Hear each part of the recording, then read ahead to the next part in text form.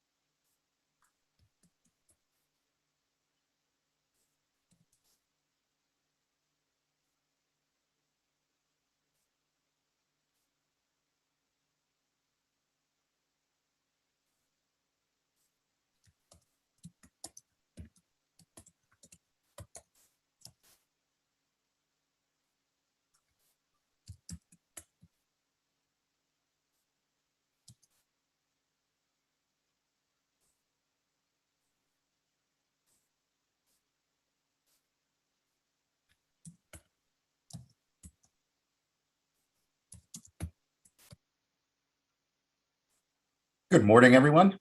My name is Joaquin Esquivel. I'm chair of the State Water Resources Control Board. Today is Tuesday, August 17th. It is 9 a.m. and I would like to call this meeting to order. I'll begin by introducing my colleagues here. Joining me today is Vice Chair Doreen Diadamo, Board Member Sean McGuire, Board Member Laurel Firestone, and Board Member Nicole Morgan. Additionally with us today is our Executive Director, Eileen Sobek, our two Chief Deputies, Eric Oppenheimer and Jonathan Bishop, our Chief Counsel, who is Michael Lawford, and our Clerk of the Board is Janine Townsend, and assisting her today is Courtney Tyler and Margie Argel. As you can see, this meeting is being webcast and recorded. We don't have a physical meeting room in order to comply with COVID restrictions, and also we don't have a physical room still. And here instead, you're viewing us one of two ways. You're viewing us through our webcast, either on YouTube Live or on the CaliPA website, or you're here on the Zoom platform with us. If you intend to comment on any of our items today, you need to be here on the platform with us. And so there are instructions to do so on the notice provided and or on our website, or if you're having trouble filling out a blue speaker card and getting on the platform here with us, you can email comment letters at waterboards.ca.gov, and the clerk of the board can help get you here onto the platform.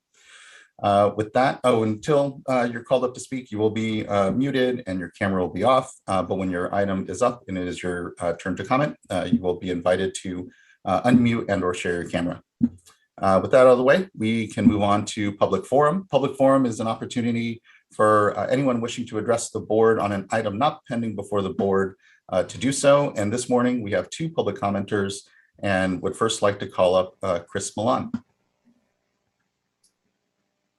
Good morning. Can you hear me? We can. Good morning. Great. Okay. So yes, I'd like to introduce myself. Yes, I'm Chris Malin, and I'm the Executive Director of the Institute for Conservation, Advocacy, Research, and Education.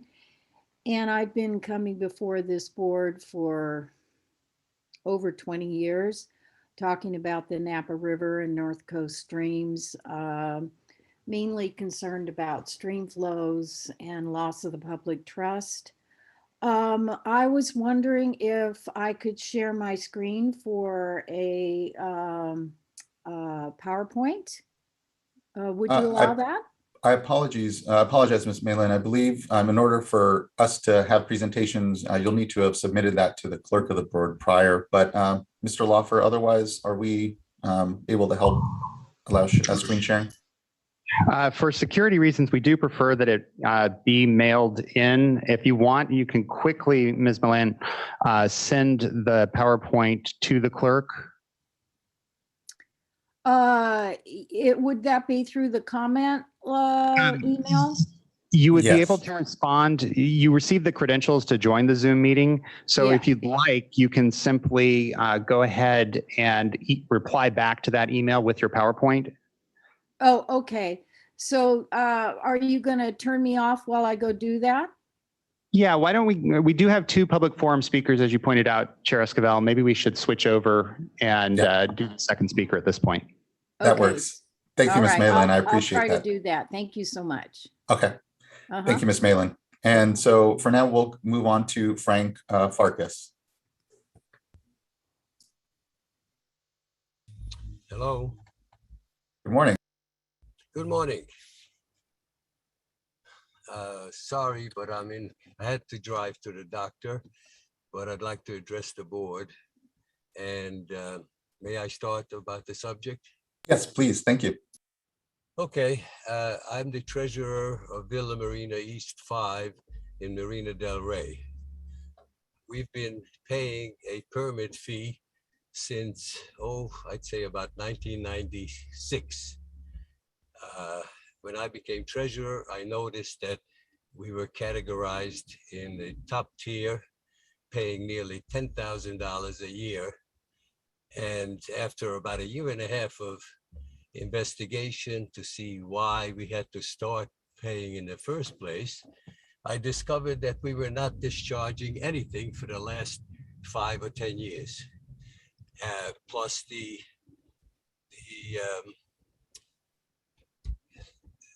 categorization was wrong because even in the beginning, we weren't treating the discharge, the effluent. In short, I am personally very environmentally concerned citizen.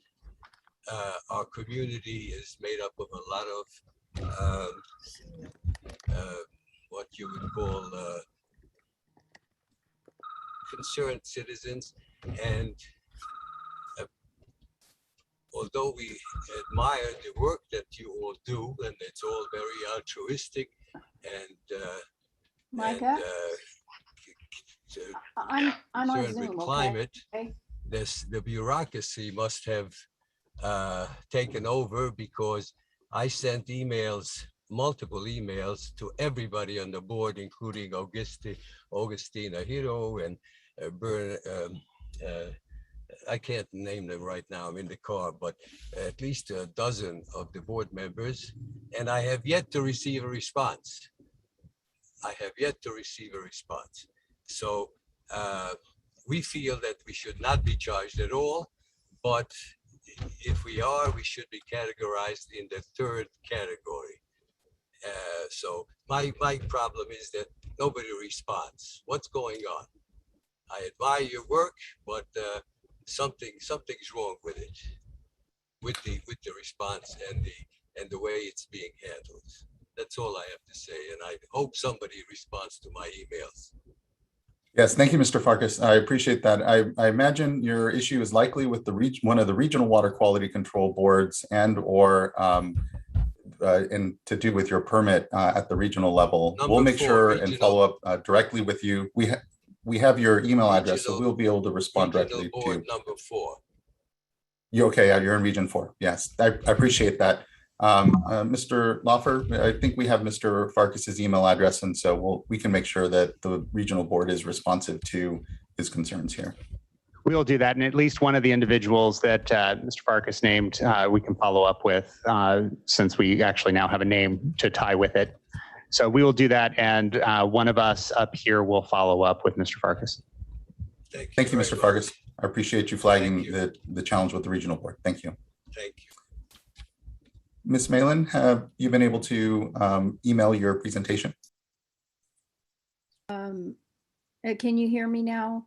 We can. Chair? Yes. Okay, yes, I did. I went to the email from Jeannie Townsend and I attached it and sent it. So hopefully she got it. Great. And Ms. Townsend, have you been able to receive that yet? I know there's sometimes some slowdown through the mail gateways. No, I have not received it as of yet. Okay, Chair, what do you recommend I do? Should I reschedule? Should I wait We'll a give few it a, we'll minutes? just give it a quick moment. Okay. You know, sometimes the internet tubes get clogged up, so. Right. So what I'll do is do you want me to start talking or should I wait for your cue? Yeah, if you don't mind, you can start speaking here, and the moment Ms. Townsend receives it, she'll make sure and pull it right up. So if you would like to just start in on your comments, and we'll make sure we'll get the presentation up here shortly for you. Thank you so much. Yes, so again, I'm the Executive Director of the Institute for Conservation Advocacy, Research and Education. And I've been doing long-term monitoring of the Napa River watershed since 2000. This year, including benthic macroinvertebrates and steelhead snorkel surveys. This year, I collaborated with Region 2, the San Francisco Bay Regional Water Quality Control Board. I worked with Christina Yoshida and Kevin Lundy, and I was the manager, or am the manager, of a comprehensive bioassessment monitoring program this year that included water quality.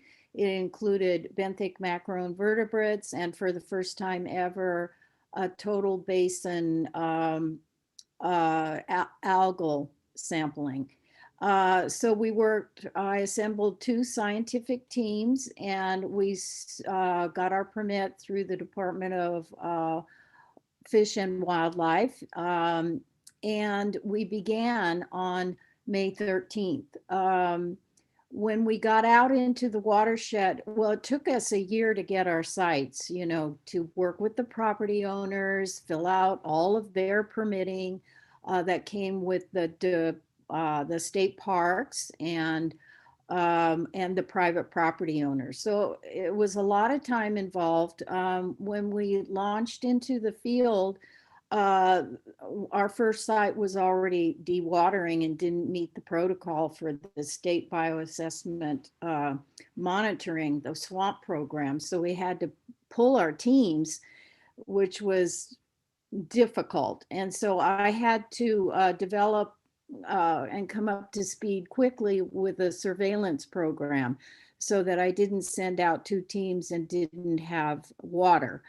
And so we did that, and we managed to get 26 of the 35 sites only because we did surveillance the night before. What was so shocking to us was how low the stream flows were. And even on the main stem of the Napa River was very low flows. And so we were scrambling to get the teams out every day. What we learned was this, that there are very sufficient flows above reservoirs and in state parks and high in the watershed. Those were the niche areas of the watershed that had sufficient flow through the duration of our project. And the reason why was because they were without riparian and diversions and groundwater pumping. So it kind of smacked us in the face of how much human impacts are affecting our streams and rivers. We saw it in real life, in real time. Within a month's period, we went from very minimum flows to no flows, because I went back out in July after the project and the Napa River was dead. There was no flow from the confluent, from the headwaters to the tidal reach. The river is dry. There are a few stagnant areas, stagnant pools, but mainly no flows. And I had, I don't know, did the presentation get to Yeah, I you? apologize, Ms. Malin. I haven't seen it come up here. Ms. Townsend, did you receive a file from Ms. Malin? Not as of yet, no. Okay, I don't know what happened there. Yeah, I apologize. And Ms. Malin, I didn't have you reschedule here because our next public forum board meeting won't be until the end of September. And so I wanted to make sure we did hear your comments here. Mr. Lawfer? Well, what I was going to suggest is once, Ms. Malin, once we receive the PowerPoint, what we'll do is at least distribute it to the board members so it will be able to animate the presentation you've given to us today. And of course, you, as Chair Esquivel indicated, you're always welcome back at another public forum if you'd like to flesh it out and provide additional detail. Yeah, I think what my main purpose today coming before you was to give you a firsthand kind of a sketch of the project and how dramatic it was to see the flows go so quickly. And I have to tell this diverse watersheds in the state. I mean, we have 32 native fish, we have California freshwater shrimp, and there's just so much life in the river, and it's tragic to see it all go away so quickly. So I would like to actually show you the PowerPoint, so I'll probably reschedule with you for September. Please do that, and please send it along. We'll be able to review it then prior as well. Thank you, Ms. Malin. I really appreciate your time this morning. Thank you. Bye. Thank you. Chair Esquivel, before we move to the next item, we do have one hand up, and I just want to check on it because it was an individual that we tied to a specific speaker card and may have been an error. So we had an individual that came in as Kate, and we tied it to one of our existing speaker cards. I'm going to ask you to unmute. You have your hand up now and clarify what the issue is.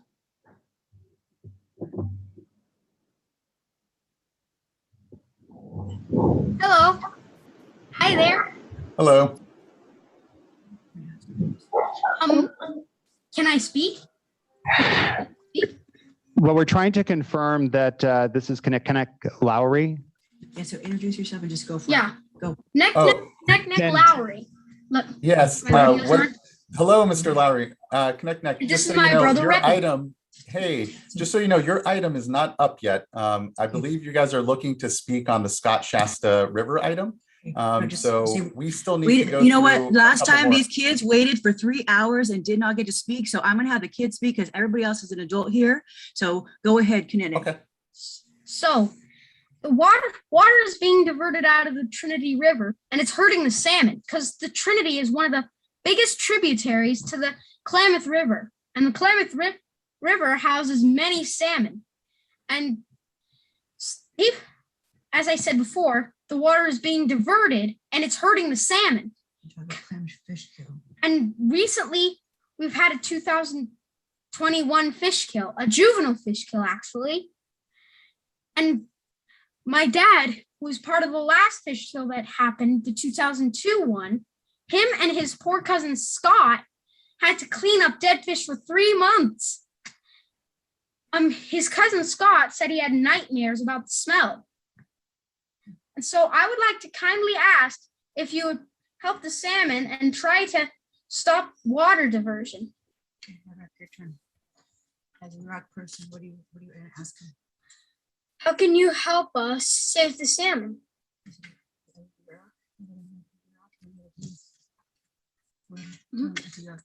As a York person, so we rely on the salmon and the water in order to bring our culture back to life.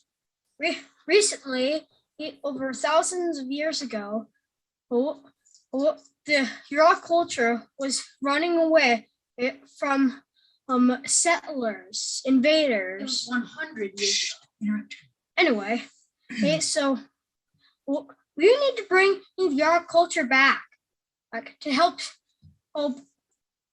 teach this culture to many others who have no Here's my mom. All right, thank you. I appreciate that because the last meeting, the kids, they waited for about 3 hours and didn't get to speak. So that's why I just thought we better just jump in there to make sure that it was going to happen. I appreciate you guys, your time. Walk out. Ms. Lowry, can I ask one quick question? If you intend to stay on to comment on the Scott and Shasta item, or if it was intended solely for the public forum, just so we can clean up our records.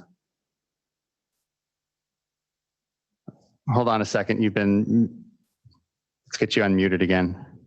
So basically what we had been told is that there was water diversions considered and we needed to protect the Scott and the Shasta rivers, which are tributaries to the Klamath. And so basically we're just coming as, you know, they spoke with Deb Howland when she visited this last couple of weeks in our local area. And because of the political nature, we're just looking at all tributaries. We won't stay on because we know a lot of people here want to speak and anybody else more time, but I just wanted our youth water protectors to provide those opportunities that they're as representing their culture and our community and this, you know, cultural genocide happens because of environmental genocide. So, right. So that'll be all for us. We'll be done. Okay. Thank you. Thank you. Thank you, Ms. Lowry. And thank you for the time today, Connect Nick. Okay, that wraps up then public forum, though I believe that last comment was in reference to item number 4, and it was okay that it came here before us. So, Chair Esquivel, yes, we do have one Ms. more. Thompson. Regina, Oh, I apologize. she actually had just signed in, so she's the last of the public forum. Okay, thank you. Ms. Chicazola. And I know we've had some internet issues with Ms. Chicazola in the past, and I see that she came in and now she's back off. So if the chair would like, you could continue with the board agenda. And if she's able to successfully rejoin, you could always hear from her at that point.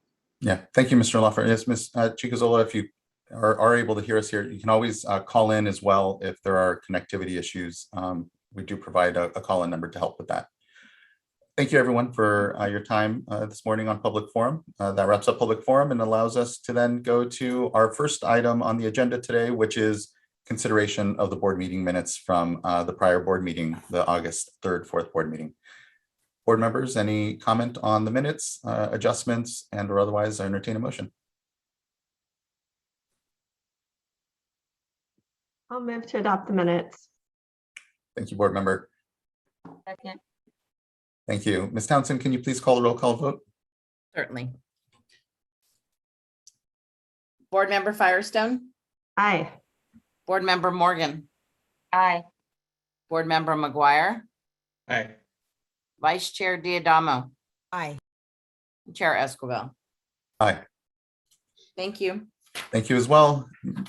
Vote carries, board meeting minutes are adopted. Thank you, everyone. Now that allows us to go to a tranche of 2 informational items before we get to item number 4, which is our main and really only item today, giving us plenty of time to discuss Scott and Shasta. And but we've go to drought informational item number 2, which is a drought update. Mr. Ekdahl, are you gonna begin the presentation here for us? There we go. I should be unmuted at this point there. Good Good morning. morning, Chair Esquivel, members of the board. My name is Eric Ekdahl. I'm the Deputy Director for Division of Water Rights, and I'll start the drought update agenda item number 2 for us this morning. We'll run through a couple of watersheds and provide a high-level update, and then turn it over to colleagues at DFA and Division of Drinking Water if they have any updates for the board. Next slide, please.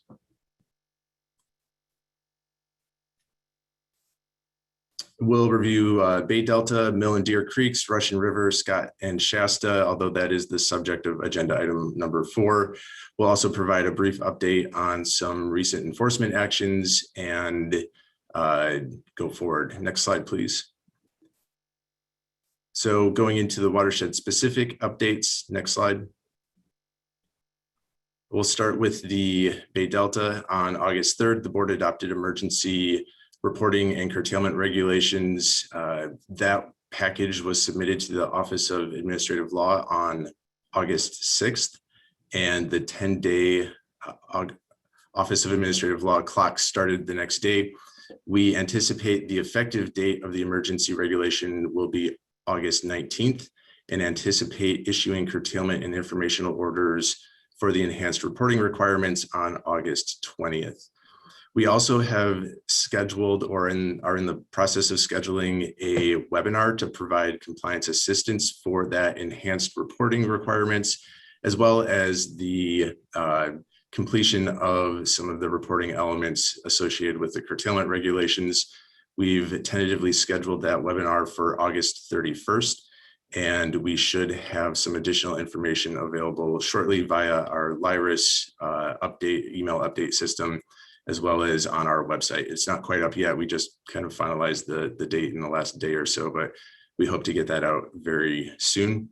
In addition, we have increased staffing for Delta phone teams and the division's phone team in general, so that we're available to respond to questions after August 20th, once the informational and curtailment orders go out. And on top of that, staff are working on a series of tutorial videos that should be posted around the same time. So we're anticipating an increase in workload associated with the orders when they go out, but are preparing as best we can to be ready to respond as quickly and efficiently as possible. Next slide, please. In addition, we have received some additional information on Mill and Deer Creek and emergency regulations there. We're aiming on or around September 1st to tentatively release a draft emergency fishery flow curtailment regulation with comments due around September 8th. On September 10th, the board agenda proposed emergency regulation would be released, and we're anticipating bringing this before the board on September 21st for your consideration, which would place the decision by the Office of Administrative Law for possible curtailments orders on or around October 4th through 6th, depending on when we get the package to OAL, and would have the potential for curtailment regulations associated with fishery flows in these two stream systems around October 15th. Next slide, please. In the Russian River, the regulation that the board approved and adopted on June 15th was approved by the Office of Administrative Law and is in effect. On August 2nd, the division issued 1,500 curtailment orders for the Upper Russian River. On August 10th, issued 300 curtailment orders for the Lower Russian River. Again, we also plan on holding an additional webinar on August 20th. This is scheduled from 1 to 3 p.m. to provide some compliance assistance for those curtailment orders. Just provide some additional information on how to fill out the forms, how to potentially request a health and safety exemption, things like that. In addition, enforcement staff is currently performing site inspections in the upper and lower watersheds this week, both associated with the curtailment orders, but also a number of other issues such as complaints and reporting violations that may have also been made aware to the division. Next slide, please. So here's the information for that webinar, Friday, August 20th from 1 to 3 p.m. via Zoom. Participation link in the agenda will be available on the board's Drought webpage. If it's not already up, it'll be up shortly. Next slide, please. The Scott and Shasta River, I won't spend significant time here as it is the subject of item number 4 later today. So let's just move on to the next slide and talk quickly about other division activities, specifically SB 88 notices of violation. There have been approximately 700 notices of violation issued for the Sacramento and San Joaquin diverters who reported greater than 5,000 acre feet per year diversions, and in the Russian Shasta, Scott, and Navarro who reported greater than 1,000 acre feet per year diversions. That's been since about mid-July or so, and since that time, enforcement staff have provided technical assistance, phone response, talked directly to over 300 of those NOV recipients, and will continue to provide support to people who call in and are trying to rectify that NOV issue. Just as a reminder, a notice of violation is in fact what it says. It's a notice. So it's not a direct enforcement action yet. There's no fine associated with it. There's no penalty associated with it, but it's essentially a warning that we're beginning that process. What we've also found is that many of these NOV recipients are getting them because they had misreported in their annual reporting requirements. And so there have been a fair number of diverters who divert less than 10 acre feet, but because of their own errors had reported that they were diverting greater than 5,000 acre feet. And so they ended up getting the notice of violation. So we've been working with them to address those issues, and they can go in and correct that reporting error very easily. And once they do, that kind of resolves the problem.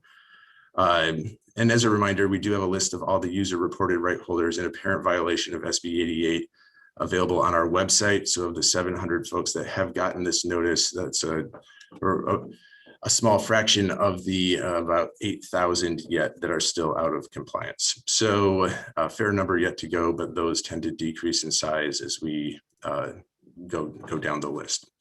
Next slide, please. Additional information and updates. Just a reminder that we do place all of our drought information on the Water Board's drought website.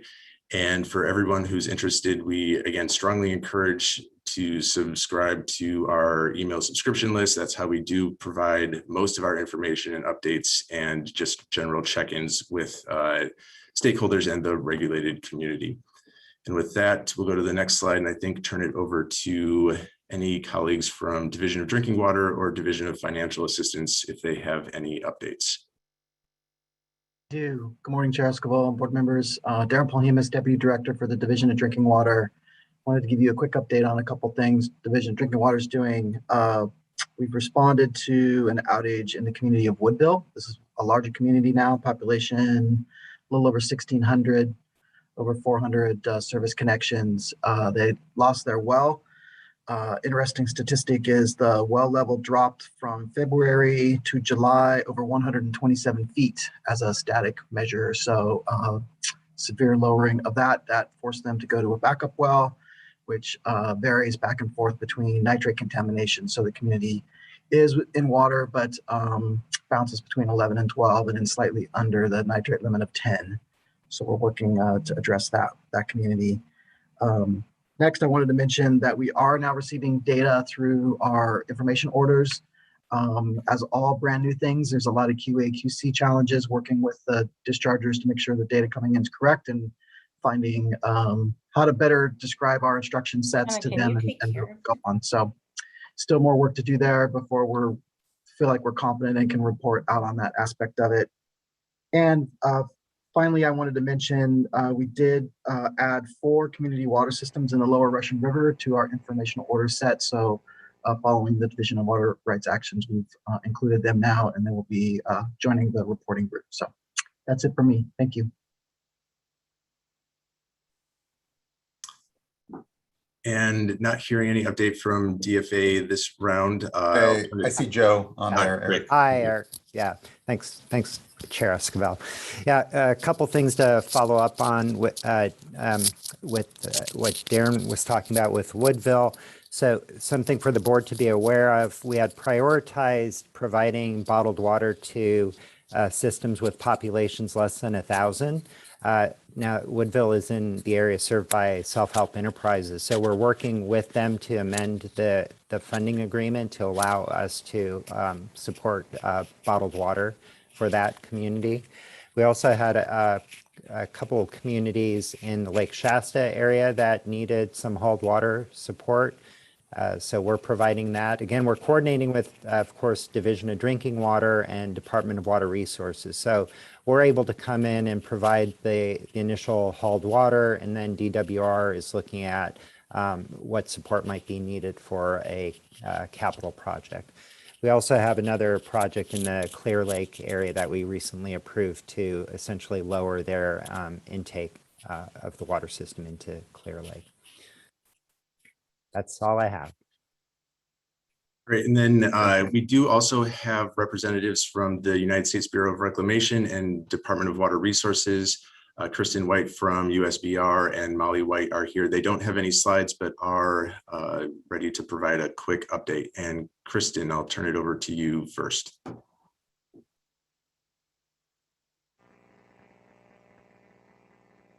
think I'll jump in. This is Molly. Good morning, everyone. Good morning, Chair Esquivel, Vice Chair Diadamo, board members. Thanks for having us today.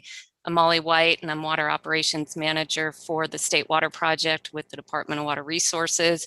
I'm here today with Kristen White, who is the Ops Manager for Central Valley Project for Reclamation, and we will be providing a brief ops update. So we're about to enter the last month of summer, and the uncertainty of just inflows and depletions are quite a bit smaller now than what we saw at the beginning of these summer months.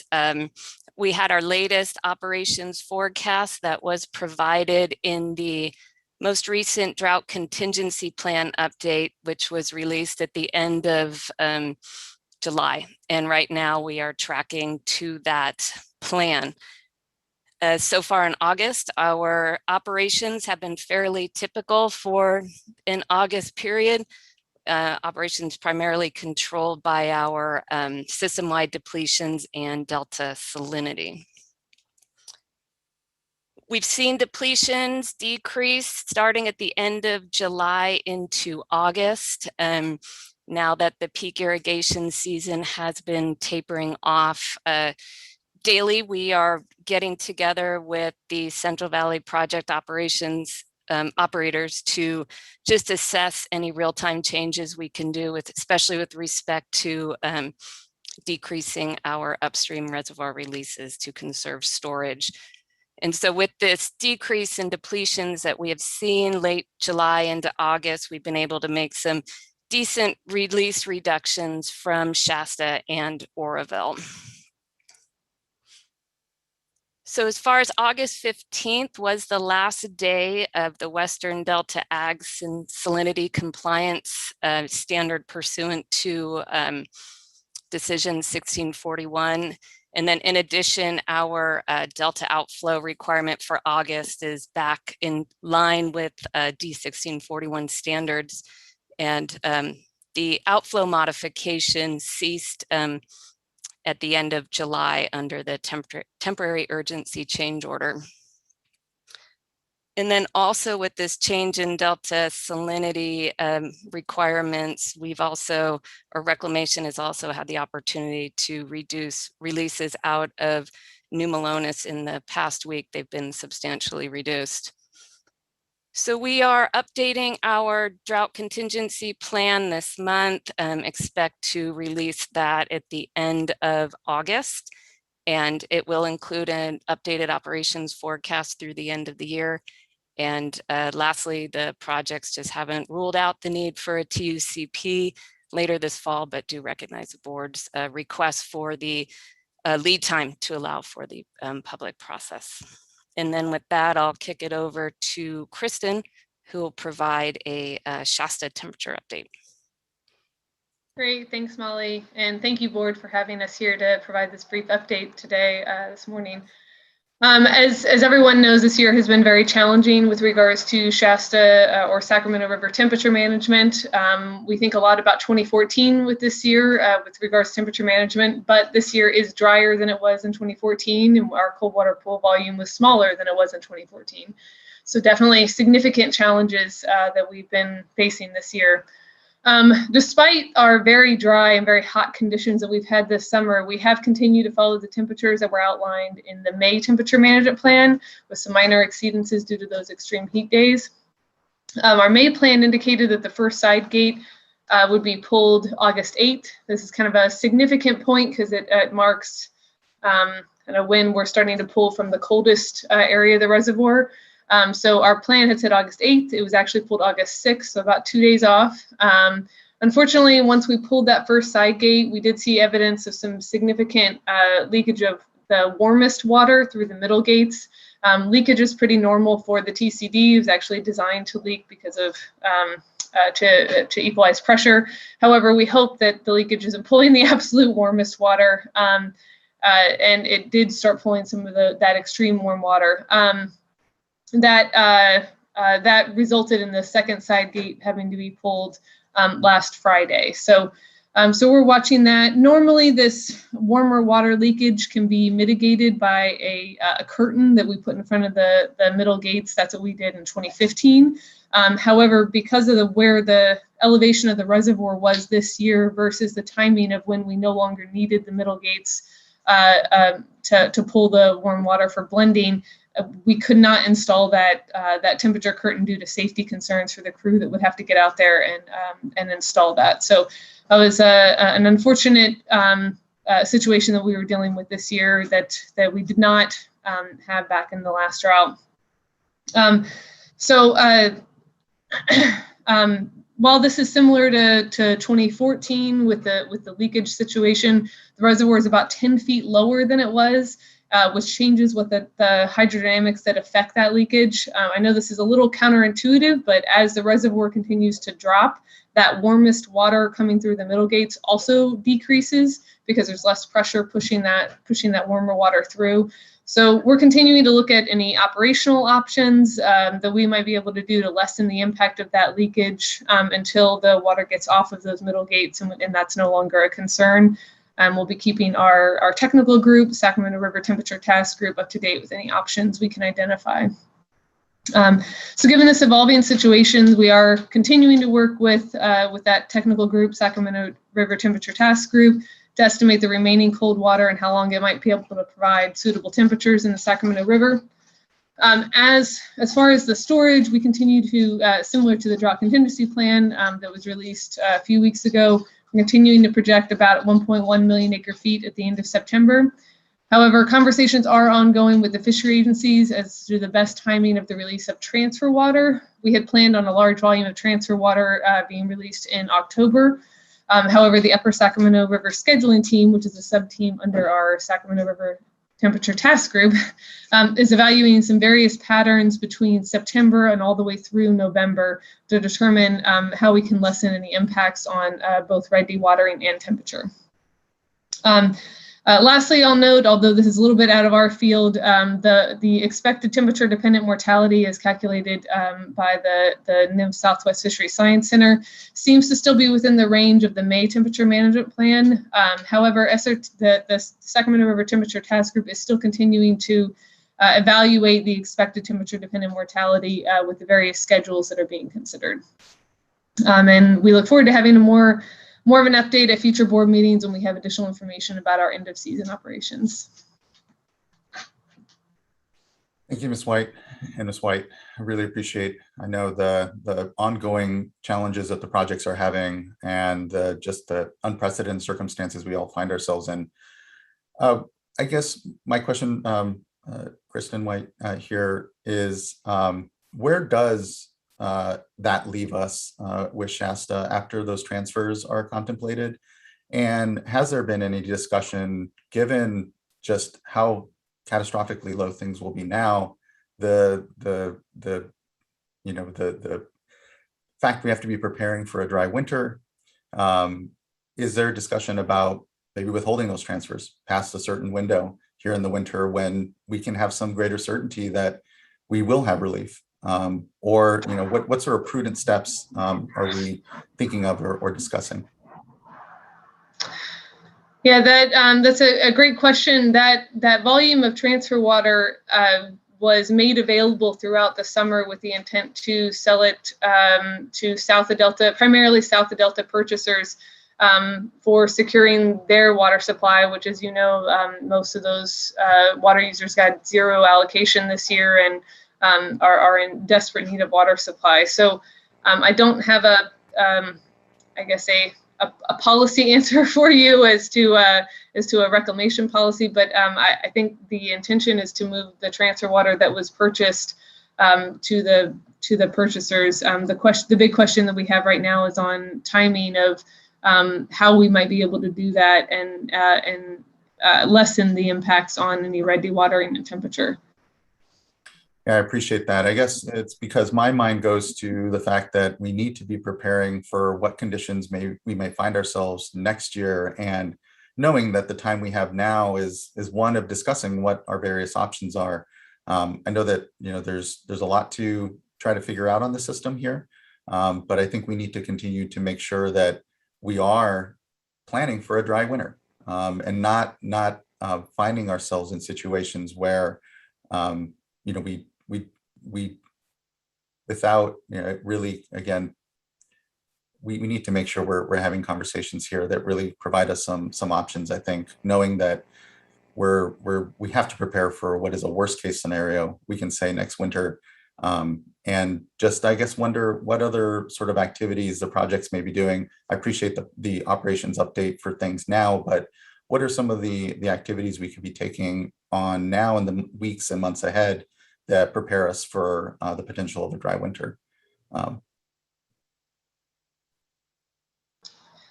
Yeah, I think the biggest thing that we can be doing is ramping down our reservoir releases as quickly as possible, which is what we're doing. We're tracking that day by day, sometimes sub-daily right now, figuring out when we're going to be able to reduce, with the goal of getting to some minimum releases. Well, it depends per reservoir. I think we hope to be at a minimum release at Folsom sometime this month, minimum release at Shasta, depending on what happens with the conversations that are happening right now with this transfer water, whether that's November or December. And I'll let Molly speak with regards to minimum releases for Oroville. But I think that's our biggest goal right now, is trying to get down to that, and appreciate all the work that the board is doing with curtailments and trying to ensure that any water that is being released is going to those basic regulations and requirements. I don't know, Molly, did you have anything else to add? No, us too. Our biggest goal right here is in the near term and looking forward in the next month or so is to get Oroville releases down to our minimum threshold. We are working with our Feather River diverters on actions that they can take to help during the rice decomp season to help with Oroville storage. And so those ongoing discussions are happening. So, and then also understanding 2022 is definitely on the horizon and around the corner, and starting those planning activities, if you would, for next year.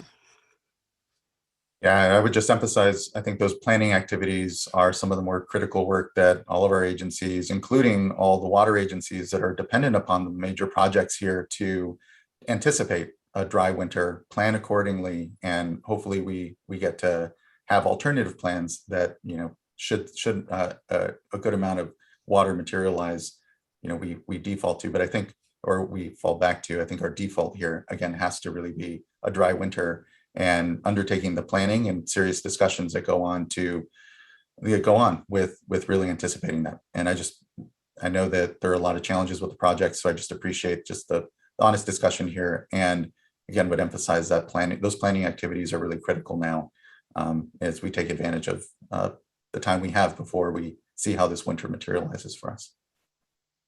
Board colleagues, any thoughts or questions for folks? Yeah, I had a couple of questions on drinking water. Mr. Polhemus, could you give an update on the Fort Bragg and Mendocino situation? And then also curious about the 4 systems that you've added for information orders on the Russian. In reverse order, I don't have the names of the 4 systems. I'll have to get that to the board members. Sorry, I just grabbed that we had added 4 more. On Fort Bragg and Mendocino, Fort Bragg, I believe, will be installing its reverse osmosis system in the beginning of September. It's supposedly ordered and being manufactured and should be delivered. So they're still in major conservation and struggling to make it, but so far so good. So that should arrive. And then for Mendocino proper, they're still working out details on trying to find hauling sites and other components associated with that. I don't believe it's all exactly worked out yet. Still working with the different parties and different communities in the area to see who may be able to offer water where it is available as as you all know, it's extremely dry across that whole region, and it's a struggle. Okay, thank you for that. And then also had a question for Mr. Ekdahl on Bay Delta curtailments and site inspections. Could you talk a little bit about possible inspections and also enforcement? And I know you're going to be holding the webinar, but for those that don't attend, I know I've received some questions from folks about staff resources and inspections and the ability of staff to enforce on the curtailments. Yeah, no, absolutely. We do have supplemental funding that we received as part of the budget in July to add up to 15 limited term staff in the division's enforcement section specifically. The hiring for those staff is underway, and I believe our first few will be starting in either late August or early September. So we've actually been making pretty good progress on that. And we're basically directing those staff in combination with our existing enforcement team to prioritize complaints. And so, in the sense that folks know about issues or potential unauthorized diversions in any watershed, but specifically also those with the curtailment orders in place, we're encouraging people to file a complaint with the Cal EPA complaint system. And that is how we prioritize, track, and review all these issues that do come in. In addition, we are in the process of working with the Department of Water Resources to secure a few additional supplemental staff that would be focused on inspections and overview within the Bay Delta watershed specifically. And we're hoping that we can add them in the next few months. And so in total, we do have a number of staff on the ground. We are prioritizing inspections. We anticipate 80 this month, 100 next month, and 80 the month after that, which is a fair number for the division. And they are prioritizing and focusing on not just Bay Delta, but in all the watersheds where we do have the regulations in place or pending. And on top of that, prioritizing complaints within those watersheds. Where possible, we're also looking at other violations that may be present. So if there are reporting violations, SB 88 violations, trying to tie all that together so that there's kind of a comprehensive overview and division action when we do go out and do an investigation and follow up. I would just add that those numbers, inspection numbers that Mr. Ekdahl just gave are really the minimums, and we're looking for ways to up that number, and to figure out how to divide those resources among the various areas that have curtailment orders in effect. But I think that as we start thinking this through, we will be able to add to those numbers over the upcoming weeks. And we will be reporting sort of on a regular basis, not on individual cases, but on sort of the overall efforts and numbers. Thank you. I appreciate that. And just to note, the inquiries that I've received have been along the lines of not opposing the curtailment, but wanting to make sure that the field is leveled in terms of equity, that those that have followed the curtailment want to make sure that others are following, and that we are seeking out and performing those inspections. So thank you for that update. Thank you, Vice Chair. Board Member McGuire. Yes, thank you. I have 3 questions. So the first 2, I think, are for Mr. Ekdahl, and the first one is along this thread of enforcement and following up with our notices of violation and SB 88. I've heard a number of questions and concerns about those letters that were sent out, that in some respects they were a bit vague in terms of exactly what the violations were. And I realize that these are just notices, that they're not formal enforcement actions, but they do carry an air of enforcement with them in the way that they're written and the way they're communicated. And so I'm just wondering if there's a way in the future going forward here that we can refine sort of our messaging or approach with these types of violations, just in terms of maybe the specificity of them and explaining to right holders exactly what the issues are, or some other type of communication to just kind of walk them through, because I think it has been a confusing moment. So let me start with that, and then I'll go to my next question. Sure. No, we're always open and searching for ways to refine our message and to improve the message as we go forward. The SB 88 messaging has been particularly complicated given the size range of the diverters that are affected, from your 10 acre feet and above all the way up to those that are over 10,000 acre feet per year. And we've been working on that message for 4 years. We've had multiple webinars, we've had multiple mailers, and we just don't have the staff to review every single one of the submittals that comes in. I think going forward, that's about as high on our to-do list as we have in terms of bettering the SB 88 messaging requirements and just making it easier to understand where you are on the compliance list and what factor might be missing in that overall enforcement effort. So absolutely, we're definitely working on it. And I think with some recent funding to update the boards and specifically the divisions data systems, that's one of the things we're going to be focusing on. Okay, appreciate that. My next question is, we heard from Ms. Malin this morning, and we've heard at a number of board meetings, questions and concerns about the Napa River, for example. And I know there are other streams, coastal streams, other rivers in the state. Not to downplay at all the immense workload that you've already had dealing with the Bay Delta, the Russian River, today the Scott Shasta. But I would just like to flag some of those other rivers as well, thinking about next year in particular. And do we need to prioritize thinking through actions on any of those streams? Maybe it's just an information request from my part, just to better understand those situations and what's going on. So I just want to flag that for you for some follow-up. Right. No, absolutely. And in fact, that's been on the division's kind of long-term planning list as well, especially if next year does kind of trend dry or is in fact dry. What are the next follow-up steps and where are the next stream systems that we'll need to start taking a closer look at? Okay, thank you. And my last question is for Molly White, DWR. Appreciate all the actions that you're taking to look at ways to preserve storage. And, obviously this is a very critical time and a critical moment to figure out what options are on the table. And one of the tools that I think was invoked earlier this year was in fact the TUCP approach. And you mentioned specifically in your comments that you hadn't ruled out the potential need for a TUCP later this fall.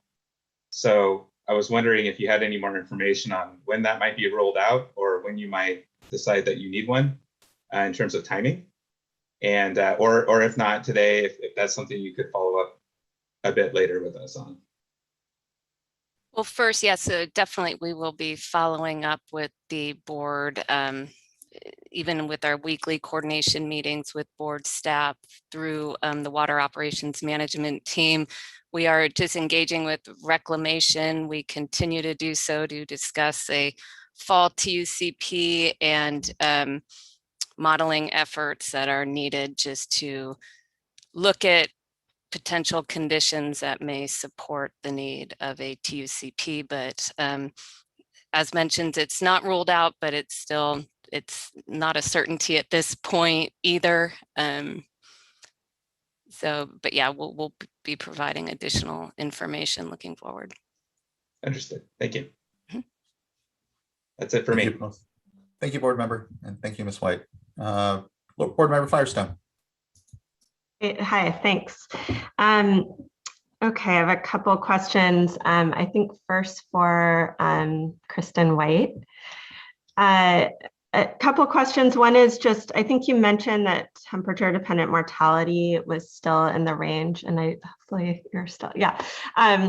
Temperature dependent mortality is still in the range that was projected for back in May in the temperature management plan. I guess, first of all, is that before these both side gates had to be opened and there was the spillage. So is there kind of not yet data on what the impacts of that would be? And I guess also just, can you just remind us what that level is? Yeah, I think those are excellent questions. The work was done by the NIM Southwest Fisheries Science Center. I'd really rather have them talk on their model. I don't want to misstate the assumptions that were built into their modeling. However, those numbers were prior to the side gate pull on Friday. Whether or not they're still valid with that side gate pull, I can't answer that. Again, that second side gate pull was just on Friday, so it was only a few days ago. SRTTG only meets once a week, so I think they'll be looking at that this week and next week and evaluating any changes to that. So I maybe at a future board meeting we can provide a bigger update or provide more information after this. Yeah, great. Okay, and then just, and this is probably similar to the chair's question on just thinking about preparing for a dry winter. And I know in a lot of temperature management plan, there was, you know, the need to get a plan together really early. And I think it was starting this fall. I'm wondering now, you know, even more concern for storage, just generally, given how low things are. And I'm going into next year.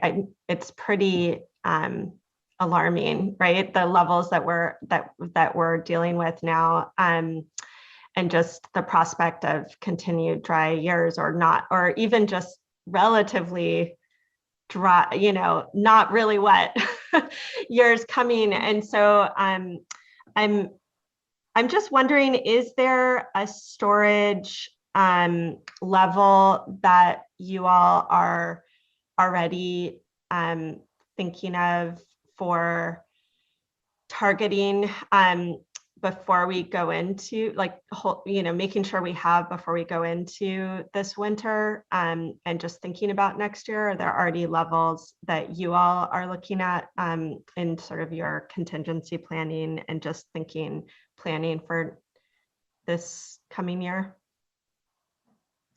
Yeah, I'm not sure I fully followed the question, but maybe I'll provide a response and see if there's any clarifications I can add. Once, as I mentioned earlier, we'll be planning to ramp down to our minimum releases as soon as this transfer water is moved, whether that's in November or December, depending on how the fishery agencies evaluate that red dewatering. So once we're at minimum flows, then the storage that results in Shasta will be a factor of inflow, because our releases will stay at minimums unless they're needed for delta outflow, which we hope will not be an issue this winter, although if it's a very dry winter, that may be a factor as well. But it'll primarily be a function of inflow. So we'll be watching the inflow along with everybody else and hoping that we get some additional water in, unlike this past year. I mean, 2021 is the only year that's comparable to this is 1977, and I know that the storage is very low in Shasta, but it's significantly higher than it was in 1977. So we have done our best this year trying to preserve that storage going into next year. But I'll say if next year is as dry as it was this year, we'll have never seen that ever in history. So it's difficult to know exactly what that looks like with three dry winters of this magnitude in a row. Mm-hmm. Yeah. Yeah, I believe sorry to interrupt the back and forth, but I know that 77 drought, I mean, it ended with an incredibly wet year and it saved everybody. Right. And yep. We're not seeing that. We can't count on that here. And so, yeah, it's the discussions, the planning, that is all things that we can be doing now, and we need to be taking advantage of the fall. And so just appreciate the enormity of the work that all of our agencies, the entire state, the entire West writ large, truly here will need to be taken into consideration as we continue to see these, unprecedented circumstances. So, Great. And maybe I know we're dealing with immediate, needs like what happened on Friday, but just maybe on the next update, just sharing what you're doing in terms of planning for more details in terms of what you're planning for this coming year. I know there's so much, a lot of different planning processes that you have in place, and just the need to do that early. So maybe you can share some of that in the next update, and also just help us understand your process in terms of planning, I think is helpful. Last question, really, or maybe it's sort of a two-part question for Darren Polemus around drinking water. One is, they're sort of related. So one is, we're now able to, and I think it's really important that that we've issued these orders to try and really monitor and elevate the concerns of these really high-risk systems. Can you just tell me more about what we're doing with how we're using the kind of groundwater well level data, and does that trigger actions or notifications of other, what types of things does that, how are we using that data, I guess, in terms of outcomes and actions? And sort of relatedly, you mentioned that Woodville well has just dropped hugely, since it's the spring, or was it February? I can't remember now. I'm just wondering what you all do with that. Do we notify, nearby, do we notify the GSA? Do we know, what do we do with this information that's really alarming on groundwater levels dropping so significantly, where there potential to dewater a whole community's well?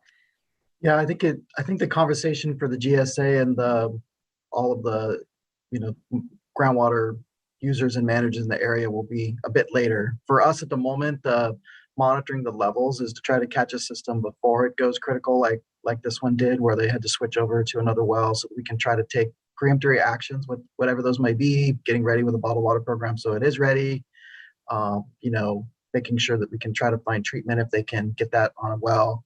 As you recall, we did ask every water system that anticipated or had standby to start putting treatment on it. Unfortunately, Woodville wasn't able to, take those kind of steps. That would have been nice to have in place so that they could have switched over to their backup and been ready to roll into it with treatment on it and have that be there.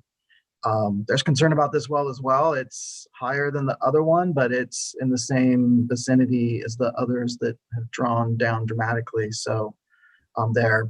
On the data we're getting, I mentioned we're doing QA/QC still, and that's kind of where we're at. I wouldn't say that it's giving us a great picture just yet. We still are working with folks, getting them used to reporting and the type of information they're supposed to report, understanding that maybe our instructions in the order weren't as clear as they could have been and other things. So there's a bit of back and forth till we dial that in.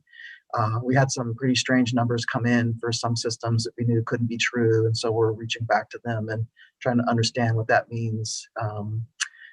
And when you're reporting well levels, it's tricky. It seems like it would be simple number, but it's, are you providing the elevation or the measurement from ground surface or depth from bottom? So there's a lot of places that people can misinterpret, which is understandable. And so we'll get that dialed in and people used to doing that a little bit better and have good data for you and be able to give you some kind of out report is my anticipated. Once we kind of get a QA/QC, I want to provide information to the board at these drought updates, kind of like what we're seeing and what's going on in different areas. Are we seeing reductions like we saw, like Woodville saw from their numbers or not? So it's not quite there yet, but that's the intent to try to get to.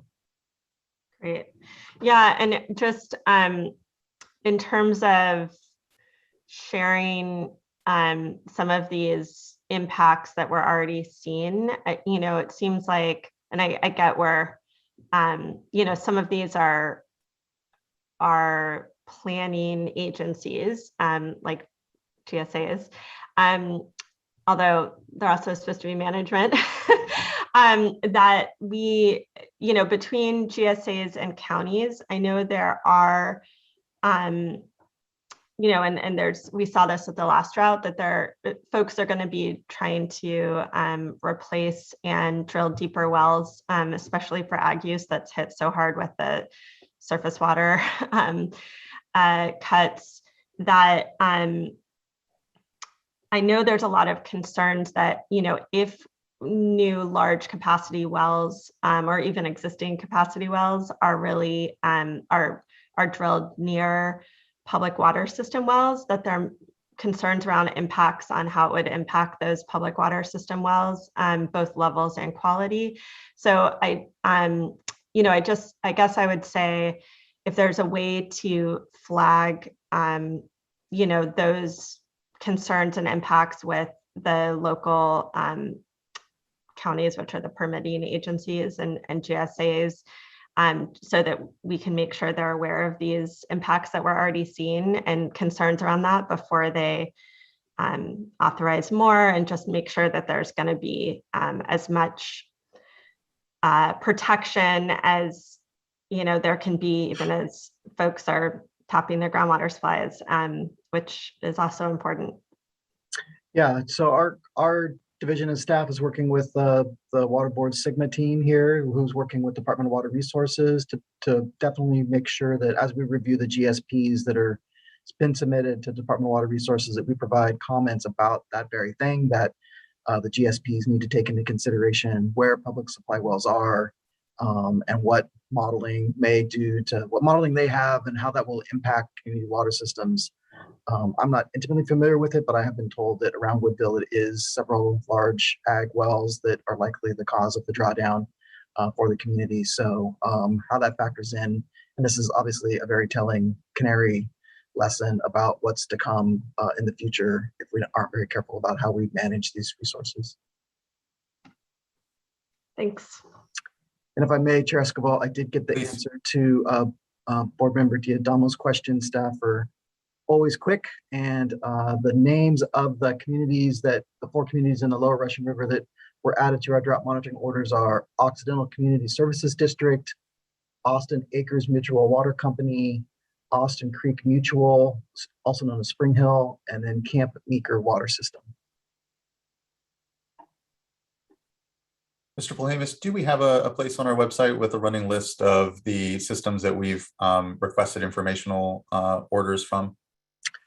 I don't believe we do. We provided it upon request. It changes rather rapidly as we add systems to it, so we haven't done that, no, but it is available for people that do request it. Okay, appreciate it. Thank you, board member, and thank you, Mr. Polhemus. Any other comments or questions or thoughts from board members? Okay, seeing none. Thank you all. That wraps up. No, it does not. I apologize. We have commenters here on item number 2. And Ms. Chigazola, we have you going first here on this item. I know you were looking to speak during public forum, but it should be applicable here for you as well. So we'll go ahead and call you first. Ms. Malin, I do see your hand up, and I believe the clerk does have your presentation. Since it's apt and it's about drought, we'll stick you here at the end of the speaker list, and you can present your presentation now as well. Ms. Chigazola, hello, good morning. Hi, thank you for letting me speak. My public comment actually had a lot to do with storage, so it actually is somewhat applicable here too. Great. But I feel like, obviously right now you're dealing with a lot of, I'm Regina Chigazola with Save California Salmon first, sorry about that. I feel like obviously right now the board is immersed in having to deal with curtailment orders and a lot of emergencies. And so I thank you for doing that. It's important work. Once this water year is over, I think it would be really important if for the board to start thinking about climate change and future droughts and what we need to do to protect our vital carryover storage in our reservoirs in Northern California. I'm really disturbed with this discussion that there is new water transfers happening for farms out of Shasta Reservoir in Oroville. The carryover storage right now is extremely low. Too much water has already been transferred. We're dealing with a proposal to transfer more water now out of the Trinity River reservoirs in order to aid the flows in the Sacramento River, which is actually very bad for the Sacramento River. And it's very bad for the Trinity River. We need that water in the Trinity reservoirs in case that there's a chance of Klamath River fish kills and to keep the Klamath River salmon alive. But we also need water to be stored in the Shasta Reservoir, and in Oroville, we're dealing with power being cut off, with cities not looking at having drinking water supplies that are safe. And I just think we need to take a hard look both at the Bureau of Reclamation contracts and at our water rights in the state of California and whether or not the water is being used for the best use of the public. I don't think rice farmers getting additional water is the best use of water from these reservoirs in Northern California at this time. And I think that the job of this water board is to put check on the Bureau of Reclamation and to make sure that we're protecting the public and our rivers. And maybe this year is not the year that you're going to tell the Bureau no, but at some point we have to say no, like we cannot transfer critical carryover storage from our reservoirs for rice farms in drought years. Anyway, so I just wanted to bring up that I am opposed to drawing down our reservoirs anymore for anything for the rivers. And that ultimately, I think California needs to take a hard look at its water rights systems and work with the Bureau to take a hard look at the contracts and make sure that we're protecting our carryover storage. Because as you said earlier, this is not 1977. This is climate change now. And we're going to have these droughts and we cannot rely on rain to just come in the future. Drawing down the reservoirs anymore, in my mind, is just lunacy. So that's my comment. Please start protecting the Trinity, Shasta, and Oroville carryover storage for both the fish and the people. And please take a hard look at water rights in the light of climate change. Thank you. Thank you, Ms. Chicazola. I appreciate your time today. And do know that it's very front of mind, I know for myself, and I imagine all of my colleagues here, that we respond certainly in this year, but we need to set ourselves up for success in future years. And there is a lot of work to be done in the water rights space, and invite all of us to think about how best we continue to ensure that the water rights system is there for us to protect the system we have, but to also ensure that we can manage through times of drought. And so thank you for the note on the long term. I appreciate that. Next, I think we have Eric Oriana. Thank you, Chairman and board members. My name is Eric Oriana, policy advocate with Community Water Center. And I just wanted to express appreciation for the opportunity to speak, but also appreciate the level of priority that this board has given to drought and its impacts across the state. We recognize that the water board is coordinating with the Department of Water Resources and is processing grants through the Small Community Grant Assistance Program. These grants are and will serve as a huge support for communities across the state. And we also appreciate the board's ongoing work to support the Woodville community. One point that we'd like to highlight for this board is that many of these communities' small water systems have technical assistance barriers to applying for grants like these. Community Water Center and our partners had previously recommended that some of the $200 million in small community grants be eligible for technical assistance to support small water systems in most need to access these funds. A real technical assistance gap exists for many small communities, and this water board could support these water systems by increasing technical assistance capacity across the state beyond its efforts to support counties, which will be essential as well.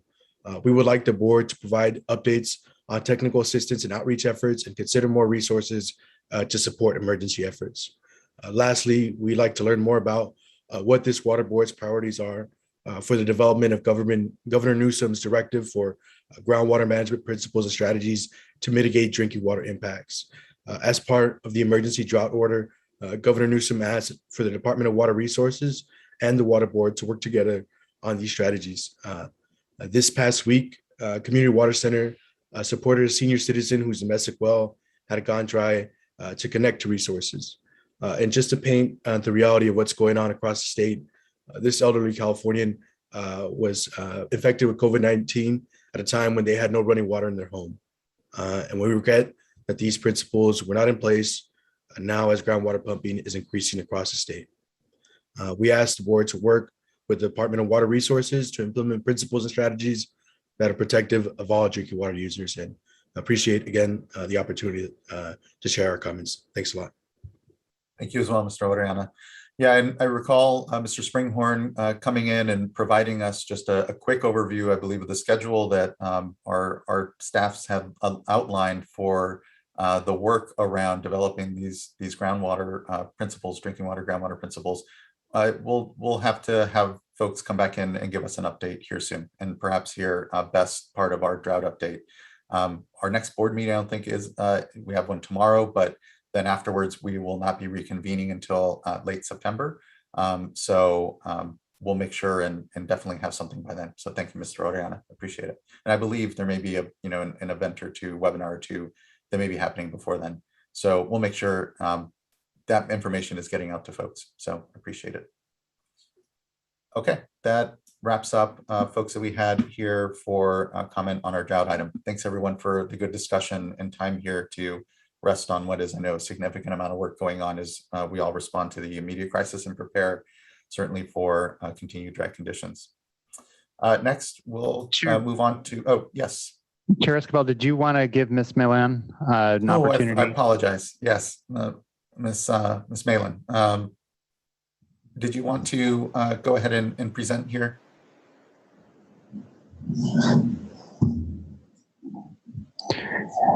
And Ms. Malin, you should be given another opportunity to unmute yourself. There we go. Okay, so yes, I would like to present if the Jeannie could, oh, there we go. Okay. Yes, so this is the Napa River Algal and Bioassessment Project 2021 in collaboration with Region 2. Also, AmeriCorps was on our team. We had two great young females that volunteered their time for the entirety of the project. And we appreciate that effort that the Water Board coordinated for us. Next slide. We trained on Moore Creek, and if you can see in the background there, this was March, and that's what the stream looked like. And this was in a public park and open space. These are our two AmeriCorps women who joined us. And this is Christina Yoshida from the Water Board and volunteers. Next slide. Salvador Creek was our first creek that we sampled, and it was very low flows, and it was in the city of Napa within a park. We barely got connection between pools, but we were able to sample it. Next. This is the main stem of the Napa River. This is over to the right. That's just barely a trickle of a flow. And this was on May 21 and just above tidal. And you can also see the deeply incised banks. So we had many challenges here getting our samples. Next slide. This is Bell Canyon Creek on June 2nd, and this is above the reservoir, and check out the flow. Next slide. Adequate flow, in other words. This is also Bell Canyon Creek above the reservoir, and we were able to, and this was June, so we were able to complete our sampling there with no problem, adequate flow. The stream looked healthy enough. Next slide, please. And you can see the fire impacts. This is Alex Howell, and he is direct descendant of the Wapo tribe in Napa. And I met him a year ago, and he was on our scientific teams. It was absolutely awesome. He rescued us so many times in finding protocol for the sampling. We had to have 350 meters of stream in order to sample, and he oftentimes was able to navigate the streams and get us where we needed to go. Next slide. This is AmeriCorps, and we are in, again, Bell Canyon Creek. Enough stream flow to get the benthics. Next slide. This is one of our volunteers, and this is again Bell Canyon in June. Taking a densiometer reading tree canopy with this little device here called a densiometer. Next slide, please. There's a stonefly, guys. Clear water, that's Bell above the reservoir. Next slide. This is Bear Creek, no diversions, and this is in June, and this is in an area that's in a conservation easement, and you'll see the salamanders there, the newts rather, and enough, plenty of flow for us to do our protocol in June. Next. Washika Creek, and I should apologize for this. This was accidentally captured, and we were able to release this little critter back into where we accidentally captured it, but it's California freshwater shrimp in Washika Creek, and this was May. And we barely got, this is a low gradient stream just before it enters the Napa River. So a lot of diversion above, but in May, we barely got this sample. Next slide, please. That's me on Soda Creek in June, and the flow was really bad. And we only found a small section of creek. This was just before it came to the Napa River, so it had already gone through a lot of diversions before we got this one segment. Next, please. This is the Napa River on July 15th after we finished our collection. It was about 3 weeks after we finished. We sampled right here, and it was a struggle, a big struggle to get our protocol samples in. So I went back a few weeks later, and when we were there, there was a lot. The thing green here is the algae on the dirt. So we lost water quality really quickly. The river, had very little flow, so it was stagnant ponds. And this is what the river looks like from Kimball all the way to the tide. And I'm bringing this to you because I don't know how we got here. How did this happen? Why did this happen? Why did we completely lose the public trust? All the fish are dead, the shrimp are dead, everything's dead. And I can't accept this. I won't accept this. I don't want this for future generations. And I'm so glad that one of your members, one of your board members mentioned the Napa River for possible curtailment next year. I don't know how your board reaches the decision to curtail a river or not, but I'm going to look into it. I don't know where to start to do that. Maybe somebody could advise me, but I don't want to ever see this again. It's a huge loss, and it shouldn't be happening. We need water in our rivers for our ecosystems, for public and community health, and for the fish, the people. We're all one. We need to figure this out. Thank you so much for letting me present. Of course, thank you, Ms. Malin. I appreciate the time, the work that you've done here on the Napa, and for continuing to engage the board here regarding the challenges, and look forward to continued discussion. So thank you. Thank you. Thank you for finishing the slides. And that, thank you so much. We used to have coho. Those are coho right there. And I know those people who caught those. Thank you. Thank you as well, Ms. Malin. Thank you for your time. Okay, I think that wraps up our item number 2, discussion on drought. And so now we can move our drought update, and now we can move on to item number 3, which is an update on monthly water production and conservation data reported by urban retail water suppliers. And I'd like to call folks up to begin presenting for that. And I believe we have Marielle Pinheiro. Hello, good morning, Ms. Pinheiro. Hello, I'm using camera. All right, so I will be providing the urban water conservation update for the June 2021 data set. My name is Marielle Pinheiro. I'm a research data specialist with the Office of Research, Planning, and Performance.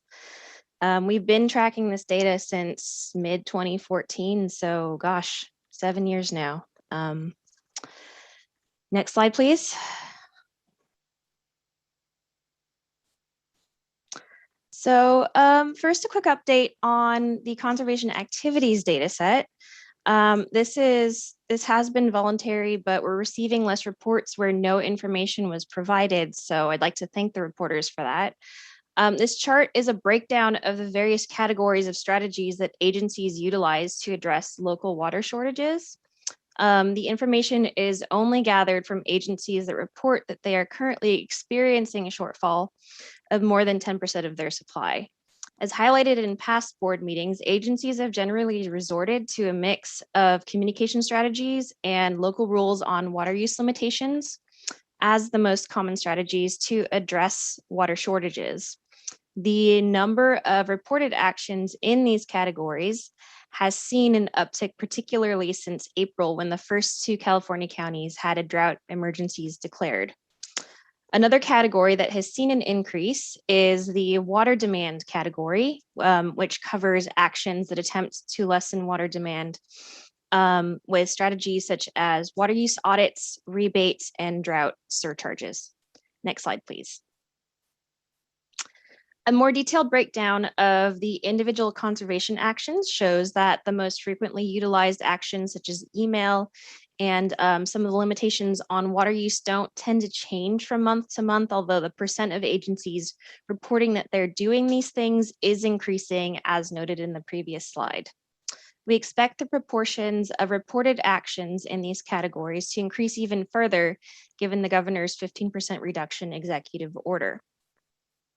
In order to get a better sense of what's going on with these strategies, an updated version of the monthly reporting form was just released yesterday morning, which will ask these questions not just to the agencies that are reporting shortages, but essentially any agency in a county that is under the emergency drought declaration. Next slide, please. In past presentations, I've shown this figure in conjunction with precipitation anomalies, but as we're well into summer at this point, the graph would have been just a series of slightly pink bars. So I've switched over to using the Palmer Drought Severity Index, which combines variables like temperature and soil moisture into a single number that can then be used to quantify things like drought risk. The orange bars signify drier years, while the lone green bar on the chart, which is 2019, represents a wetter June. As is evident from the figure, June of 2021 is on the very dry side. In fact, it's only second to 2014 in terms of drought severity. Granted, this is a statewide average, and some areas of California, such as the Russian River, are experiencing unprecedented dry conditions. All things considered, it's worth noting that the statewide residential per capita use at 111 GPCD did see a slight decrease relative to the 2020 June RGPCD of 112, even given drier conditions. Next slide, please. When residential use data is further broken down by hydrologic region, 5 out of 10 regions had decreases ranging from about 1% to 7%. The North Coast and San Francisco areas in particular fell under some of the first emergency drought declarations, and some agencies in these hydrologic regions have already been able to cut water use by 15% or more. Next slide, please. While June total potable production at 191 billion gallons is still 1.7% higher than 2020, the gap between 2021 and other years is narrowing, despite the noted drier conditions this year. So for reference, May 2021 was about 3.5% above May 2020. Next slide, please. A reminder that next month's board meeting will be the first month that we begin tracking savings as per the governor's executive order. The tracking will be in terms of total statewide cumulative production relative to 2020. We will be using the monthly data from 2020 as the baseline, but there are still gaps. The April 2020 rulemaking that made reporting mandatory went into effect in October, hence the data gaps. So about a quarter of suppliers are missing at least 1 month of data. So we will be reaching out to these suppliers individually and trying to fill in those gaps. And if we can't get that data in time, we will be using the electronic annual report data as a proxy. Next slide, please. So this point has been brought up in previous presentations, but it's well worth reiterating that 15% savings is achievable, particularly in summer when we're at peak usage. There's a lot of room to cut back. Saving 5 GPCD indoors could mean, just running the dishwasher less often or fixing leaks. Saving water outdoors could mean watering less often or putting in drought-resistant plants. Next slide, please. Finally, in closing, we try to provide a conservation tip every month.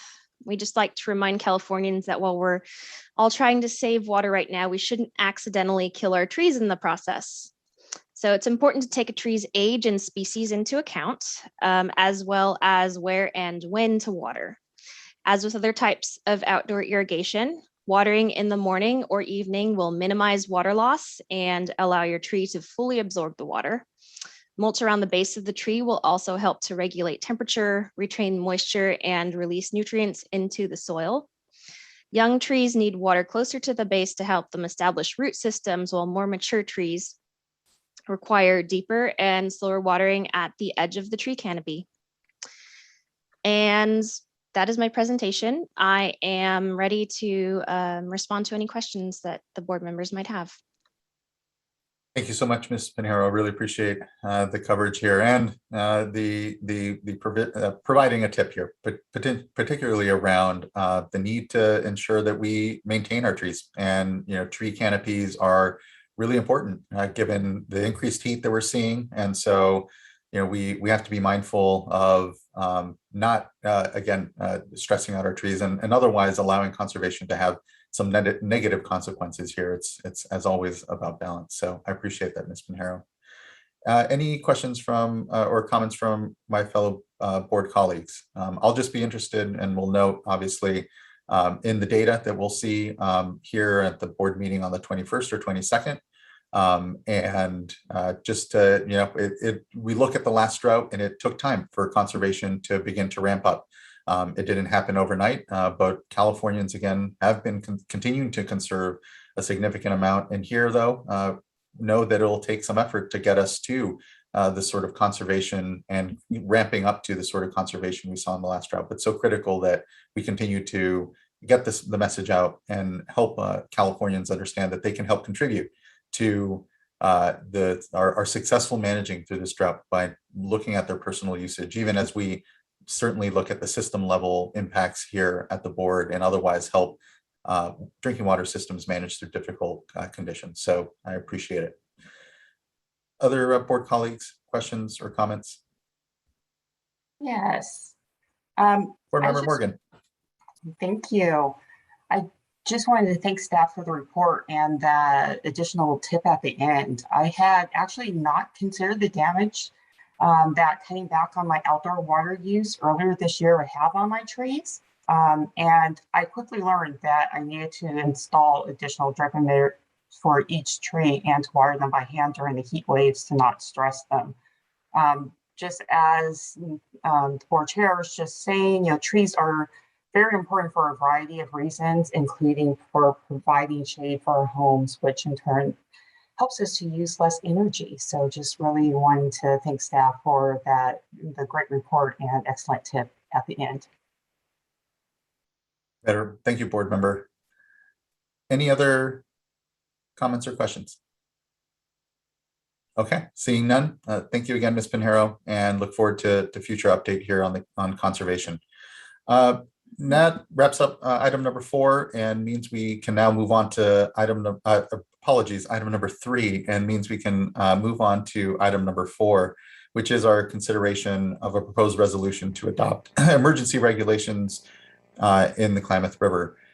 Before we start, I see Mr. Pace, you have your hand up. I believe you are slated to comment on this item. If you're looking to comment, I would ask that you wait here, and we can, and if you have a time constraint, we can try to move you up in the queue, but otherwise would like to move to the staff presentation for item number 4. But we'll give you a quick moment to unmute Mr. Pace in case you have another concern or consideration that's not, again, looking to comment now. Yeah, thank you. I wanted to comment on item number 3, and okay. My comment is that agriculture consumes roughly 70% or more of the water that's consumed in this state, and yet we only have conservation mandated for cities and for municipalities and for people's personal use. We need to have conservation for Ag 2, and I think the board is remiss in not having done that, and I ask you to consider that.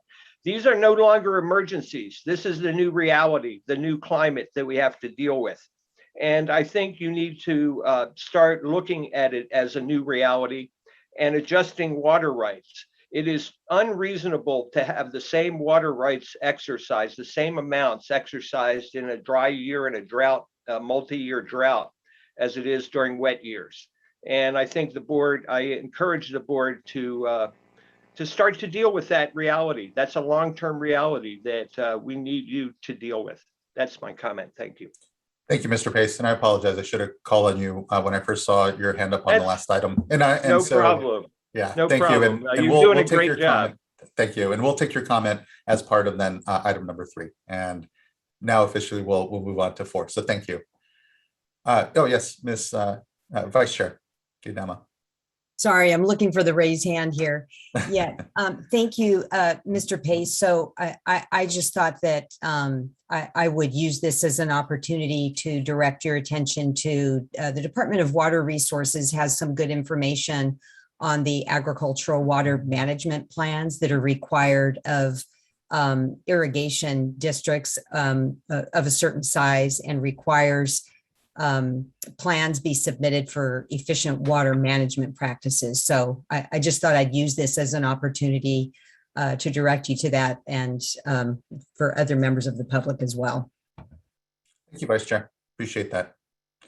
Okay, now we'll close out item number 3 and we'll move on to item number 4 and appreciate everyone's patience. Again, this is consideration of a proposed resolution to adopt an emergency regulation that provides curtailment authority in the Klamath River watershed and establishes minimum in-stream flow requirements and informational order authority, in the Scott River and Shasta River watersheds. So I believe we have a whole host of folks, and we'll see who will lead us off here in the discussion. And just thank everyone for their time on this item. Look forward to the discussion. Good morning, Chair Esquivel and members of the board. My name is Anne Marie Orr, and I'm the program manager for the Water Quality Certification and Public Trust section in the Division of Water Rights. I'll be presenting this item in collaboration with Daniel Worth, the Senior Environmental Scientist Supervisor in the In-Stream Flows Unit, and Joe Couteau from the California Department of Fish and Wildlife. Next slide.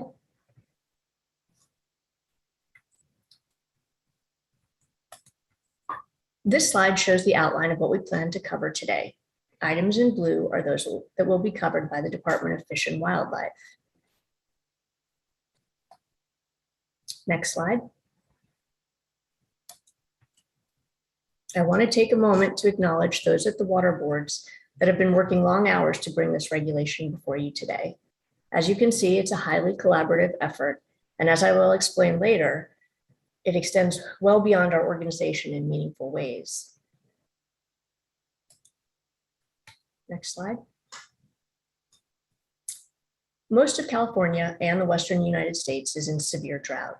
This image shows that California is facing extreme and exceptional drought conditions. This has resulted in much of California experiencing drought-related consequences, including water restrictions and impacts to water supply for agriculture and other uses. Next slide. If we zoom in on Siskiyou County, you can see that the picture doesn't improve. Most of the county is in extreme drought, and the impacts of this are exacerbated by 2 consecutive years of below average precipitation and snowpack. Next slide. On May 10th, 2021, the governor expanded his April 2021 emergency drought proclamation to an additional 39 counties, including Siskiyou County. As part of the proclamation, the governor cited the critical low flows in locations, including the Klamath River watershed, and the need to ensure the protection of human health and safety and minimum in-stream flows for salmon and steelhead and other native fish. State agencies were further directed to take specific actions, including for CDFW to recommend minimum flows to protect native fisheries, for the board to work with other water users and voluntary measures to meet the recommended minimum flows, and for the board to coordinate with CDFW to consider emergency regulations if voluntary actions are not sufficient. Now I'm going to turn the presentation over to Daniel Worth to discuss drought conditions in the Scott and Shasta River watersheds. Next slide, please.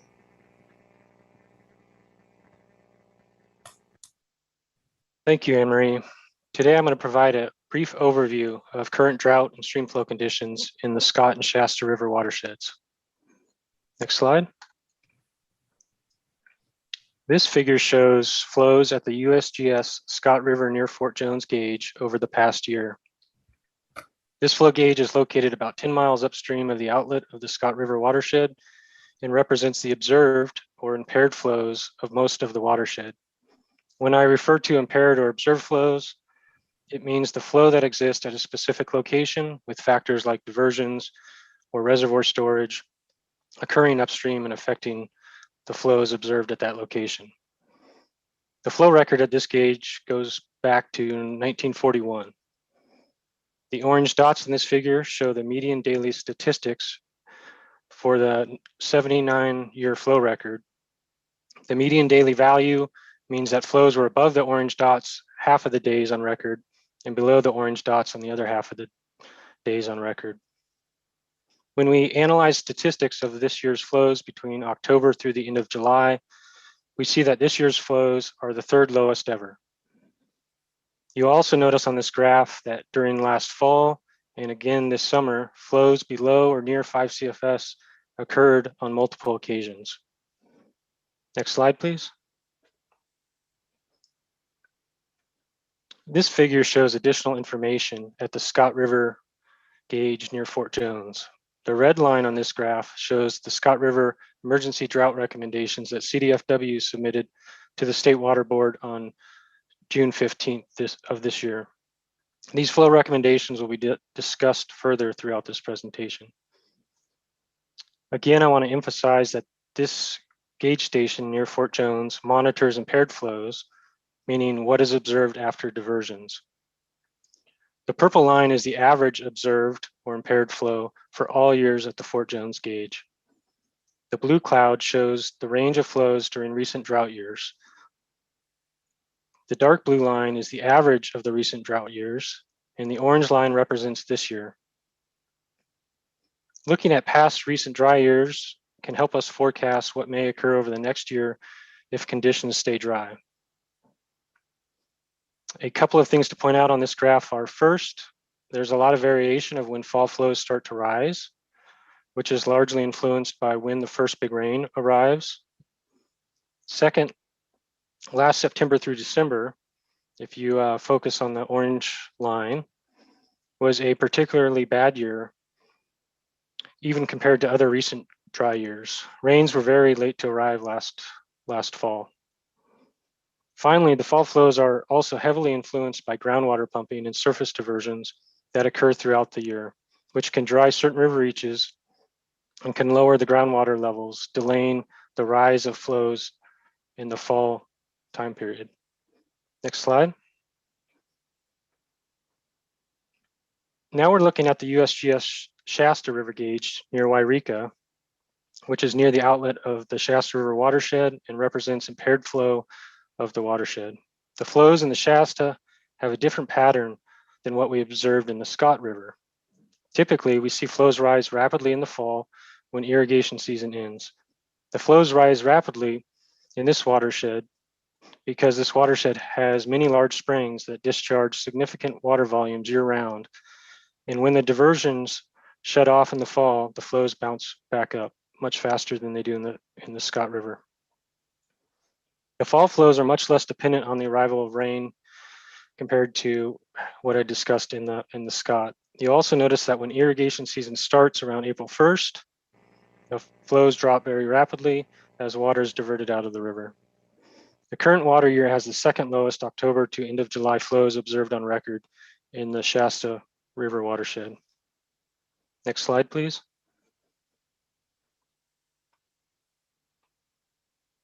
This figure shows additional information for the Shasta River flows at Wairika gauge and has the same line coloration as the previous figure shown for the Scott River.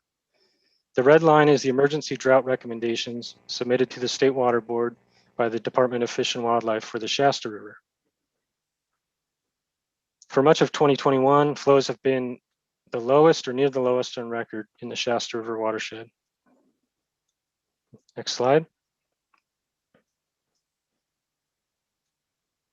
We have received comments about what unimpaired flows might look like in these watersheds. Unimpaired flow is typically referring to what flows would be without diversions, pumping, or water storage in a watershed. This helps provide an estimate for the total amount of river flow possible in a watershed. This figure shows multiple estimates of what unimpaired flow may be in the Scott River watershed during different dry and average years as labeled on the figure. It does not show estimates of unimpaired flow during wet years. The three sources of data for this figure are the Scott Valley Integrated Hydrologic Model, the Nature Conservancy California Natural Flows Database, and measured flows at the Fort Jones gauge with paired surface water and groundwater demands added back to the gauge for those same gauged years.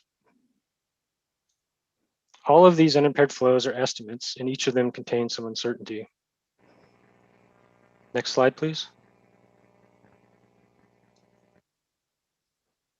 Now we are looking at unimpaired flow estimates in the Shasta River watershed.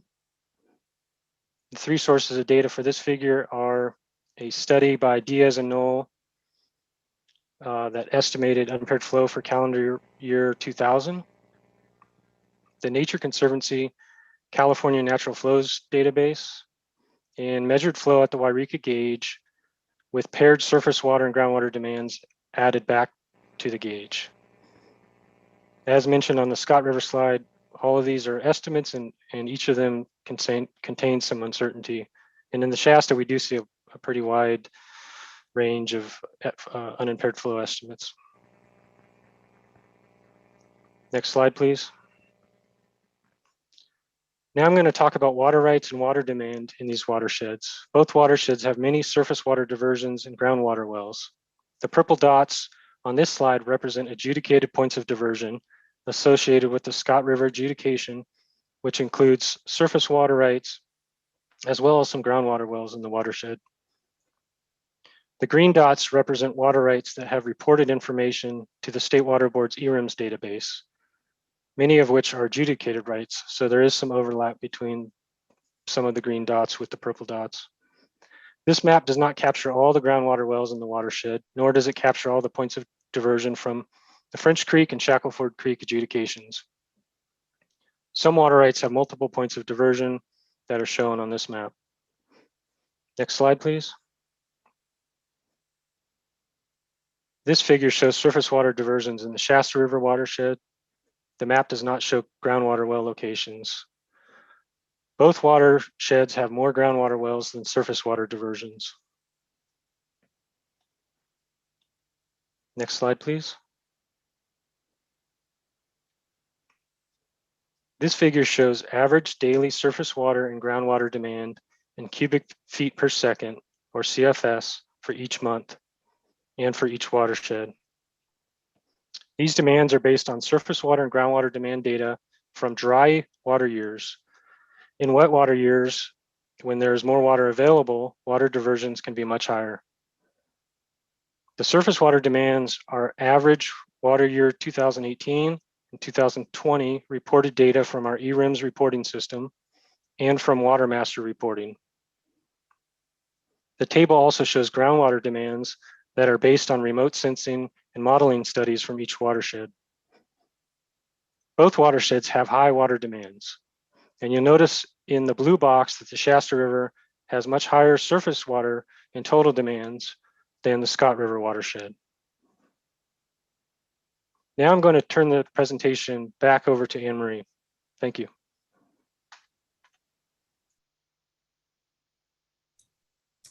Thank you, Dan. This slide depicts our outreach and drought-related actions to date.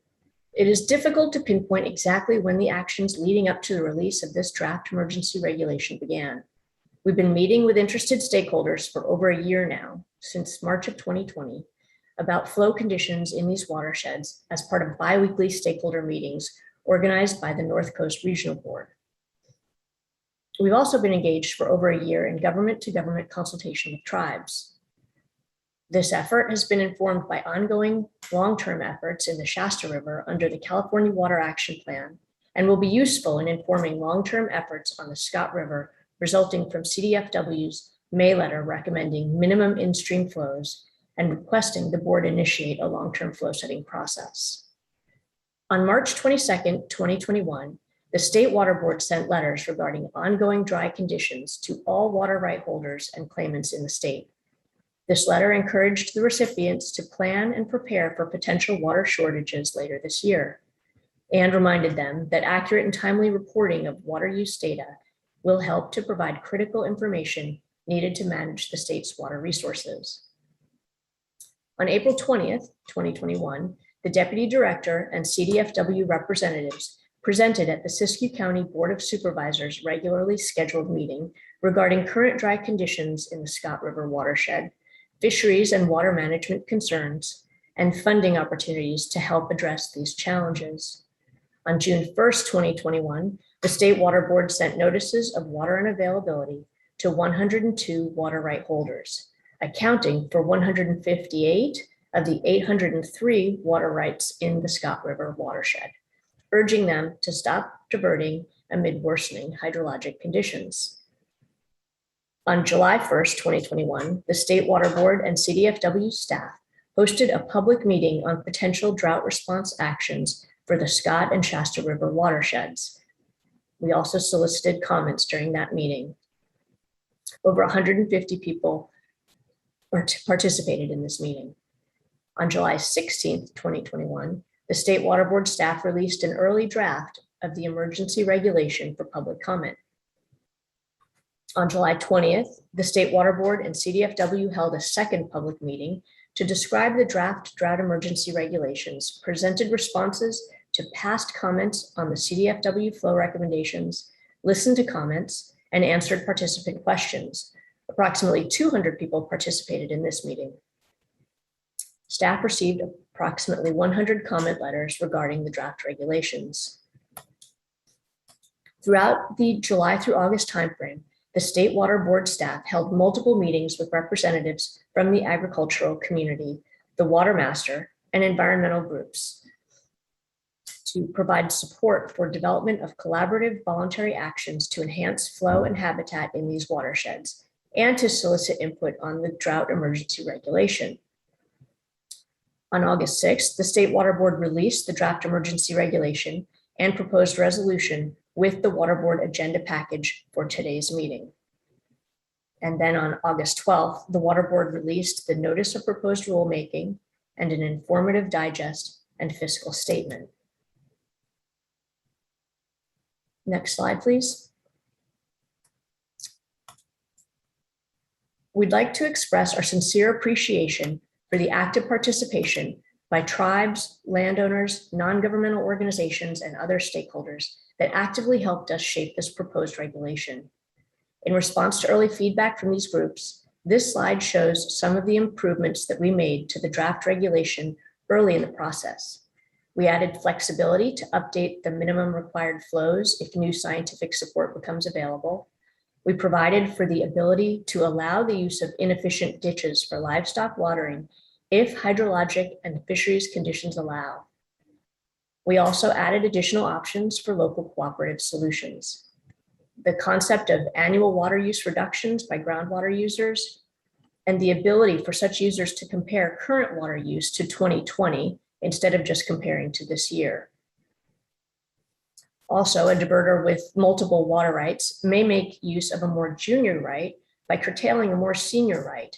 In other words, exchanging the rights. If there's no injury to other legal users of water and the environment. People also requested the ability to transfer water rights between users. However, this is already available through the temporary urgency change petition process. We also expanded the types of parties that are able to work with water right holders on local cooperative solutions. And we added reforestation efforts to the water uses that can qualify under the health and safety exception. We would like to express our commitment to continue to work together. These ongoing relationships helped shape the preliminary draft reg, and we hope to be able to work together in the future to implement the regulation as well as move beyond it, because when this drought ends, we will turn our attention back to the development of long-term flows in both these watersheds. I will now turn the presentation over to Joe Croteau of the California Department of Fish and Wildlife.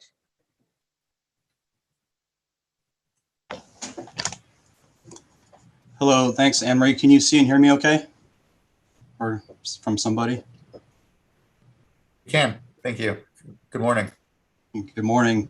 Hey, so good morning, Chair Escobar, Vice Chair Diadamo, and the board members. My name is Joe Croteau, and I want to thank you for letting us participate in this important discussion. I first want to express gratitude to all the State Water Board staff that provided guidance to us in crafting an emergency regulation package that seeks to balance voluntary actions with regulatory requirements. CDFW also received valuable feedback from the tribes, the ranching community, NGOs, and other interested parties for the last few months leading up to and into the current emergency drought situation.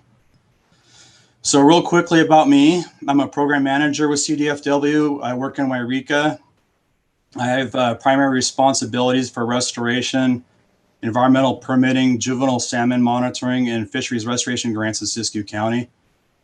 I've lived in Scott Valley for approximately 21 years and have worked for CDFW a little over 24 years on a variety of habitat conservation, wildlife, and fisheries teams. I am also one of 2 tribal liaisons for the region. I've had that duty for about 9 months. We are about to give a brief presentation on why coho and Chinook salmon are important biologically, culturally, and economically. We'll do a quick review of the salmon life cycle. We will review the presence in these fish in these 2 rivers. We'll talk about our recommended minimum flows, and we'll respond to a few of the comments we received. Some of the content will be familiar to those that participated in the previous public outreach efforts, but some of the content will be new. I welcome the board to ask any questions along the way or wait until we're done. Another resource available for us today is we have Northern Region Manager Tina Bartlett and Coastal Fisheries Supervisor Wade Sinnen available to answer executive level or technical level questions if needed. We want to restate that again, that our recommendations were submitted to help 2 vulnerable salmon species survive this drought emergency. It should not be construed as setting a long-term flow setting objectives. Lastly, we acknowledge we're trying to cover a lot of material in a short amount of time. We'll try to be balanced and concise. So with that, I'll get started. Next slide, please. So for the 2021 drought emergency regulations, we're focused solely on the survival of 2 most vulnerable species with the highest biological, cultural, and economic values: the Southern Oregon, Northern California coho, and the fall run Chinook salmon. Next. The The Southern Oregon, Northern California coho, ESU coho salmon was listed as threatened under the federal ESA on May 6, 1997. They were listed as threatened under the California ESA on March 30th, 2005. In 2004, the California Department of Fish and Wildlife published a recovery strategy for coho to identify priority tasks needed to improve rearing habitat, fish passage, and stream connectivity. Next. In 2014, NOAA Fisheries released the final recovery plan for Southern Oregon, Northern California coho to identify high priority actions in the Shasta and Scott rivers. The plan also expresses the extinction risk for coho salmon in the Shasta River is high, and the extinction risk for coho salmon in the Scott River is moderate. Next. So there were several key recovery strategies. The two that are most pertinent for us today were reducing water temperature and increased dissolved oxygen in the upper basin and reducing warm water tail inputs. Next. On the Scott River, the two highest priorities out of the 6 that I chose to talk about in relation today are increasing in-stream flows and improving irrigation practices. Next. So Chinook salmon are not CISA or federal ESA listed, but they have similar life histories. They face the same challenges. They're economically important, culturally important, and their populations are trending down long term. Next. I want to talk about the tribal cultural resources that are important here. For many years, and especially over the last 6 months, CDFW has been engaged in government-to-government consultation with the local tribes to discuss management and protection of tribal cultural resources. The 2 salmon species we're talking about today have been a resource for tribes longer than any recorded history. Local tribes have a land base on the Scott River. They traditionally use fish resources of the Scott River, including Chinook and coho salmon, steelhead, and Pacific lamprey. The tribes rely on these fish for sustenance and their spiritual well-being. The Shasta River is equally important regarding fisheries. The reservations being on the Scott Basin has the additional connection to the water table, so the reservation's resources are deeply connected to the health of the Scott River.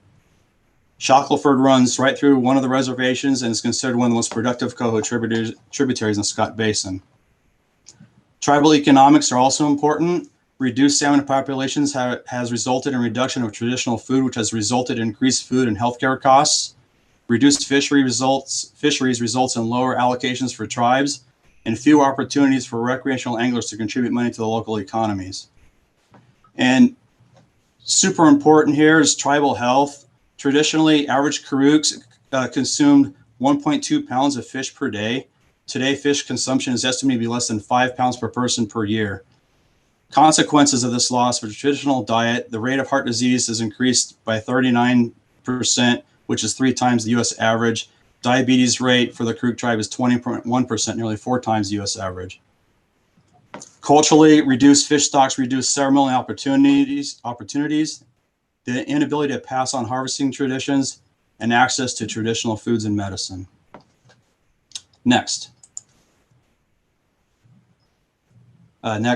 Sorry, too many animations probably.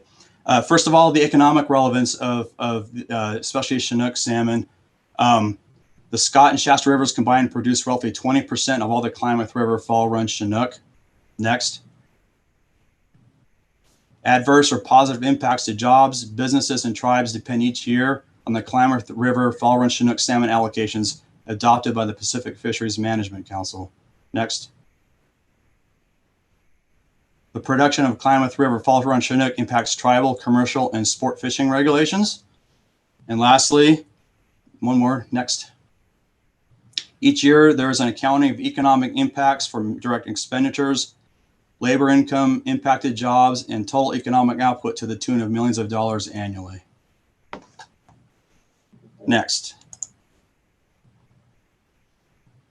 It was suggested we do a quick review of the life cycle of coho and fall run Chinook salmon. The cycle begins in fresh water when the adults return from the ocean in the fall. When the adults re-enter freshwater, their metabolism changes and they are on a path to spawn and die. Put another way, they are on a clock to spawn within a certain time frame before they die. The adults migrate upstream to build redds or nests in gravelly sections of the river. The eggs are laid, fertilized, and buried by adults who then perish. Incubation timing is variable, but generally lasts about 2 months. Official highlight for speaking. Oh. The alevins remain under the gravel. There's somebody. Yeah, I'm not sure where that source is coming from. If somebody could please mute, that'd be great. Okay. The alevins remain under the gravel for approximately another month or so, depending on water temperature. They're still living on a yolk sac and don't emerge from the gravel until they button up.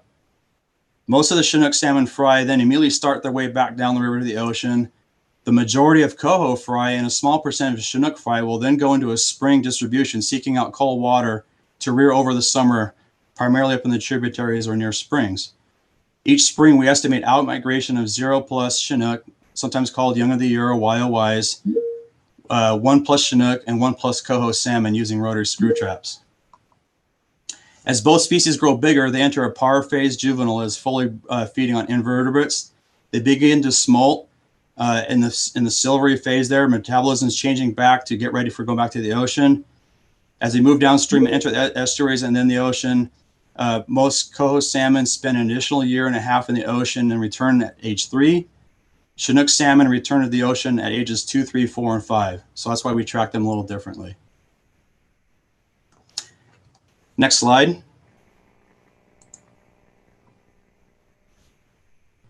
This slide is just a way to express the generalized life cycle of salmon in the Shasta and Scott River in table form.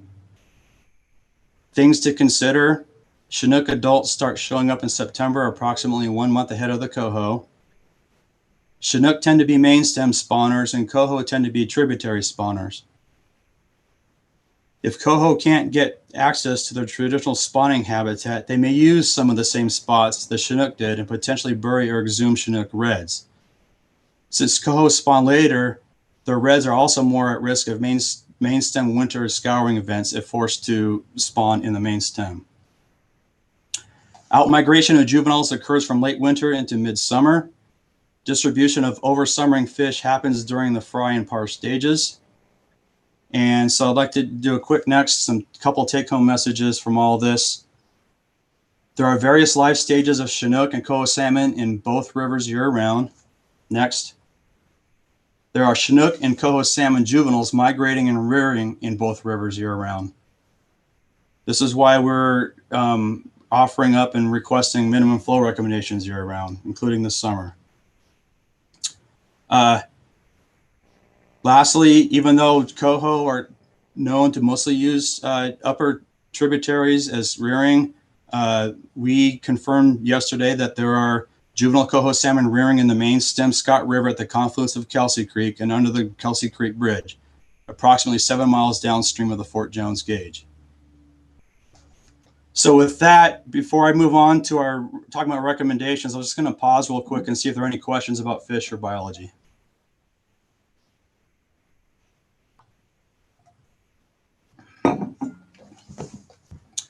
Okay, we can always do this at the end too. And so let's do next, and I'll start moving on to our recommendations. Move on to my notes. So this slide describes the fundamental approach we took when we were asked to provide minimum drought emergency flow recommendations, referred to as belly scraping flows in some conversations. The 3 main objectives were: 1, avoiding the extinction vortex caused by poor genetics, minimizing catastrophic events, and maintaining life history diversity. 2, maintaining sufficient stocks to support commercial, sport, and tribal fisheries. And number 3, acknowledging for these fish and these drought conditions, every CFS matters. Increased flows result in better access to habitat, mitigating temperature impacts, and necessary food production. Next.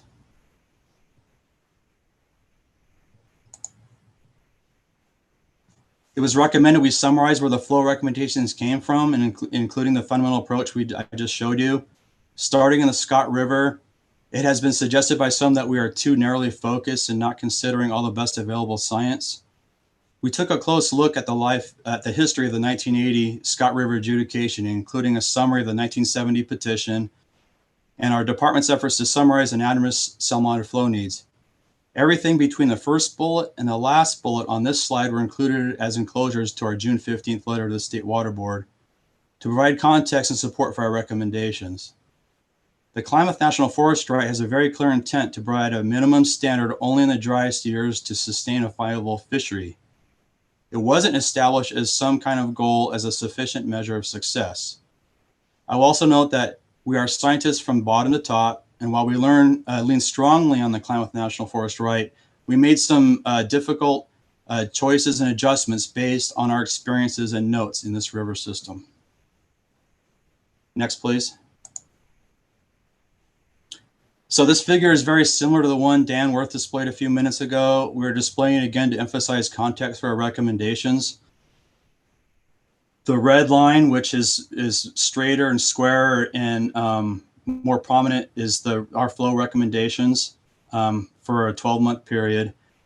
The purple line is the average of all years in the Scott River from 1941 to present.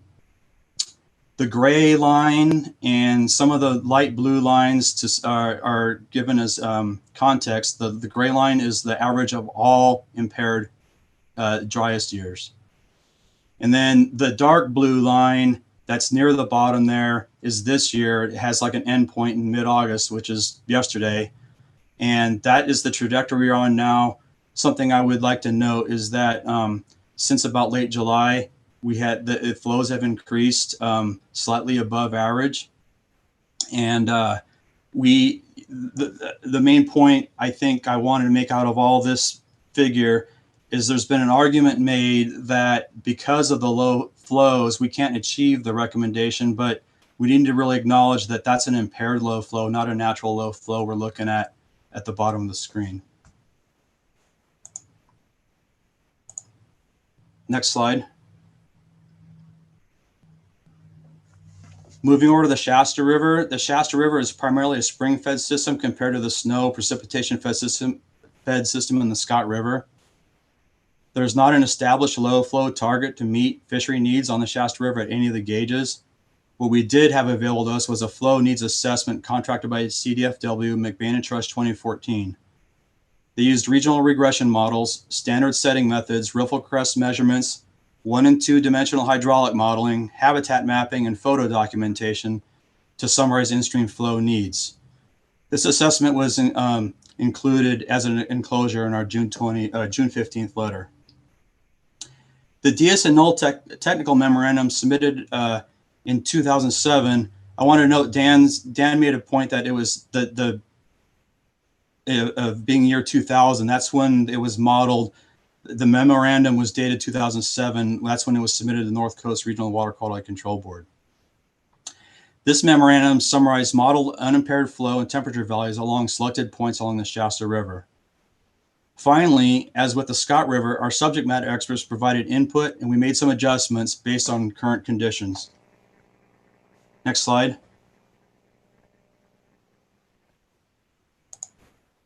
We are displaying this figure for the same reason as the Scott River. An unimpaired green line from DS 2007. This is the estimated flow on the Shasta River near the mouth without any water diversions. This is a modeled number estimated from known inputs below an upper basin gauge. This has to be modeled because water diversions occur every year. The average impaired blue line shows daily flow for the specific data the entire period from 1933 to 2020 in the Shasta River measured at the Wairika gauge. This is the flow. The blue line is the flow that has actually happened. We call it impaired to highlight that a significant amount of water has been removed, stored, or impounded. The red line is similar to the last figure. It represents our recommendations. The only deviation really made from McBain and Trush was in May, offering 50 instead of 70 CFS. The black line represents what we've seen this year to date. I don't have a circle around it, but if you can squint your eyes and look around late May, you'll see that we actually made an effort to work for voluntary efforts on the Shasta River, and we got right to 50 CFS for a few days. It demonstrated a couple things. One, there are some cooperating landowners out there. Number two, we think the recommendation is achievable because we didn't really work with very many landowners at that time. So next slide. So I'm going to move on to some of the comments we received. I think I have 3 of these. The moment we have received so far is that there's not enough water available this year to meet the drought emergency regulations. Next. This comment has morphed over the last 2 months into a debate about historical availability. We agree with some comments that NETA flows have been available only in the wettest years. But we want to add that this has only been the case since 1980. We plotted annual discharge from 1942 to 2020, then sorted by 5 water year types, ranging from extremely wet to critically dry. We then calculated average September flows and separated them by pre-1980 and post-1980. You can see a significant drop off in available September flows in all water year types, but particularly concerning is in the critically dry years. So just comparing pre-1980, we were getting 33 CFS on average. Now we're getting about 9.7. So, and then hit next. I just want to show something else. I think I have a little bullet there. Just to reemphasize and agree with the wettest years, even in normal water years when we used to get about 55 CFS at the gauge, we're only getting 22 now. So the main points of this slide are to emphasize: 1, we think our September recommendations of 33 CFS should be achievable. 2, the Klamath National Forest right was only supposed to be the bare minimum flow in critically dry years. And 3, recent changes have occurred, resulting in reduced average September flows when similar amounts of discharge were available. Next.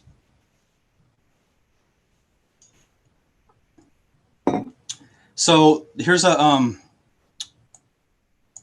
I'll try to walk us a little more slowly through this one. This is another slide to supplement the previous one to talk about other things that maybe people think we aren't accounting for, like climate change.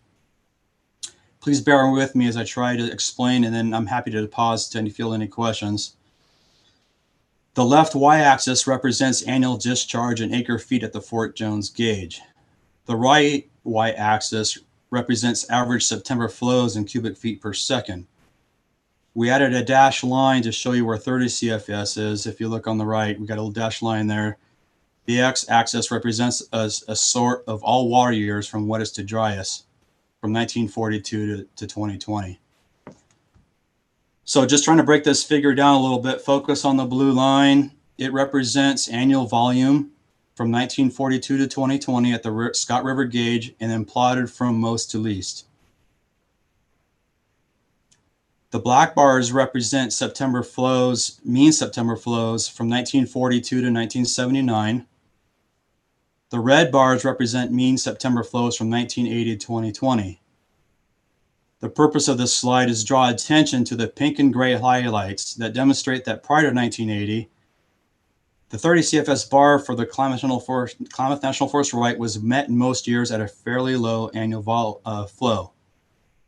Post 1980, 30 CFS bar has only been met once with very similar annual flow. Having said that, I do want to acknowledge that this year will likely be on the bottom 5% annual flow, and that we don't have a good track record in these types of years. Also worth noting that most of the worst water years have happened post 1980. We are likely in for another rough adult migration unless 2 things happen. 1, we get help from in the form of precipitation, and 2, we significantly modify how we extract surface and groundwater until things get better. Coming back to my original point, since 1980, if you go back into the middle of the graph, you'll see that on the red bars, post 1980, even in normal water years, we're not achieving a 30 CFS standard when we used to, if you look at the black bars. Next slide. Moving over to the Shasta River, we want to show you why we think recommended summer and fall flows should be available even this year. On the left, we plotted daily average flows from critically dry years from 1947 to 2020. Also included on the left side is the unimpaired value in green, that's the DS, and the emergency flow recommendations in red. We want to point out that flows showed an immediate drop off at the beginning of the irrigation season and just as an immediate recovery in early October.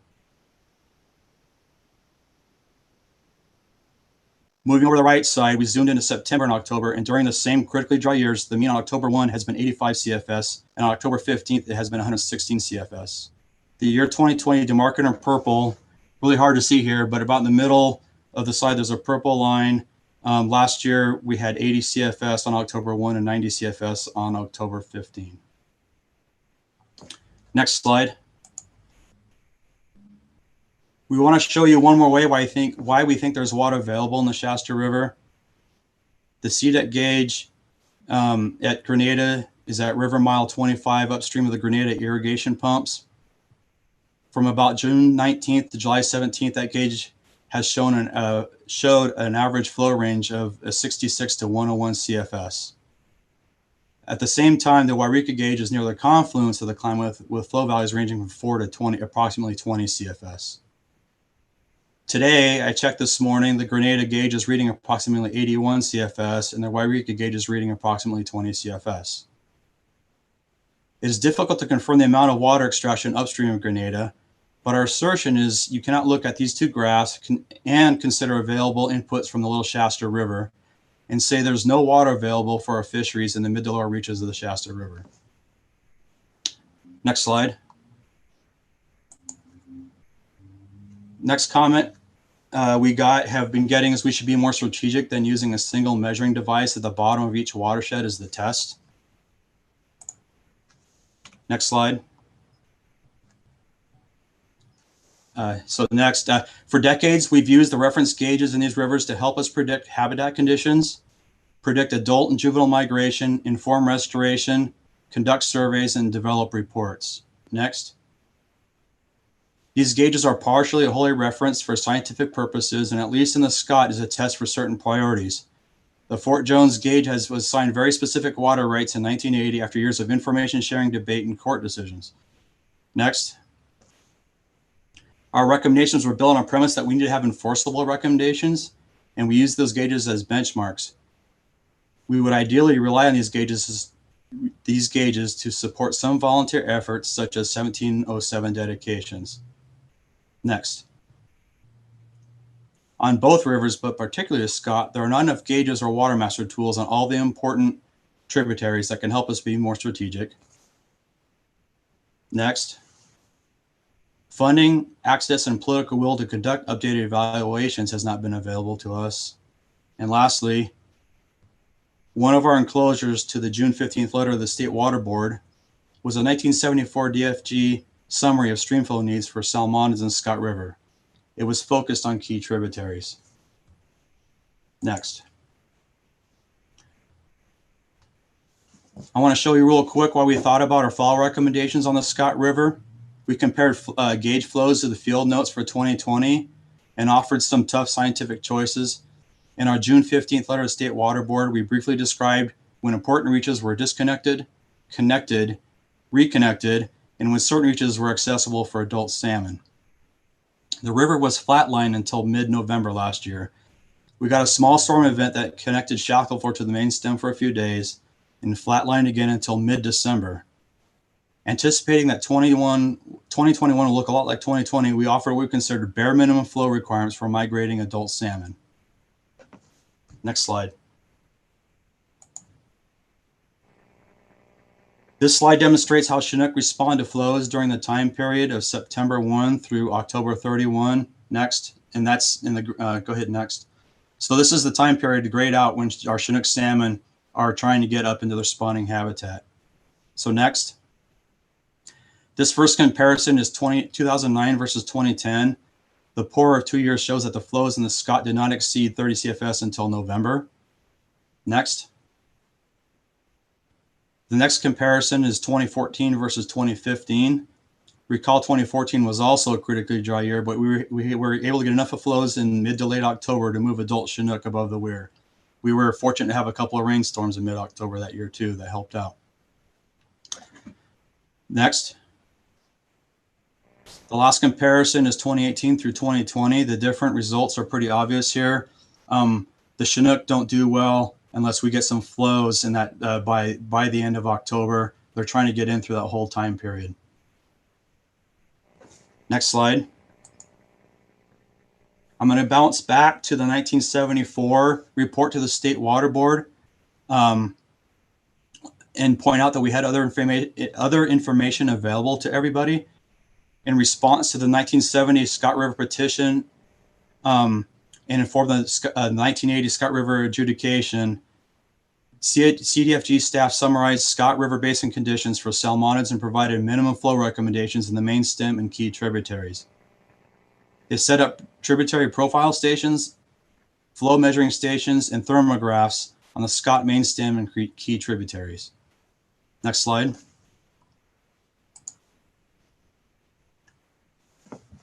The results were a summary of summer rearing flow recommendations and minimum stream flow recommendations by the month for the Scott River Basin. I would like to point out we contemplated this most recent investigation into the question, how much do fish need? Let's see. So real quick, I just wanted to point that on the left side, there's a little blue circle there. Summer rearing habitat was provided for silver salmon, for example, down at Etna City, the Highway 3 bridge, and other places. And then on the right, if you scan over, this is for the entire system. Go to July and August, and then all the way down to the Scott River gauge, which is what we're talking about today. We provided a recommendation of 192 CFS during July, August. And so while we think that we agree that this could be updated, we think we're being reasonable and realizing that this study was dated and in response to concerns we needed an update, we contracted with Norman Doe and Associates in 2012 to develop flow study designs. I can show those to you today if you want.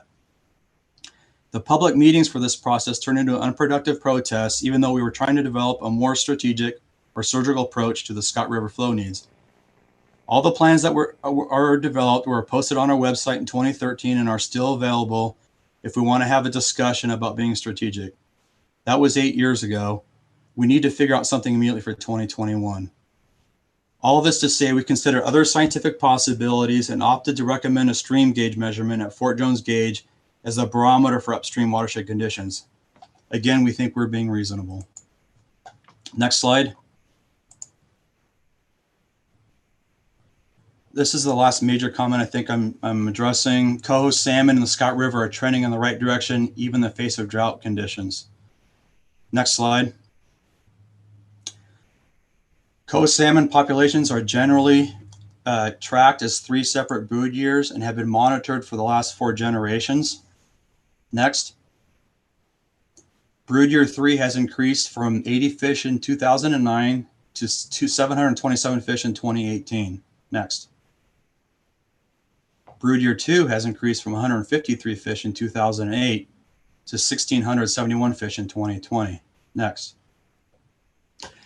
Brood year 1, drought conditions persisted in the Scott River Basin in the winter of 2013-2014, reducing in-river productivity, and as a result, brood year 1 reduced in size from 2,644 in 2013 to 250 fish in 2016. Brood year 1 returned last to the Scott River in 2019 when an estimated 365 fish returned. Next. The capacity of the Scott River to produce coho salmon is highlighted in the trajectory of brood years 2 and 3. The reduction of brood year 1 indicates how rapidly the population can change when conditions are poor. Next, last bullet.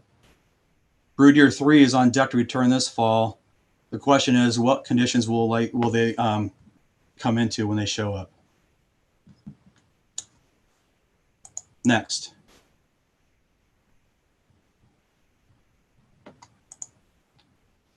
So going back, I mentioned the 2004 recovery strategy. It emphasizes cooperation and collaboration at many levels and recognizes the need for funding, public and private support for restoration actions and maintaining a balance between regulatory and voluntary efforts. The success of this recovery strategy will ultimately be determined by the long-term commitment and efforts of all who live in or are involved with coast salmon watersheds. There is a genuine interest from some landowners to include their safe harbor agreements in a petition to avoid further curtailment. We think safe harbor agreements are a great starting point. They can be part of a petition that needs to be evaluated and may or may not be sufficient depending on committed management actions. All that said, we should distinguish safe harbor agreements from efforts from our drought emergency recommendations, since they are not mutually exclusive propositions. My last slide. Next. So some thoughts. So these are my final thoughts for the board. The flow recommendations we think are absolute minimum required for species survival. Next. We really want to avoid any potential future listings for other species, particularly Chinook salmon. Next.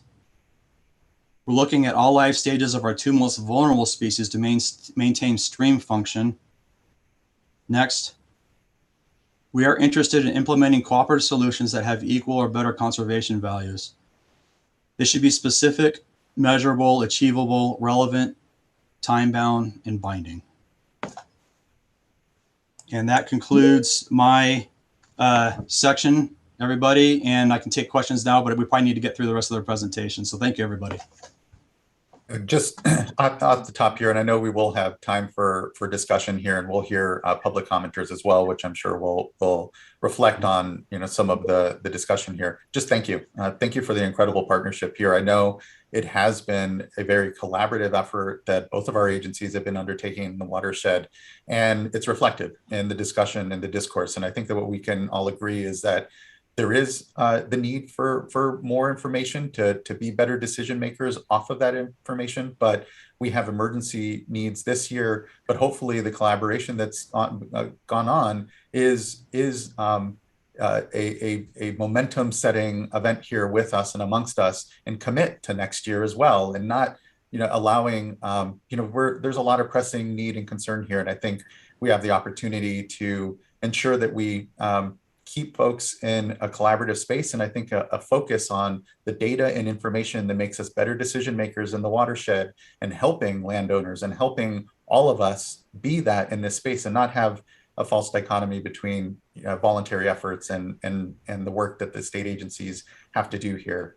Anyway, I just want to thank you. I know there's been a lot of hours put into this. We'll have a lot of discussion still yet here before the board, but just one off the top, just thank you for that. Well said. We couldn't agree more. Thank you.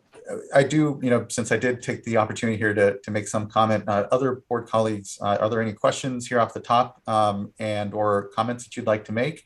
And yes, by all means, Vice Chair, please. Oh, you're still on mute. Apologies, Vice Chair. There we go. Thank you for your presentation. It was very helpful. I wish that I paid attention to the slide number, but could we go to the beginning of the slides where you go through the comments? You had several charts there right at the beginning. And one that in particular goes through, let's see here, historic. There we go. It was probably the colorful one with all the bars and graphs and lines, right? Yeah, right there. So, yeah, the question that I have, and first of all, I just want to concur in the comments that Chair Esquivel made. I'm supportive in going forward, but I continue to be concerned about this issue of what is achievable. So I'm not questioning what the department's recommendations are. I don't have any way to evaluate one way or the other as to the biological needs of the fish.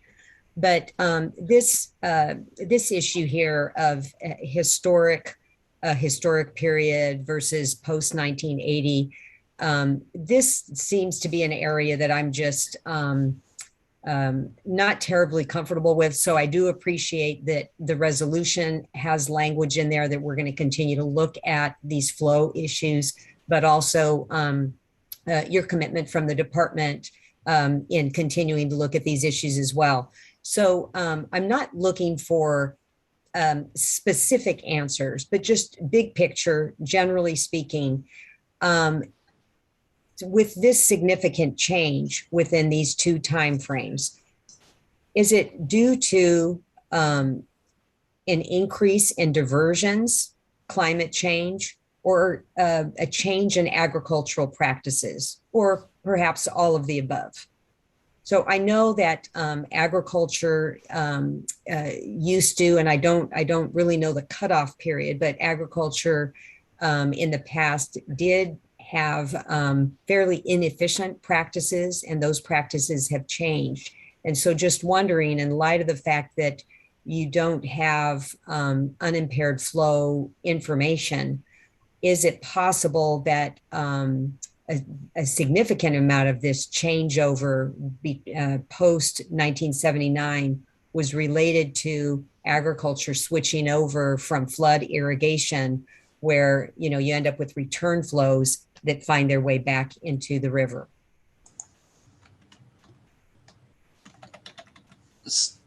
So thank you, Vice Chair. I would say that the basic answer to your question is probably all the above has had some impact on the flows.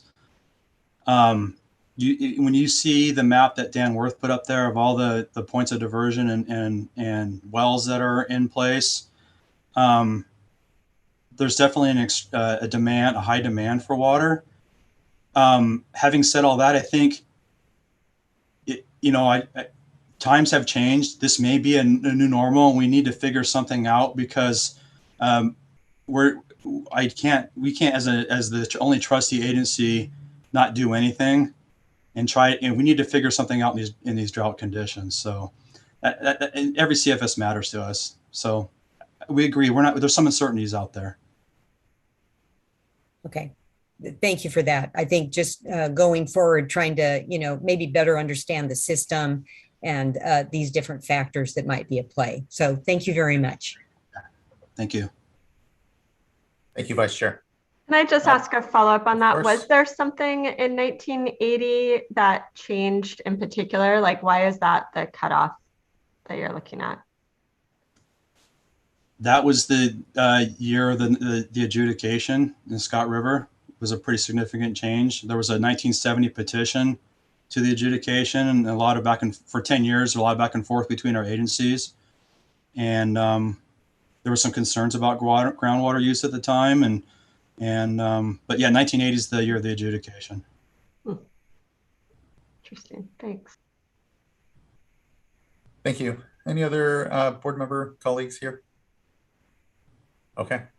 Really appreciate, again, the presentation, the in-depth back and forth here on the data. It's really, really valuable. Really appreciate it. And we'll continue on the presentations here. And then, again, we'll be having public comment and opportunity for more back and forth. So thank you. Thank you.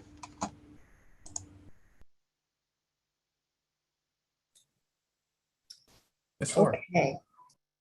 Now we're going to transition to review the general intent and meaning of each section of the regulation. And I will do my level best to move through this quickly, but I can assure you we are over halfway through and we have gone through the hardest part. For your reference, the notice of the proposed emergency rulemaking and draft regulation is located at the top of this screen. To start, I'd like to give you a conceptual overview of its content. The proposed regulation has specific flow requirements which incorporate CDFW's recommended drought emergency minimum flows. It also includes a prohibition on inefficient livestock watering. There are 4 different categories of exceptions to the reg, as well as reporting requirements and penalties for non-compliance. Next slide, please.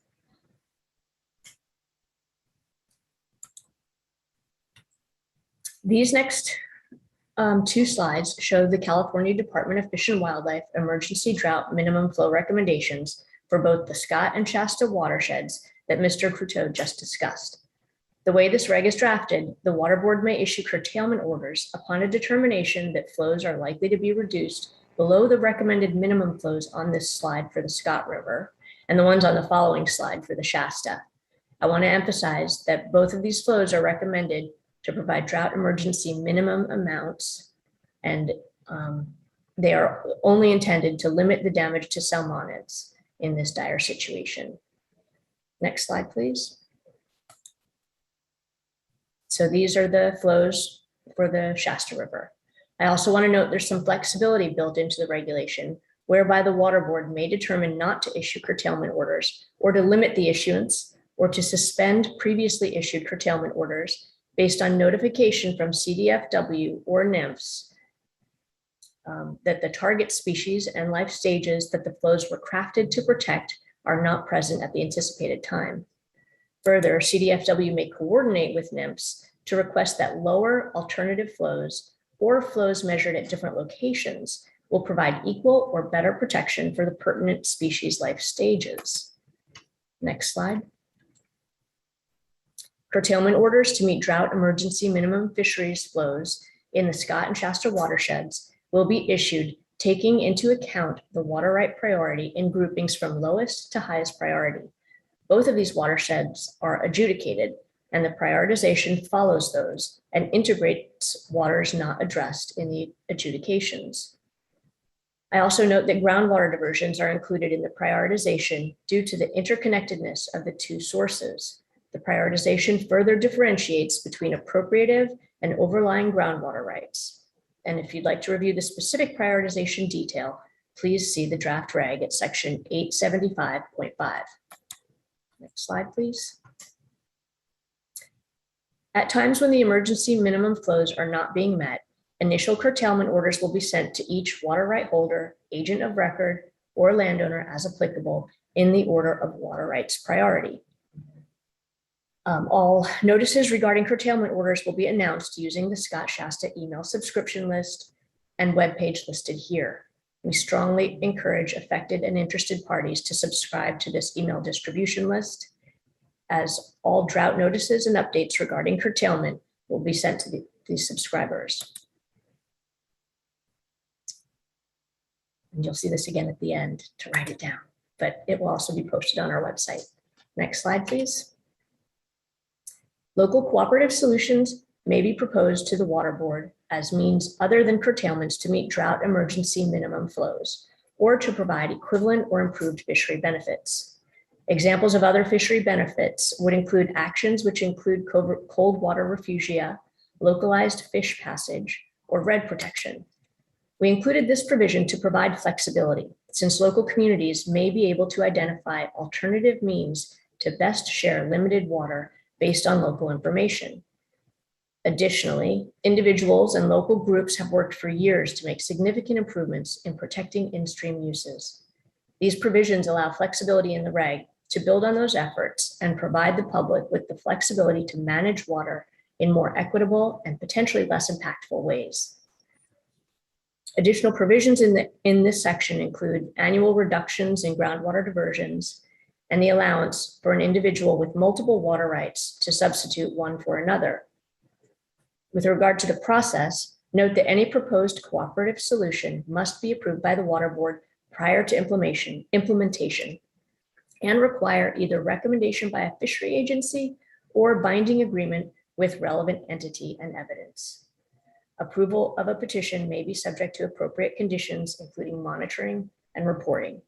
And finally, the solution may not result in unreasonable harm to other legal water users or to the environment. Next slide, please. Section 875.2 allows for limited diversions to meet minimum human health and safety needs, regardless of the diverter's priority of right. This provision adopts the same types of needs prioritized in other water board adopted emergency regulations, except that it also includes reforestation efforts in the minimum health and safety definition. Next slide, please. Proposed section 875.1 clarifies that non-consumptive water uses are not required to be curtailed, and the different types are listed here. This provision is also similar to others in recently adopted emergency regulations. Next slide, please.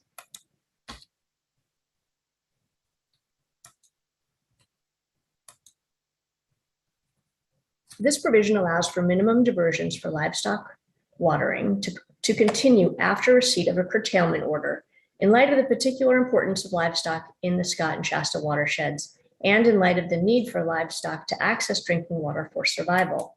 Like the human health and safety provision, these water uses must also be tailored to the minimum amount needed.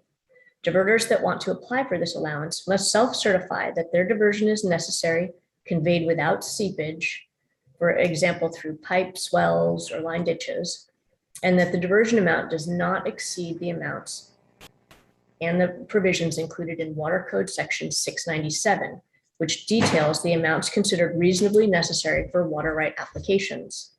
This section also provides an allowance for increasing the amount of water diverted by up to 2 times the minimum in cases of excessive heat warnings by the National Weather Service. Lastly, if a diverter believes that there's a need to divert more than the quantities allowed in Section 697, they may substitute a petition to the State Water Board to request an alternative amount. Next slide, please. This is the sole prohibition in the draft regulation, and it is a prohibition on inefficient livestock watering between September and January. It defines inefficient livestock watering as the diversion of more than 10 times the amount reasonably necessary for livestock watering. And which I mentioned before, those reasonable amounts for water right applications are listed in Section 697 of the reg. This section also includes a provision for the Water Board to lift this prohibition if there are no active curtailments and upon findings that removing the prohibition will not result in a decrease in flows that would either require curtailment or inhibit salmonid migration. One thing that's important to note about this prohibition is that it's independent from any potential curtailments. It goes into effect as soon as this reg is effective, which is upon approval by the Office of Administrative Law. Another aspect I'd like to note is that this emergency reg doesn't address the question of whether such losses are reasonable under wetter conditions, including the question of whether the ditches play a role in groundwater recharge. In this drought, we really need to focus on keeping the water in stream as surface flow during the migration period. Next slide, please. Section 875.4 is a general provision which provides the Water Board the authority to issue curtailment notices anywhere in the California portions of the Klamath watershed when a diverter doesn't have water available under their priority of right. In addition, the section outlines the types of water supply and demand information that will be considered to inform curtailments. This provision will be particularly important in the ability to protect flows that are part of transfer agreements or are protected under Water Code Section 1707. The increased ability to protect water made available under local cooperative solutions is anticipated to improve participation in these types of agreements. Next slide, please. If curtailment orders are issued, recipients must respond within 7 days to certify that the diversion has ceased or is continued only for an allowable reason, as shown on this slide.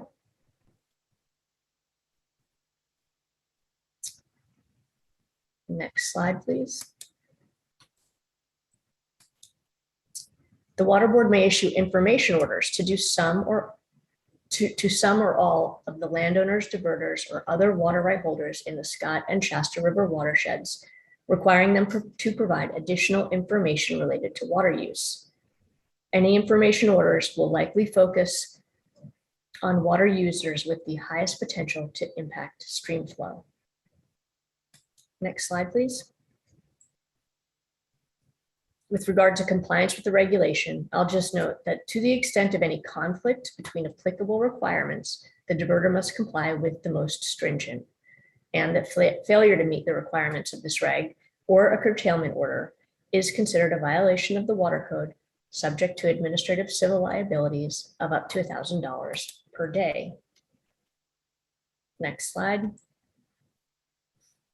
That concludes my review of the individual section content of the emergency reg. I hope I didn't go too fast, but the intent of this slide is to highlight the fact that following the release of the initial draft reg, the Water Board released its notice of proposed rulemaking package on August 12th.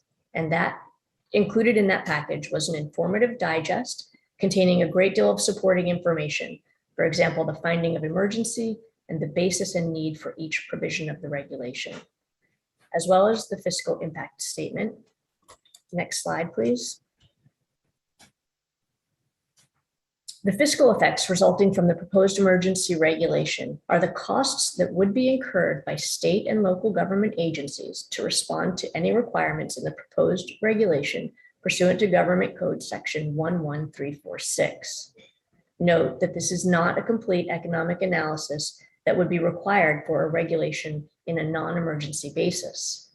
The State Water Board estimates that the total cost to local agencies and governments incurred as a result of this emergency regulation will be approximately $3 million. The costs assumed were the revenue losses for municipal water supply agencies, the revenue losses for non-municipal water supply agencies, or water for agriculture, the state and county tax revenue losses, and the reporting costs to complete and submit initial compliance certification forms, ongoing diversion reporting in response to a curtailment order, and reporting costs to complete and submit the information required by an information order. Next slide, please.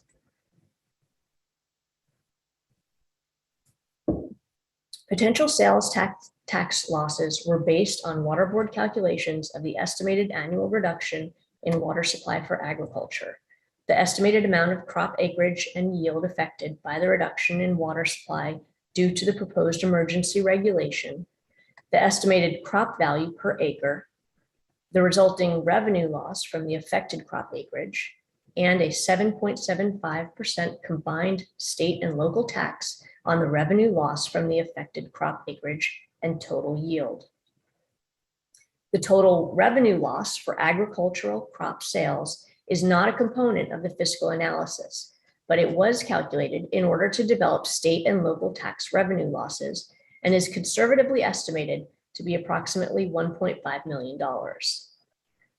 For the fall of 2021, it was assumed that the primary impact to ag in relation to county and state taxes was that the fourth crop cut of alfalfa would be affected by a reduction in available irrigation supply due to the proposed emergency regulation. The Water Board used the calculated value of alfalfa from the Siskiyou County 2019 Annual Crop and Livestock Report of $1,130 per acre per year for this analysis. 25% of the total alfalfa acreage cultivated in the Scott and Shasta watersheds was used to represent the fourth crop cut of alfalfa. And based on best available information, it was assumed that there would be an 11% reduction in yield on that acreage during the September to October 2021 period due to a reduction in available irrigation supply. Staff considers the estimated impact of $535,143 in the fall of 2021 to be a conservative estimate because it assumes all alfalfa acreage cultivated in the watersheds will be impacted. For 2022, staff estimated that the proposed emergency regulation would result in a 4% reduction in total,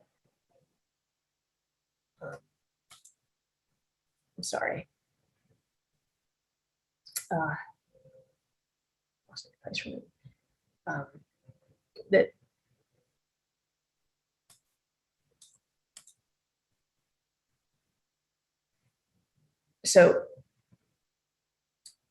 I'm just going to back up 1 second to make sure it's clear. For 2022, staff estimated that the proposed emergency regulation would result in a 4% reduction in total irrigation supply from January through August 2022. The 4% reduction in water supply was multiplied by the total number of acres of irrigated agriculture in the two watersheds to estimate the affected acreage and reduction in crop yield, which came to approximately 2,866 acres.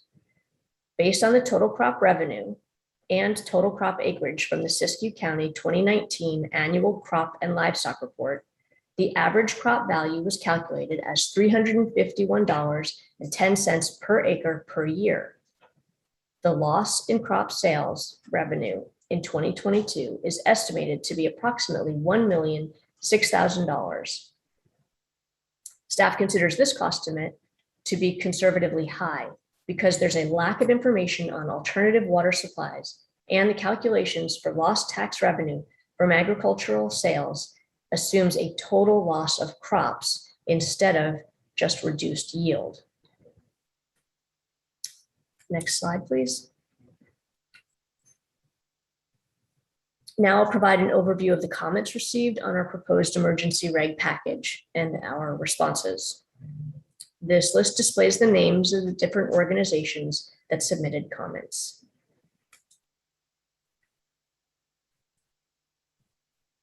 Next slide.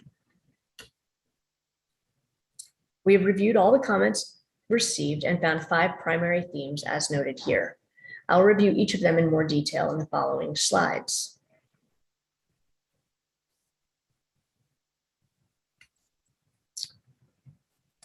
We received a number of comments that the CDFW flow recommendations are too high.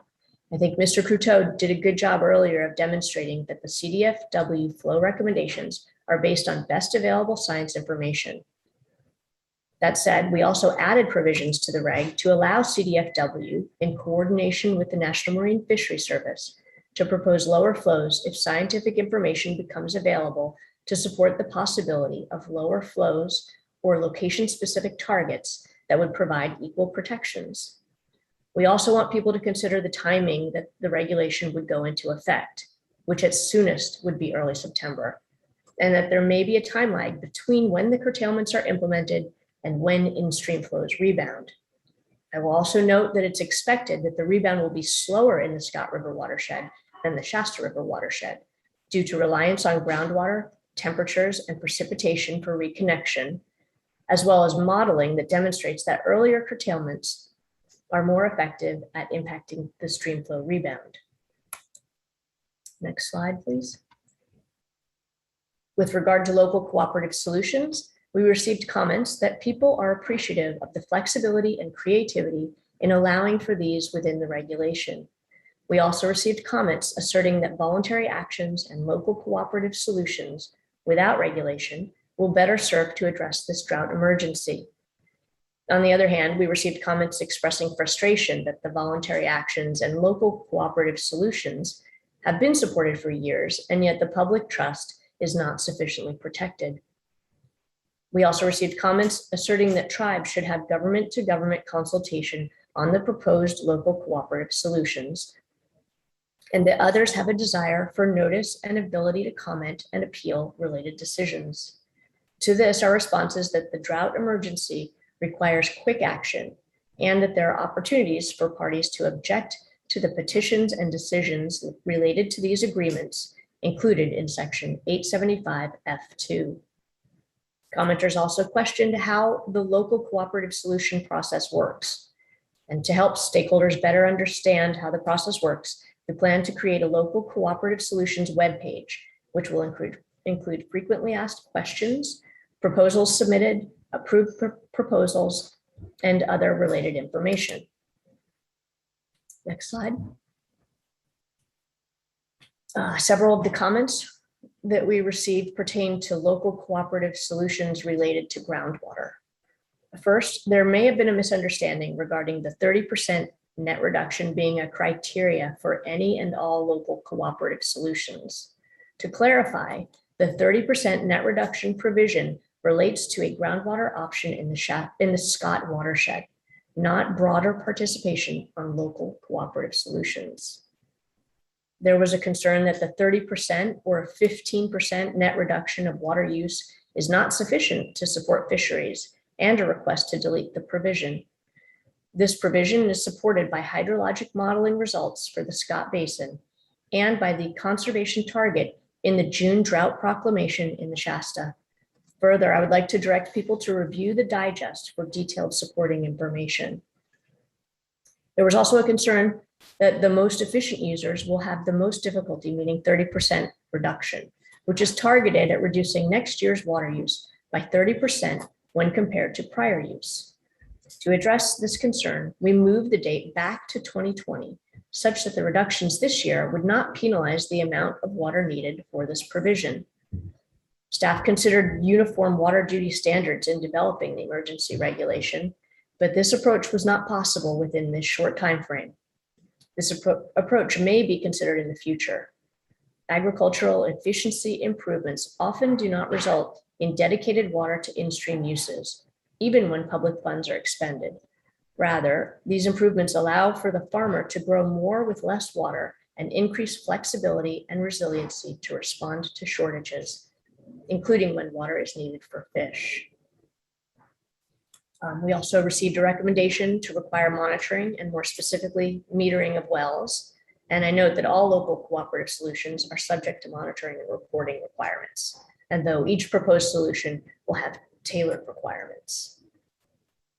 Next slide, please.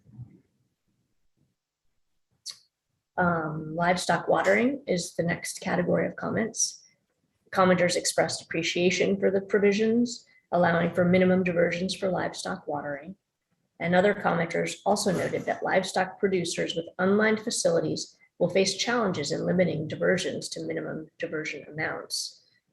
Our response to this is that producers with inefficient ditches must use alternative means to supply water to livestock. For example, delivery via water hauling or use of wells during the migration season. Next slide.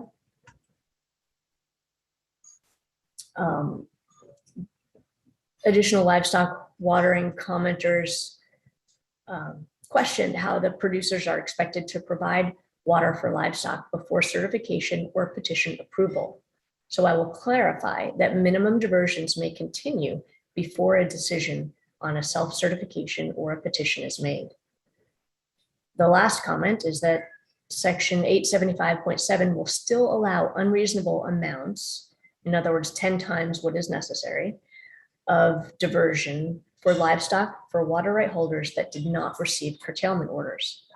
Our response is that the regulation finds that it is unreasonable to use an inefficient ditch to supply livestock water during the migration season, regardless of whether a curtailment order is issued to a right holder. Also, the decision to include this amount in the regulation was made because it is easier to comply with as opposed to using a percentage of ditch loss, and in practice is a relatively small amount of water. Next slide, please. We received a few comments regarding the Water Board's authority to regulate groundwater. First, that the resolution should cite the board's public trust authority, but this regulation relies on the authorities listed in Water Code section 1058.5, which authorizes drought emergency regulations. Another comment suggested that the regulation usurps the Sustainable Groundwater Management Agency Act authority, or Groundwater Management Act authority. The regulation is not intended it does not usurp SGMA or otherwise limit the authority of any groundwater sustainability agency. Implementation of this emergency reg may help to inform future water management solutions in these watersheds. I also note that the emergency reg is temporary and will expire in 1 year, whereas SGMA is a long-term planning process, which will also need to address surface and groundwater connections and will extend far into the future. The emergency reg is short-term and non-precedential and should not interfere with SGMA's ongoing plan development. The adoption of SGMA did not change water rights law or limit the State Water Board's authority. As such, the board retains its reasonable use authority and the ability to implement the state's water rights system. Due to the degree of connectivity of surface water and groundwater in these watersheds, addressing both is necessary to meet the needs of this emergency. One commenter also questioned whether the board has the authority to list the priorities in the Scott River adjudication. Integrating the rights in the various adjudications is necessary for the water board to allocate the responsibility for meeting flow requirements, a key part of meeting the drought emergency flows while following the priority system. It is also worth noting that the regulation does not amend the Scott River adjudication, over which the Siskiyou County Superior Court retains jurisdiction. Next slide, we're almost done. This is an overview of the formal process for getting an emergency regulation promulgated. Although we released an early draft of the regulation to be able to incorporate more public feedback, the formal process started with our release of the proposed draft emergency regulation with the board agenda package, followed by the notice of emergency rulemaking and another comment period. Today is the water board meeting regarding adoption, and we invite public comments again at the end of this presentation. If the board members approve the reg, staff will then submit it to the Office of Administrative Law. They will renotice it for an additional 5 calendar day comment period, and OAL has a total of 10 calendar days to approve it. If OAL approves the reg, they'll submit it to the Secretary of State, and the OAL approval date becomes the effective date of the regulation. And I would note that that effective date is when the prohibition on inefficient livestock watering will take effect, and the date on which the water board may issue information orders or curtailment orders. Next slide, please. Again, I want to encourage anyone affected by this regulation or interested in keeping informed of this process to make a note of these first 2 webpage addresses. But most importantly, I'd encourage you to subscribe to our Scott and Shasta Drought email distribution list. This last bullet is our dedicated email address for receiving communications related to this effort, and we will have staff checking it regularly. We will also set up a phone line to take phone calls in the very near future, and we will post that information on these websites. Next slide, please. This is our final slide announcing that we released a change sheet for this item yesterday. And the change sheet proposes updates to the resolution and proposed regulation consistent with what was presented today. The resolution updates are for clarity, with one update related to ensuring consistency with the livestock watering provisions of the regulation. There are also updates to the proposed regulation. And with that, I will conclude our presentation. Thank you. Thank you. Again, really appreciate the incredible work that I know you and your colleagues have done in the watershed with our stakeholders here in preparation for today's discussion and vote. So just thank you for everyone involved. I'll note that we have somewhere around 18 or so commenters.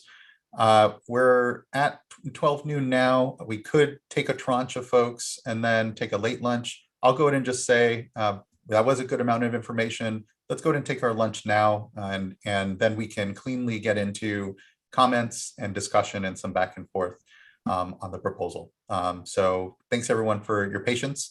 I know it's been a morning of a number of items in the informational side that we've ticked through. So, but let's afford ourselves a quick lunch, a 30-minute lunch. We'll come back at 12:45, and then we'll go straight into and be able to carry through comments instead of pausing halfway through. Thank you, everyone, and we'll see you here in about 30 minutes.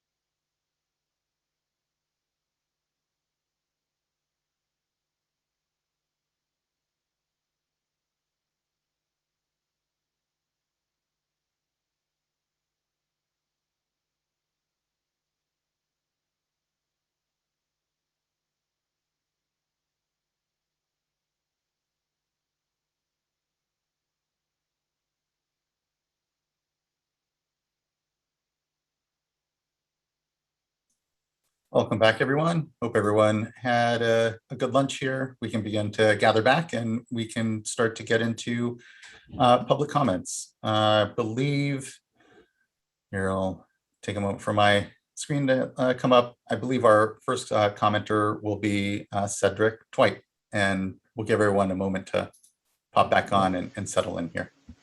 And Chair Isbell, I believe you. Omnipresent voice of Mr. Loffer. Yeah, trying to figure out what feedback's coming in. There we go. Yeah, still have loop. I just wanted to remind you that the representative from CDFW wanted to make a couple I apologize. comments. Yes, thank you, Mr. Loffer. I'm quick to not recall what I just need to be doing a moment ago. Yes, Joe, good to have you back. I believe you wanted to make sure and clarify a comment you made earlier. Yeah, thank you, Chair Esquivel. On slide 34, probably of the slide deck, I made an incorrect statement about available flows at the Grenada pump plant today. I got in a hurry and I thought it updated, but it did not. And so the number that I should have put out there was about 60 CFS, not about 80 CFS. And I do my best to be honest and own stuff. So that's what I'm doing right now. So I just want to clarify that. And if there's any other mistakes, I'm happy to account for those too. So just want to get that out there. I really appreciate that. I know there's a lot of information and data that we're throwing at folks, and we try our best to make sure we're consistent across our work. And sometimes things fall through. That's why we have our change sheets oftentimes for our own work. Right. So I appreciate the professionalism and you making sure to circle back and clarify the number. So thank you. Thank you for letting me do that. Thank you. Next we have, with first commenter, we'd like to call up Cedric Twite. And it appears that Cedric is not in the Zoom platform at the moment. I believe we did have him on earlier. Okay. And Mr. Twite, if you are viewing us maybe on one of the web streams and you are coming back on, just raise your hand and we'll probably note that you returned and we can get to you. So first comment then, here is Felice Pace. Thank you. Maybe you can start my video. Yeah, it should be invited to do so. There okay, you are. Hello, great. There I am. Thank you. Thank you, Board Chair and everybody. My name is Felice Pace. I moved to the Scott River Basin in 1976. I started working on Klamath, Shasta, and Scott water issues in 1980. I'm a landowner still over there, although I live near the mouth of the Klamath on the Yurok Reservation now. I'm also water chair for the North Group Redwood Chapter Sierra Club. And on the Scott, I also represent the Motherlode chapter of the Sierra Club. We began local voluntary targeted efforts in the 90s in the Scott. I was one of the founding members of the Scott Valley Crimp. One of the things we did back then is we gave everyone who would take it, every livestock guy that would take it, an alternative stock water system that was a well and run by solar electric power, solar pumps, if they wanted the solar pumps. The voluntary actions, they go back then. And now we're seeing a whole bunch of new proposals. Well, they failed to give fish and what they most need, which is real wet water.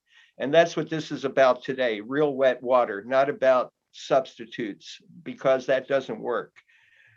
Curtailments are not just needed now, they are long overdue. Not meeting the flow rights for significant parts of the year, an adjudicated flow right of even in years of average precipitation and snowpack, as you saw in the DFG, Department of Fish and Watershed presentation. So non-emergency board actions are needed to fix the flows in the Scott, Shackelford, and French adjudications, to fix the flaws, I should say, that result in flow rights not being met, even in those average water years. Forest Service is remiss in not pushing for that right, but that doesn't mean that the Water Board shouldn't do its part for those rights as well. If our grandkids are going to have living streams, the board must accept that the full exercise of water rights is unreasonable in dry years. And I think you need to think bigger and start adjusting right amounts by water year type statewide. And a good place to begin would be in the Scott River. And that's my comment for today. Thank you. Thank you, Felice. Appreciate your time today and your comments. Thank you. Next, we have Chris Schewing. Chair Esquivel. Oh, yes, Vice Chair. Apologies. I'm sorry. I just wanted to note that I just wanted to note that Mr. Pace sent me an academic article on the discussion that I had with CDFW, and I'll be sharing that with the clerk so that she can get it into the record or share it with the rest of you. Thank you for forwarding that article. Thank you, Vice Chair. I appreciate that. And thank you again, Mr. Pace. Thanks for sharing the data and information and for commenting today. Now we'll call up Chris Schewing. There we go. Good afternoon, Chairman Esquivel and members of the board. Thank you. Chris Schewing from the California Farm Bureau, also a family farmer subject to curtailment this year. So a lot of good things. We generally defer the Farm Bureau here in Sacramento to the local landowners and the local Farm Bureau for what's workable, what's achievable, those sorts of things. A lot of good work has gone in locally, Siskiyou County Farm Bureau and other folks. So the folks in the watershed are really the ones that know what can be done.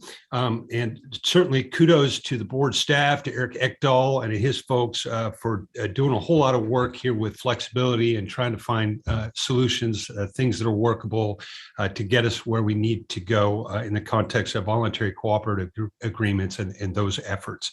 I think we continue to have a problem with the CDFW recommendations here as the default driver of these regulations, whether they are reasonable, whether they are achievable, they can be effective.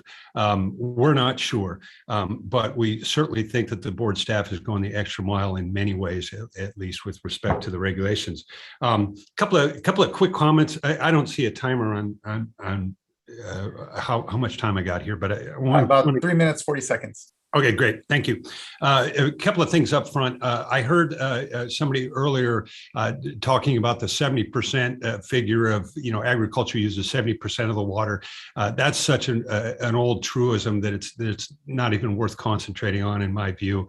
And I get a little irritated hearing it because, farming and ranching is fundamentally the business of mixing water, dirt, and sunshine. It's the most it's the most water intensive human activity out there. That's our food supply, and you will not find a food system anywhere that does not use a lion's share of the human consumptive water use anywhere on the planet, whether it's an irrigation economy or it's a rainfall-based economy. And the other thing was the water rights. There's been a couple of shots taken at the water rights system. We have a water rights system that accounts for scarcity. That's what it's designed to do. The problem is not that we don't have a way of dealing with scarce years like this. We do. That's the water rights system. The problem is the underlying scarcity, and that's a whole different discussion, but I just want to throw that out there. With respect to your regulations, Mr. Chair, the draft regulations in the staff product here, the 13 and 15% figures, we certainly want to avoid disincentives and fairness issues to individual users that are already cutting back or operating efficiently. But there are voluntary pathways to get there, I hope, in the aggregate. We've also identified, I think, a baseline issue, but I heard a little bit about that, which water year to use to reference the 15 to 30%. Certainly, we wouldn't want it to be this year because folks have already cut back, but I think that perhaps that has been addressed. I continue to hit the note about narrow application of the reasonable use doctrine. I think that that's very prudent, just limited to human health and safety concerns. I think that is here, and otherwise stick to the water rights priorities, which I have heard you discuss when it comes to curtailments. Appreciate the work done on the livestock watering exception. I don't know how we're exactly going to get there on all the details, but I think that has been going in a good direction. And so too, the approach on the voluntary cooperative agreements, particularly the idea of perhaps dealing with overlying groundwater and some of the adjudicated rights and substituting back and forth to get to the number we need to. We want to avoid, I think, the water rights concerns there and the precedential concerns. I think the regulation does reference not being precedential. That's good, but that common source thing, I think, is a good approach. And finally, I think implementation is the key. Lots of hope there. Continued collaboration and engagement from the board in implementation as we go forward. We don't know what's going to come in the next year, and certainly there's a lot of concern. But the continuing conversation and good faith efforts by board and board staff, we look forward to getting through all of this together. And with that, Mr. Chair, that's the comments of the California Farm Bureau. Thank you, Mr. Sharing. I appreciate those comments, and know that, yeah, there's a lot of really good work going on. We need to carry that into the next year and into the outlying years thereafter as well. As we noted here, Sigma is still long-term controlling a lot of this discussion, but this data that we're collecting, the information, and importantly, the relationships that are being established and the trust, I hope can continue to carry on and be built on in order to really get to the long-term solutions that I know not just this watershed, but so many of our watersheds in the state are building toward. So thank you, Mr. Sharing. I appreciate your comments and look forward to further discussion. Next, I'd like to call up Justin Fredrickson. And Mr. Fredrickson was an if necessary, and we do not see him in the Zoom platform. Okay. Any further? Great. Yeah, I think Mr. Sharing probably provided the Farm Bureau's perspective there. So thank you. Next, then, we have Nathaniel Kane, who will be followed by Thomas Harder. Good afternoon, Chair Esquivel and members of the board. My name is Nathaniel Kane. I am here on behalf of Environmental Law Foundation and the Karuk Tribe. We filed a petition back in July to set these minimum flows in the Scott. We're very happy to be here at the culmination of this process. I have two opposed ideas in my head right now that I'm going to try to express at the same time. The first is that this is an incredibly exciting moment. This is the first time that this board has done what it's had the authority and the duty to do for decades, which is to set a minimum flow on the Scott and Shasta River for the protection of these culturally and economically and ecologically important fisheries. And I am just incredibly excited that we've gotten to this point where we can have a regulation in place on these crucial rivers. The second point that I want to make is that,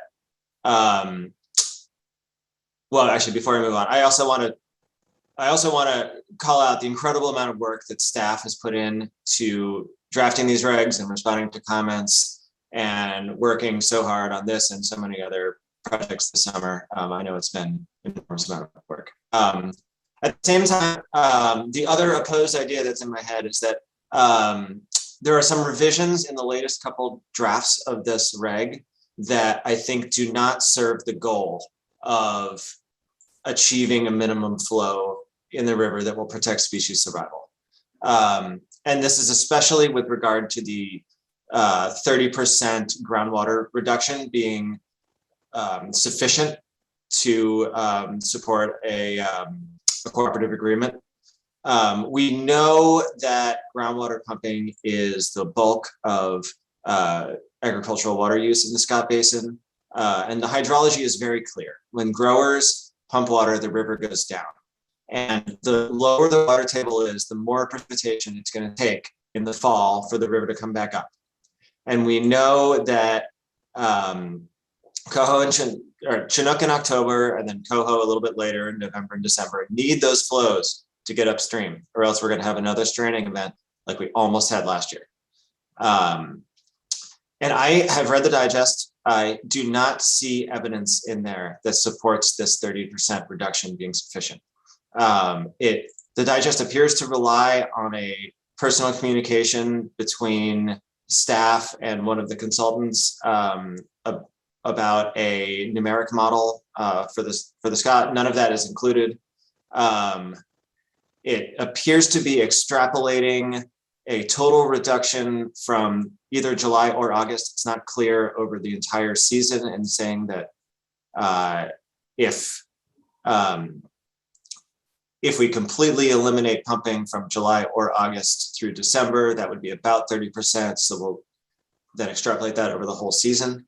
I don't see the math. I don't see how it works. I think this reg needs to be revised to give the deputy director the authority to curtail until the river comes up.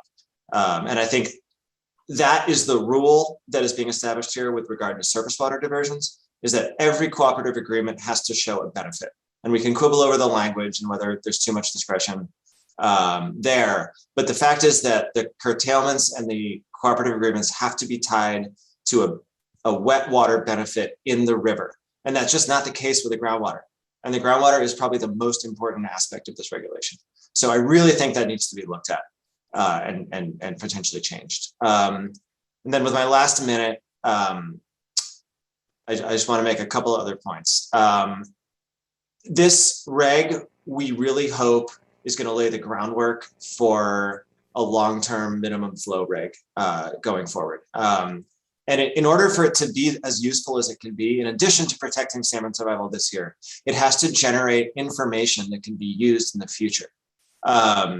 So I really urge the deputy director to use all of its discretion to collect as much information as possible, to put meters on wells whenever possible, to put meters on diversions whenever possible, so that we can get the information we need to put water in the river in the future, and to do that with as little damage as possible to the growers.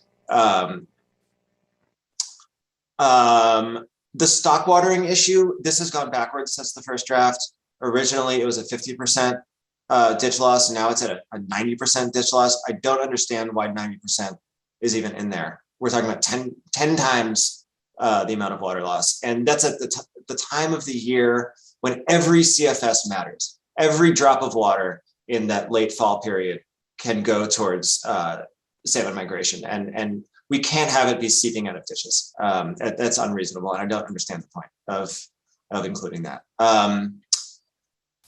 Just two more points. We really believe that the cooperative agreement should be posted and available for public comment. Letting them be hammered out in the back room and then objected to is not compatible with this board's commitment towards transparency that we've seen in the past. It's going to potentially result in a lot of public records act requests. And lastly, this process can be traced back to the mill, deer, antelope regs in the last drought, and those were explicitly based on the board's public trust authority. And we don't understand why the board is reluctant to cite its public trust authority here. It has that authority. These regs could be easily justified under that authority. Courts are unpredictable. I wouldn't be surprised if there's litigation, and I don't see why there isn't a belt and suspenders approach to that legal authority. Thank you. I went a little bit over, and I apologize. But we recommend approval, especially with the changes that we've made here. And again, thank you, everyone. Thank you, Mr. King. I appreciate your good comments.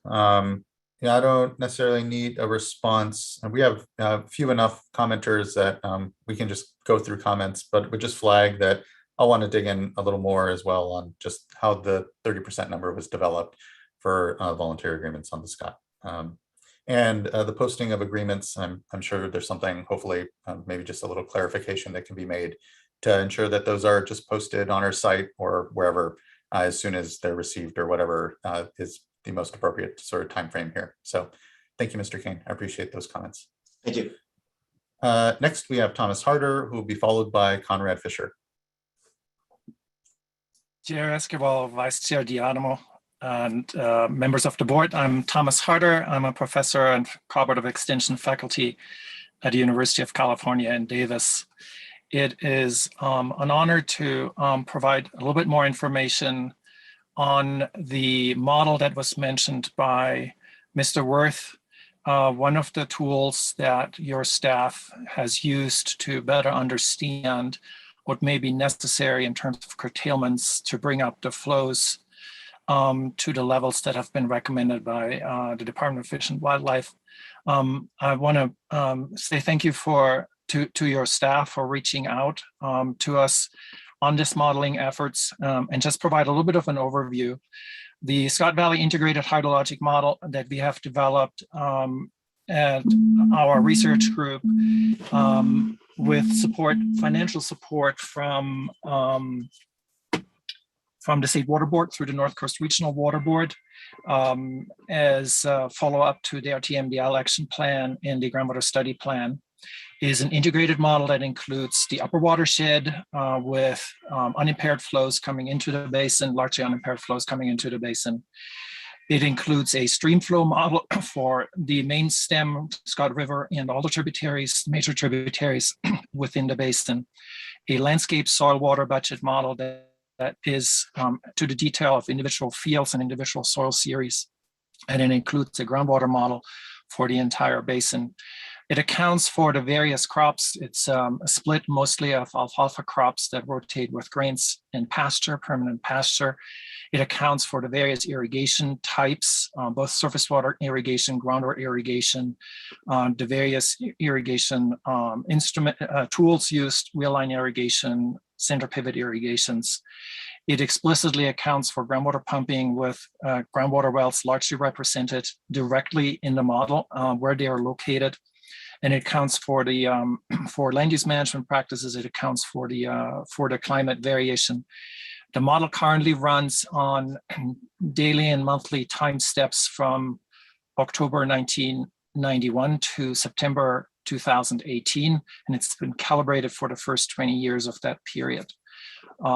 We have a number of publications to document this model, and it's based on public software tools. This model can, at a very high spatial and temporal resolution, next slide, please, resolve a lot of the fluxes that occur between the surface water system, the land system, and the groundwater system. As I said, at a monthly resolution in time, and at about 300-foot spatial resolution across the basin. Next slide, please. It's not a perfect model, but it is a model that is capturing very well the hydrologic dynamics that are driven by both climate and climate variability, daily and monthly climate variability, as well as changes in land use management practices. In the upper left-hand corner, I'm showing the observed and simulated Scott River flows at the Fort Jones gauge, which is in the northwest corner of the valley at the outlet of the Scott River down into the canyon toward the Klamath River. As you can see, the dynamics, the annual dynamics, but also the changes in stream flows in the summer between wet years and dry years are very well captured by this model. Similarly, the model captures the dynamics of groundwater levels across Scott Valley. We've had the fortune to have actually a fairly extensive private monitoring well network available to calibrate this model. And in the lower left-hand corner, the third image with this diagonal black line shows how well simulated well level data match to observed well level data. If they were a perfect match, it would be straight on that diagonal line. As with all models, there is some straying from that diagonal line, but within hydrogeologic practice, that would be considered a very good fit. Importantly, the model does also an excellent job at predicting dry sections across the stream network in the Scott Valley. In the right-hand side, in blue, you see where the model correctly simulates flowing reaches in an average year like August 2010, in a dry year like August 2001, as well as where it predicts correctly the dry reaches that occur in these year types. There's few sections where there's disagreement between what's actually observed and what is simulated, which are the orange and the gray sections in this image. Next slide. Given the extensive dynamics, hydrologic dynamics, and land use management dynamics represented in this model, it has become a core tool to develop the groundwater sustainability plan for Scott Valley. And we've been fortunate to be part of that team, and having this model use used for many aspects of that plan. It's been used to develop the water budgets for various water year types, illustrate water level dynamics and groundwater storage changes. Important to this process, we have used this model to actually determine the amount of stream flow depletion that is due to groundwater pumping from within the adjudicated zone and from outside the adjudicated zone. This is perhaps the first time that a model has been explicitly used to come up with the amount of stream depletion that occurs because of agricultural pumping. We do that by simulating two different scenarios. A base case scenario that actually represents the true land use conditions in the period from 1991 to 2018. And then we compare that to a hypothetical alternative landscape that is essentially void of agriculture, would have some natural vegetation. And we look at the difference in stream flow, and that is what we call stream flow depletion. We've used this model to also run numerous scenarios that reflect projects and management actions that the Groundwater Sustainability Agency Advisory Committee has come forth with to estimate and determine the quantitative impact these different projects and management actions would have on stream flow. And we've done this in the context of functional flow concepts. We've looked at how does it impact the timing of the spring recess, how does it impact the flow during summer base flow period, and how does it impact the timing of the return of the fall flush flows. The Groundwater Sustainability Plan for Scott Valley Drought has just gone public. In the lower left-hand corner, you see the reference to that. And you might be able to use the QR code to actually get a direct link to that website. Those were my comments. Thank you very much. Thank you, Mr. Harder. I really appreciate the ongoing collaboration we've had with UC Davis and Siskiyou County and others to really figure out how best to model out what is a very complicated watershed, and can't help but feel the development of these tools, these collaborative development of these tools that inform local decision-making and management, importantly, but also are of use to the state, are really an example of the work that we need to continue to do if we're going to be successful in really adapting and continuing to allow our watersheds to survive this climate crisis, and all here together collectively figure out how we become better decision makers. So I just can't, again, emphasize enough the thanks and continuing to engage in these complicated, certainly, issues and in our watersheds, but bringing folks together just around the data, around the information, and importantly, the possibility to do better and more. I'll just note again, I'll be interested to know how our activities this year continue to contribute to that greater body of knowledge. And as we think about what greater spatial telemetry data we need, what are the investments that perhaps can be made in the watershed that can really feed this modeling work and continue to develop tools for all of us that help us understand what we can do to ensure that, again, we all collectively manage ourselves better through these difficult dry years, but just writ large, because it's that continuum of activities into wet years that is so critical. So just can't thank you again enough for the tools, the work, the continued effort here. I know that it's, I think it was said during the presentation early on, it's hard to really note when the beginning of so many of these efforts and discussions were, because they are here now spanning multiple years, but look forward to continued engagement and discussion here. Vice Chair. Thank you. And thank you, Dr. Harder, for your presentation. I'm just looking at the last slide that you had up. Could we go back to that? And I'm just going to ask you some of the same questions that I asked Mr. Couteau from CDFW, and that is this issue of, just me trying to better understand this watershed and some of the interactions, between climate change, increased diversions, and then also change in ag practices. I know there's a lot of concerns about the ag diversions, but my experience is that agriculture has moved away from flood irrigation and more towards sprinklers and pivots. And so just wanting to better understand how all of that plays into this. So with the information that you have and on this chart, it only goes back to 1993. So I guess my question is, do you have information that goes further back? And what comments would you have on those questions that I had earlier about, trying to better, sort of tease out these different factors? Yeah. So thank you for asking that question, Vice Chair D'Adamo.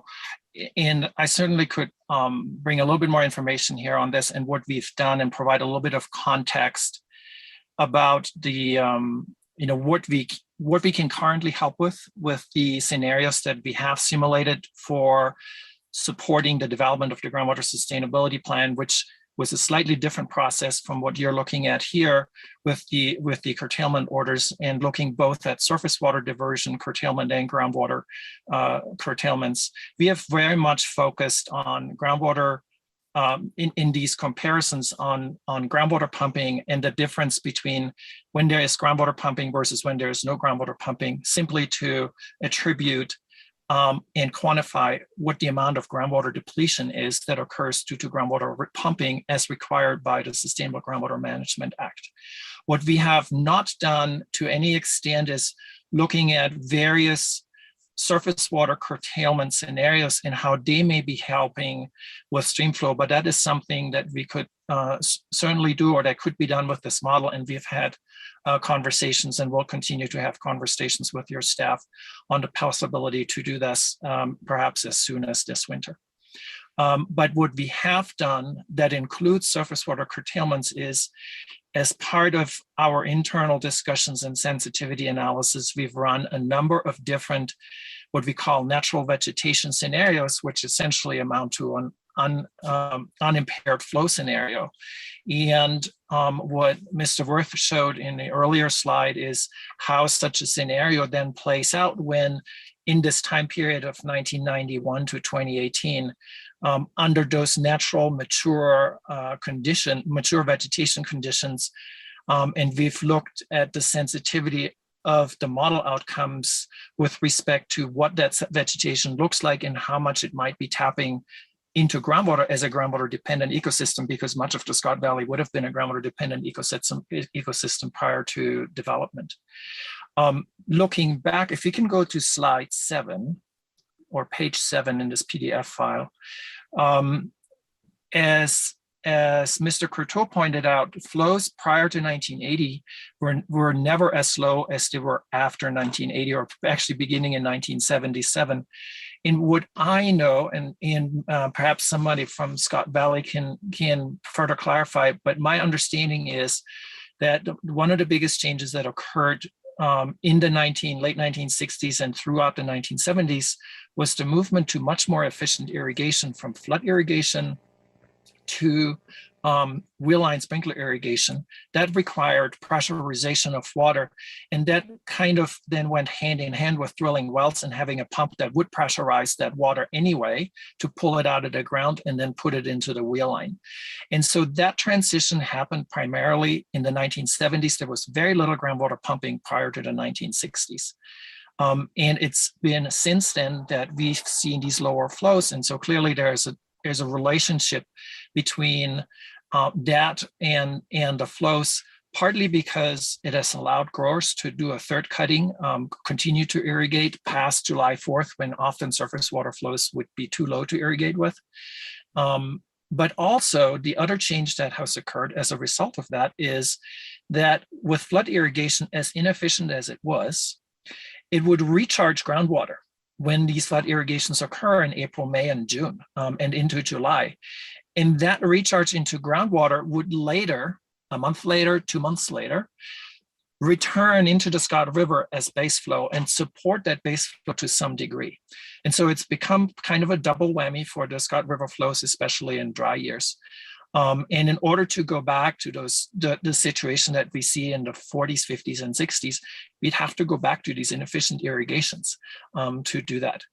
And so what we're finding with these scenarios, where we're looking, that we've created really to figure out what is the depletion, what we're finding with these scenarios is that the flows that would be generated with no agriculture, no surface water diversions, no groundwater pumping, and vegetation that partially depends on groundwater, with some uncertainty, but would barely meet or perhaps not even meet the minimum flow requirements that are currently set by the Department of Fish and Wildlife, which there is some uncertainty around these predictions, of course, and how we parameterize vegetation. But it indicates that it may take a huge lift if next year was like this year to really achieve the required flows. And it would not be unlikely that it would actually, the only way to achieve it, if at all, would be by completely ceasing irrigation, both surface water irrigation and groundwater irrigation, and would probably not be achieved by some kind of partial program. That's some of the insights we gained from this modeling in terms of what magnitude of effort may be required to really get to that flow, and that is currently set for minimum in-stream flow under this emergency order. And I appreciate that the revised version of the order is flexible with respect to learning more about what we can for modeling efforts like these, about what efforts are needed to get to which flows. So just a follow-up question then, on the issue of the fall flush flow, you know, as you're saying, there's a lot of uncertainty with this information, but what about the relationship between possible curtailments that may or may not make a difference during the summer months, but what about adding to the benefits of the fall flush flow? Yes, that's an excellent question. If you could go to, I think it's the next slide. Yeah, so this is a slide that shows in blue the actually measured Fort Jones gauge flows from June 1st through December 1st. In orange is the average flow across the measured period. So the orange line is always the same in all of these graphs. What changes in these graphs is the scale for the y-axis, which is an order of magnitude scale or logarithmic scale. The vertical red line is September 1st, when most of the groundwater irrigation typically stops because the third cutting occurs usually around Labor Day. The horizontal red line is the 10 CFS flow rate, sort of just as a bright line included here.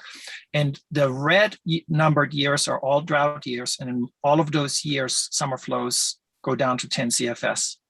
One of the things that we have done with the model is we have looked at, if you can see that the spring, what we call the spring recess is that decline in flows on the left side of each of the graphs. This is what's called the spring recess.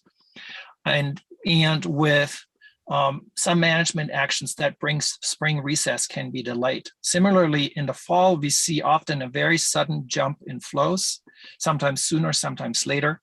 It's very closely related to the magnitude and timing of the early precipitation events in the watershed.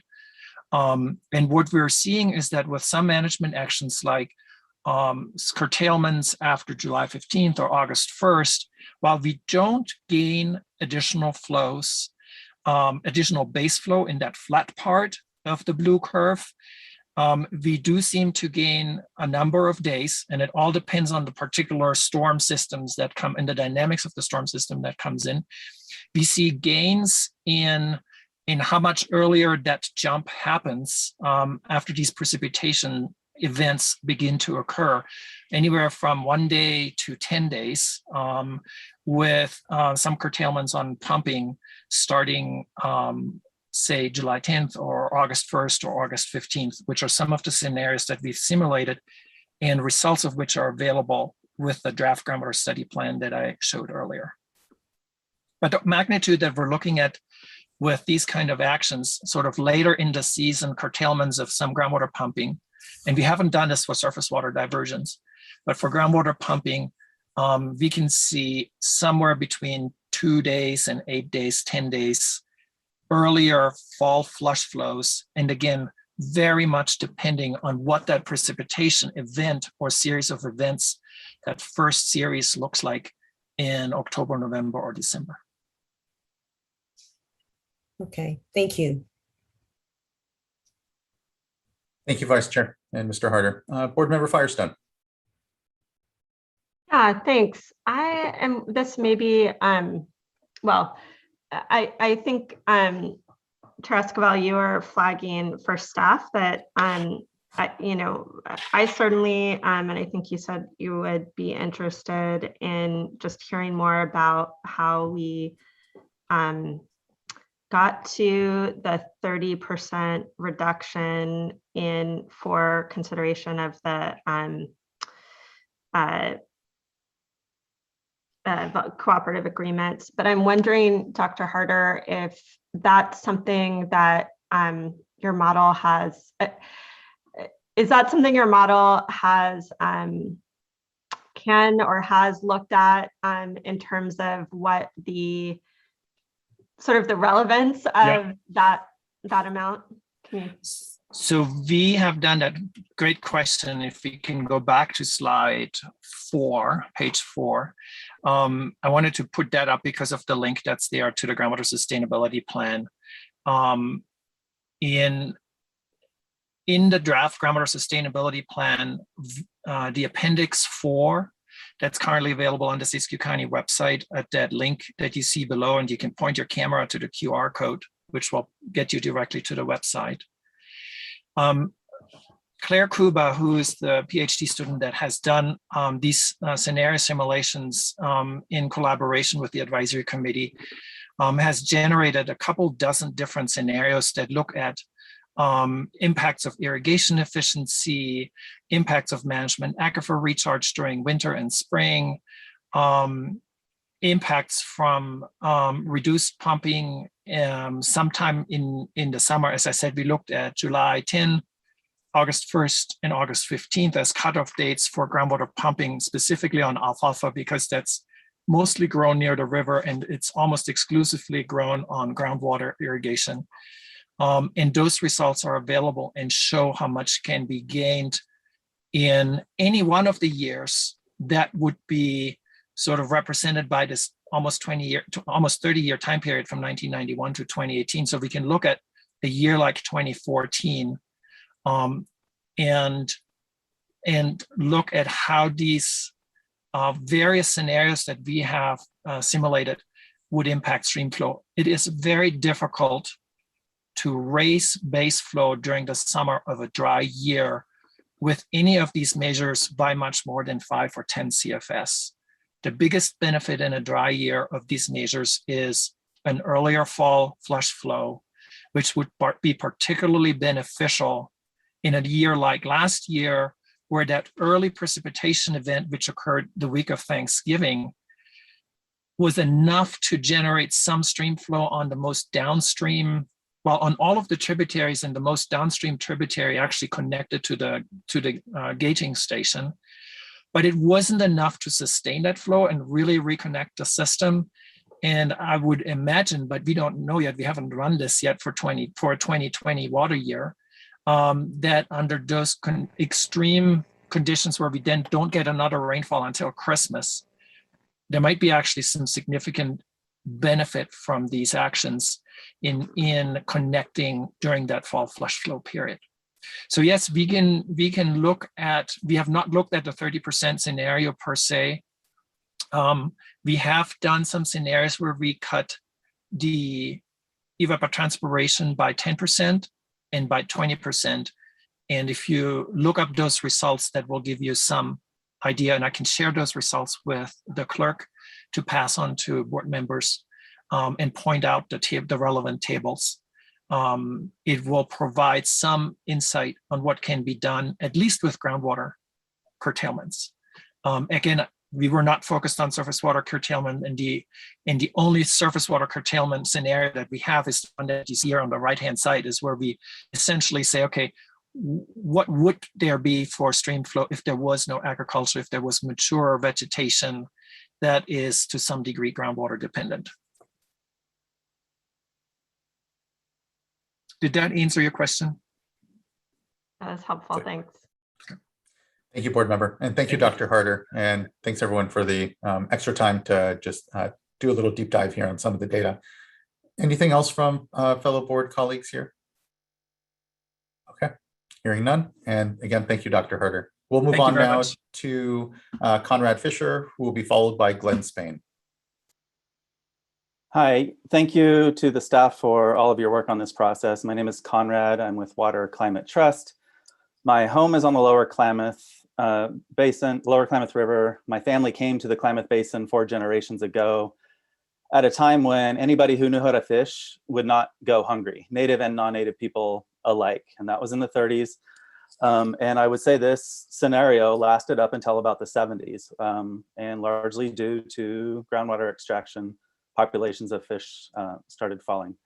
I'm here to encourage you to approve the regulations today. There are a few critiques, but I would encourage you to approve them. And if there are any board members who are contemplating voting against it, I will just try to preemptively address reasons you might. I don't believe anyone, any board members would refuse to approve this because you don't want to prevent salmon extinction. I don't believe anybody wants to not ameliorate the harm to indigenous people that has been described to you countless times this year. If there's anyone who is having doubts, it's probably because we have been led to believe there are alternatives to the difficulty of curtailing people. One of the often cited alternatives is environmental water transactions. I will say I've worked in that around that world for a very long time. They have produced a literal drop in the bucket, and the community that supports them tends to only support temporary transactions. I commissioned a methodology to evaluate these transactions, and nowhere in California was the data even collected that would allow us to measure cost effectiveness of our taxpayer investments in environmental water transactions. So we had to go to Oregon to apply it. So that is not an answer. It could be if that community was willing to do large permanent transactions, but they're not yet. Conservation and ag infrastructure, Thomas Harder, as he pointed out, investments in ag infrastructure and efficiency in the past has resulted in less, not more water in the stream. So we love to talk about conservation, but it does not help fish if the conserved water is not dedicated to the fish. So let's not talk about spending more money on things like big pipelines on the Shasta River as proposed by Granada Irrigation District, unless and until we do our math and dedicate the water to where we want the water to go. Non-flow measures, there are opportunities, and I'm worried about this, for CDFW to strike non-flow measure agreements with groups of water right holders. There is no, from the perspective of a fish, there is no alternative to water in the river. So let's, to the extent possible, protect CDFW staff from the intense lobbying they have felt and will continue feeling from people saying there are alternatives to water in terms of non-flow measures. Non-flow measures are good, but they are not the answer. Economic cost argument, I'm glad the public trust unit produced an economic analysis, but that was incredibly one-sided. So one-sided, I would ask the board to dismiss it until you hear the other side. It does not include the immeasurable cost to river-dependent communities, including tribes, of inaction. It does not include the cost to people like me who have property on the Lower Klamath River, which would be worth considerably more, and the revenue potential would be considerably more if Scott and Shasta Valley salmon were restored and there were more fishermen beating down my door, for example, to rent cabins I own on the Klamath River. It doesn't include the economic impact on fishing communities. So I was a little sad to see that one-sided analysis come out of the public trust unit. If the water board wants an analysis, I would encourage them to ask the public trust unit to include the public trust side of the equation in their analysis. By all means, please pass this today. But if there is any more room to fix things, I would encourage the water board and staff to make sure that staff is allowed to actually curtail until the river comes up, until the river gets its flow. No amount of work by Homo sapiens matters to a salmon if the salmon don't have the minimum flow they need to not go extinct. So cooperative agreements, fine and dandy, but I'm worried that that will lead to a situation where staff is squabbling, there's protest, and we won't look at the end goal, which is again to raise the water level in the river to the minimum flow prescribed. Same with the 30% groundwater requirement, which is not verified or measured, and there's no metering required. We should require metering. So in general, let's just try to give staff the power they need to curtail up to and until the river gets what it needs, and protect them from lobbying and squabbling over cooperative agreements, because the next water right holder down is going to say, don't curtail me if you're striking a deal with that guy, and it's going to create a mess. So let's protect them from that. And finally, to the extent possible, unless there's a good reason not to, cite your other legal authority. Yeah, you have, the Water Board has public trust doctrine, reasonable use doctrine, California ESA, federal ESA, lots of other legal authorities. So why not cite it? Thank you. Thank you, Mr. Fisher. I appreciate your continued engagement here with the board. I'll note as well that the work that was done around economic costs was just around the costs, and there are benefits and other economic harms. We're always trying to do better when it comes to just being forthright and honest about what we're seeing as, the cost and impacts out there from our decisions. Point well taken that we need to, if we are going to be doing economic analysis, try to factor in those other impacts that are in the watershed, and ultimately the benefit as well, because we are avoiding costs here by not allowing the watershed to go down to the last drop, and instead manage our way through these difficult spaces. So thank you. I appreciate your comments, greatly, Mr. Fisher. Thank you. Next, I'd like to call up Glenn Spain, who will be followed by David Webb. Thank you. Can you hear me? We can. Good afternoon. My name is Glenn Spain. I'm the Northwest Regional Director for the Pacific Coast Federation of Fishermen's Associations, PCFFA. We are the largest organization of commercial fishing families on the West Coast. Many of us economically dependent on salmon runs. And many board members may not know this, but we are, the Klamath is right in the middle of the coastal system for our intermingling salmon runs. So the Pacific Fishery Management Council organizes all of its regulatory process around the abundance of salmon in these runs. And so we are essentially under law and the rules of biology, which are even more constraining, governed by the abundance of salmon, primarily fall Chinook, coming out of the Klamath every year.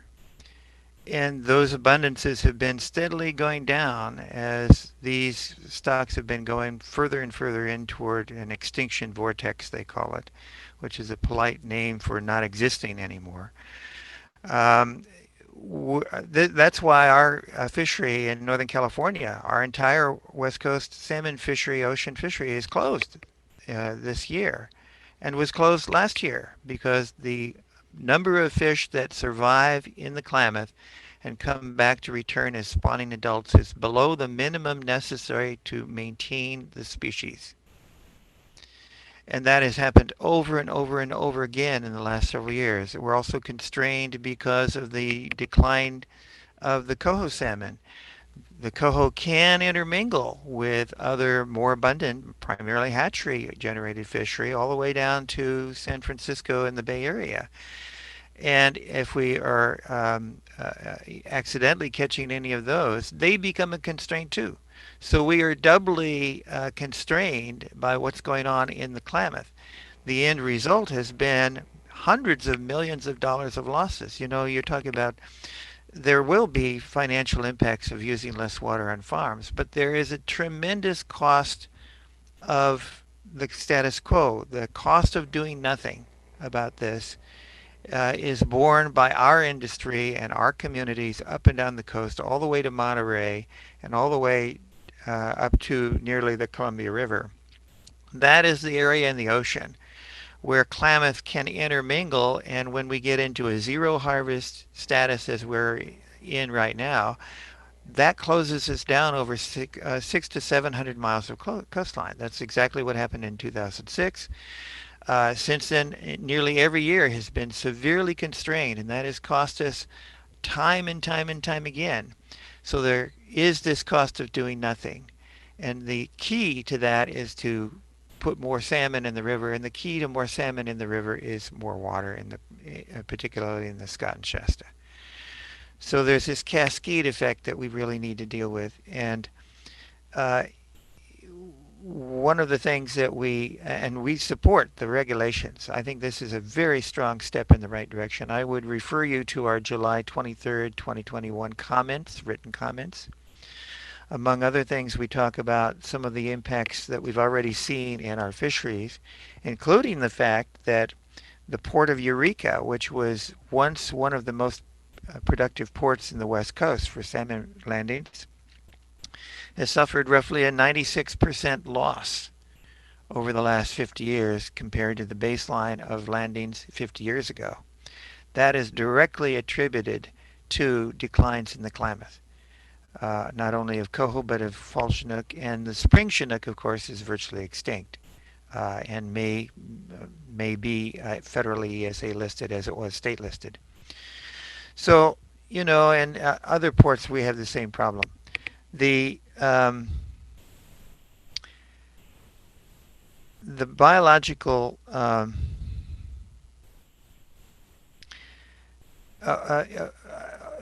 to backtrack, I appreciate the board's emphasis, and it was emphasized in all the written materials too, that these are not optimum flow recommendations. These are minimum survival flow. Scraping the bottom, the fish scraping the bottom of the river kind of flows. That is what we need right now. That's what we're under discussion. But ultimately, this has to be the foundation for some sort of optimum in-stream flow program where that can be scaled up or down depending on the rainfall. But we really have to keep more water in our river systems. We cannot do what's been done so many other places in California, which is simply give more water, give more water, give more water, to the point where many of our, if not most of our streams in California are grossly overappropriated.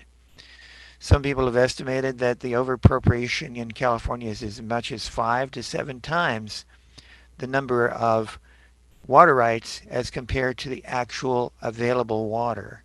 And we see much the same problem in the Scott and the Shasta as well. Mr. Spain, I apologize. You have gone through your 5 minutes. Want to try to be respectful for individuals here. I'll complete there, and I would refer you to my July 23rd comments in writing. Thank you, Mr. Spain. I appreciate that. Thank you for your comments today. Next, I'd like to call up David Webb.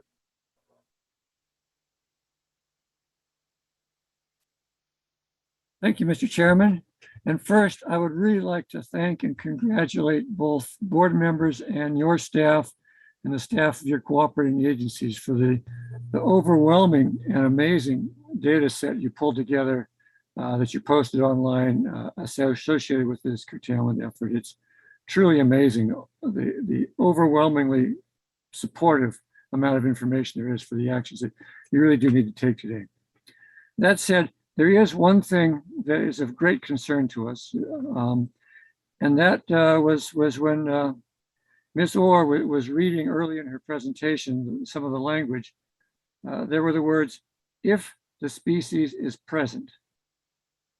And I think we have to recognize that that suggests that a concerted effort by an individual or group of individuals to extirpate the species from their neighborhood might well yield rewards in terms of non-curtailment of their water. And I'm sure that's not what anybody intends, but it's what the words currently create. And I think those words need to be corrected to say, could be present, should be present, or even better, would be present if regional water quality standards for temperature were met and Department of Fish and Game standards for flow were met. And that would then create an incentive more to move it in the right direction. So it's really important. I hope you can make that change. I don't think it should go through like it is, because I'm sure in the future, even though it's not a legal precedent, words get reused, concepts get reused, documents get reused. We don't want that to be coming up every year telling people, just get rid of those fish and you got no problems. One other observation, Dr. Harder made a truly impressive presentation on the work that's been done on the Scott.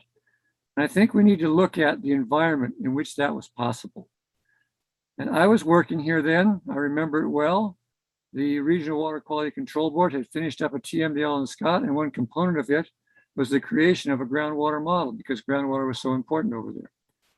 And the response they got, led by the local supervisor for the Scott Valley, was not only no way, but hell no. No way are we going to participate or help in the development of groundwater model. And so the Regional Water Quality Board's response was, well, okay, if you can't or won't, I guess we'll do it for you. And that suddenly turned it into a regulatory mandate. And suddenly voluntary measures to create that water network of wells that Dr. Harder was then able to build upon 15 years later exists. And so, yes, it was a voluntary effort. It was voluntary under the umbrella of it will be mandatory if you don't find a better way. And I think we have to recognize that oftentimes human nature being what it is, that's what it takes. So please reconsider the language I brought up and realize that we sometimes need to be pushed to do what's right. We don't always just do it on our own. And thank you. Thank you, Mr. Webb. I appreciate your comments today and would acknowledge, yes, it's always the balance therein. And it's all collectively us acting. And so sometimes false dichotomies can be created therein. So I appreciate the comment. Thank you, Mr. Webb. One last thing, if there's a moment. Yes. I did send you through Janine some data on well drilling in the Scott Valley, which is in partial answer to Chairman Diamato's question. If you didn't get it from her, I'm sure she'll give it to you. Okay. Thank you very much, Mr. Webb. Appreciate it. Thank you. Next, I'd like to call up SWRCB. Hi, yes, my name is Sari Sommerstrom. My husband, Tom Jobson, would also like to speak after me. He did sign in for 3 minutes after I did, but we're sharing a video here. So I've been an active consultant, researcher, and facilitator in Scott Valley since about 1989, focusing on water quality, water supply, fish restoration, stream restoration, all of the above. I have experienced several of the extreme droughts here, the early 90s, 01, 2013, 2014 drought.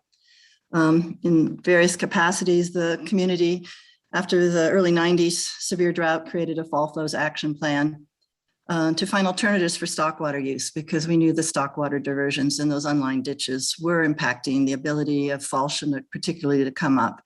And so we did find alternatives where they did not have to use those ditches with small wells, not the big irrigation wells, and other sources, so they did not have to use those ditches. So that has been in place for 25 years. So I encourage, and I'm glad that you are addressing the stock water contribution to difficulties in getting adequate fall flows, because we support that. We've been doing that for a long time, and almost every stock water user here should have some of those alternatives in place. So that should not be a hardship. In 2001, after that drought, that triggered myself and others to create the Scott River Water Trust. We became activated in 07 and focused on in-stream flow leases and permanent dedications through the 1707 process. Because of that issue and others, I have lived and breathed flows in the Scott River tributary and main stem for 25 years. So I am familiar with this, and it's just kind of in some ways heartbreaking that we haven't been able to solve this crisis. The critical droughts are becoming more frequent.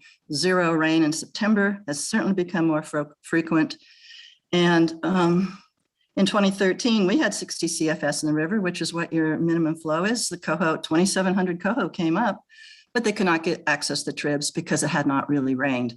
So coho need the tribs to spawn in. They don't need the main stem. They need main stem for access to the tribs. So focus on the main stem flows is not your end all and be all in getting the fish up here.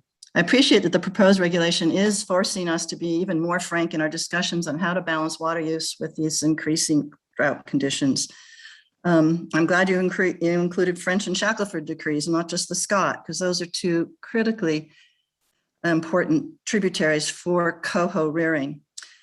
Speaking of coho, I'm glad that the department did acknowledge the importance of the Scott is contributing now to coho.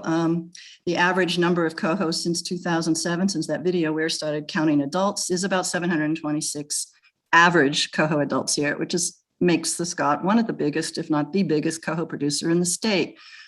But back in the 90s, it was hardly even recognized. Nobody even counted them. It was single digit numbers, if anything. And so for that significant increase, it would be nice to have some positive strokes on the people here who have been focusing on trying to get flows, especially summer rearing flows in the tributaries, which is where the coho rear, much more so than the main stem. And so that's why these main stem flows are not going to the expectation that this is going to be what's needed is not going to be, it's not going to end in success, unfortunately. So also the Chinook run has ranged, we've had extremely low years again with Chinook runs where it's only been 2% of the total Klamath. It's been up to 21%. Our average until recently was 10% of the total Klamath return on natural spawners. It's now, because of these recent drought years, down to 9%. So it's a big contributor, about 5,000 on the average Chinook a year. But again, it's not the end all and be all to the survival of the Klamath Chinook run. What's interesting is that the Scott River and the Shasta River are the only places in California, as I understand it, where all wells will be turned off to meet this fish demand if these flows cannot be met. And that to me is rather unique and should be acknowledged more publicly, that the Russians not doing that. The Bay Delta is not turning off wells, only here. So if surface water and groundwater interconnect all over the state, why just here?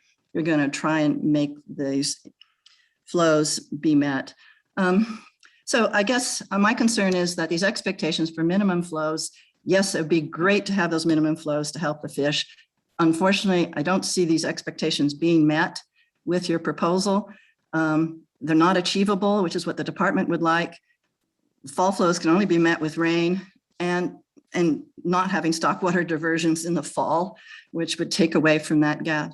But there's, I feel such a strong disconnect between the data out there. I was so glad Dr. Harder was able to present the groundwater model that they've been working on for 14 years here, and which has helped create some joint fact finding and getting the local water users here to have input on what their actual water use is. And we need more involvement with the Department of Fish and Wildlife in that model to understand those scenarios and what can be done here. I just strongly encourage that after these fall months I think the valley can survive the next few months with your curtailments. The big key thing is what happens next spring and summer if those flows aren't met. And that can be a real killer to the community here. I think we've just got a mix and match of data right now. And some of the information in the information packet that you presented does not meet the LAF test. And that's sad, because only with joint fact finding can we all meet the LAF test and agree that this is what the data is saying. So 2 more points and I'll be done here. The metering is very important. That's gradually happening here. It's extremely expensive on some of these irrigation wells, like $10,000 for initial installation, and they're very hard to maintain and they don't give you data very easily. And we need technical help as well as financial help to get meters on these wells. And the funding is not easily available, particularly from the state. And the feds don't fund meters if they're legally required. So that just kind of kills you right there. The second thing that where we've gone backwards, where again, the State Water Board could certainly happen, is in water mastering. When I started here, we had a water master appointed by the court for 5 tributaries, French, Shackleford, and 3 other smaller streams. And since then, because the cost of it got so high, DWR's rates went up, and then all of a sudden the legislature said, no, the water users have to pay at 100% instead of 50%. It shrunk back to just French Creek and 1 other small stream, and it became a local water master district instead of the state managing that. Right now, you're going to be enforcing this curtailment with a very high staff cost because you're going to come out of Sacramento. Your staff has got a steep learning curve to figure out about all these diversions. It's going to be very costly for you to enforce this year or in the future. So please, please, I beg you for the State Water Board to finally address the need for water masters on these kinds of adjudications. Our adjudication's pretty clear here. The Shasta have a water master and everything but the riparian rights, because that wasn't in their decree. State of Oregon has water master service. California has not been doing this well, but right now, I don't think it's an issue of cost, because you are going to spend costs. It's much better if you have a water master delegated here to understand all of these issues. And we've had some obvious illegal diversions that we've begged for enforcement from Sacramento, and we have not gotten that enforcement. So please, we want reasonable from you, and we're just not getting all of the services we feel we need from Sacramento to make all of the above work. Thank you. Thank you, Ms. Sonnestrom. I really appreciate your good comment here, and definitely want to make sure that we're continuing to engage around the data and decision making that the board is making. But importantly, as you note, ensuring that we're getting resources as well to the community. I appreciate the flag on the water master. I had not necessarily followed that. And so I think it is important, especially as we think about our water rights system in the state and its administration, that we properly resource it. And critically, water masters are, I know, an important component in many a watershed to ensuring that there is someone there locally that's helping to understand conditions and also bridge it to moments when actions like these are needed. So just thank you for your good cogent comment and engagement today. And Tom is there with you, right? Mr. Yes. Jobson, hello. Yes, I'm here. Thank you. Yeah, my name's Tom Jobson. I have a reforestation nursery, or we do, in Scott Valley, and I've been a member of the Scott Valley Groundwater Advisory Committee and the subsequent GSP Advisory Committee, and that whole thing started in 2010 here. So I was kind of surprised to see that none of the work we've done either with the Groundwater Committee or on the GSP Advisory Committee was addressed in any of the resolutions, even though a lot of it was funded by your board. So that's the first comment. The second is I really do appreciate the relief for reforestation and the regulation. Just so you know what the impact of this, there's a conifer seed orchard in the Shasta Valley and our reforestation nursery in the Scott Valley. And these two operations provide the ability to reforest 70,000 acres in California and 30,000 acres in other Western states. A year. Yeah, per year. This is on an annual basis. And this includes approximately 1,000 acres in the Klamath River watershed, which will benefit directly, provide some benefit directly to the anadromous fish of this region. And most of this is right now, particularly is post-wildfire restoration, which has both short-term and long-term benefits to water quality and fish and human consumption, and also long-term carbon sequestration benefits. In fact, we have 2 million trees that are part of a project under the California Climate Investment Fund, funded by the state of California. For they call it the largest climate-related reforestation project in the country. The third statement is, it's interesting to us to hear that the CDFW states that they use the best available science to analyze its flow request. But they did, in their list of things they used for the Scott River, they totally ignored this Scott Valley Integrated Hydrologic Model, which you heard a lot about. So that was kind of interesting to me, that they completely ignored that model in basing their flows. And I think, as my wife said, we're going to be working with trying to get a more fact-finding, what's the data's out there, what's the data mean together, so we can agree on what's reasonable. And the last comment is that the draft regulation provides, to me, an encouraging path for cooperative water use reductions. And that's based on the original draft had no such thing. So this is really a much better approach. But the problem, and we've seen with regulations like this, is that the way the regulation was stated, it really almost punishes, and I know some of the other speakers have said this, it punishes the people who've been working on water efficiency over the years. And so the people who are the most inefficient, it makes it the easiest for them to comply. So I think a better approach would be to specify an allowable amount of water per acre, and then let the farmers figure out how to maximize the production they can get from that amount. So we know from all the GSP work that it takes 22 to 23 inches of water per year on a typical alfalfa field. So if you make a reduction to some smaller amount, and you say, okay, here's what you can pump, and of course we have to have metered wells and everything, then that makes the incentives all correct. Everybody's incentivized to move toward maximum efficiency to make the best use of the water. And I think that's a much better way of regulating water use under this context than the current form. Thank you. That's all I have to say. Thank you, Mr. Jobson. I appreciate your good comments and look forward to actually continued discussion. And I know that Fish and Wildlife and our partners on the federal side too are interested in making sure that we are using best available science. And I know that part of our challenge certainly this year is just the quick and rapid pace that we've had to come up with our curtailment orders this year. But again, what we're committed to is continuing to improve not just our understanding, but recommendations and the work that we're doing here. And I think we have a real opportunity coming into the year ahead to just keep the momentum here all together to ensure that we are having our best collective understanding and that it's feeding the same decision making amongst us. I think what's really critical here is there are common outcomes that we can measure, we can see response, and I think importantly we can build trust amongst all the water users to be able to have a better system of water rights administration here going into the future that helps us manage what is obviously with climate going to continue to be less and need to maximize our opportunities here. So I just really appreciate the great engagement and discussion and comments that you provided here today.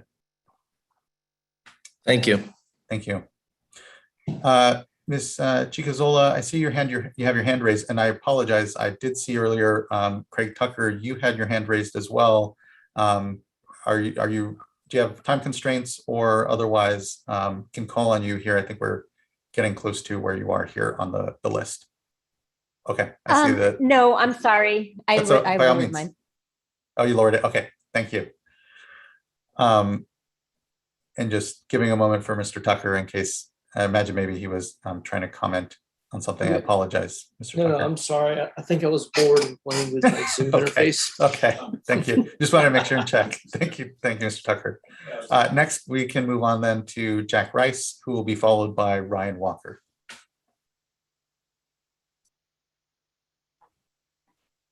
Can you hear me? We can. Good afternoon. Good to see you. Good afternoon. Thank you, Chair Esquivel and members of the board. My name is Jack Rice. I work with farmers and ranchers in Siskiyou County on water issues, and particularly right now adapting to the drought.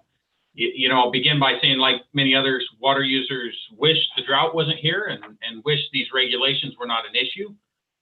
I'm focused on what farmers and ranchers can do in light of both of these realities.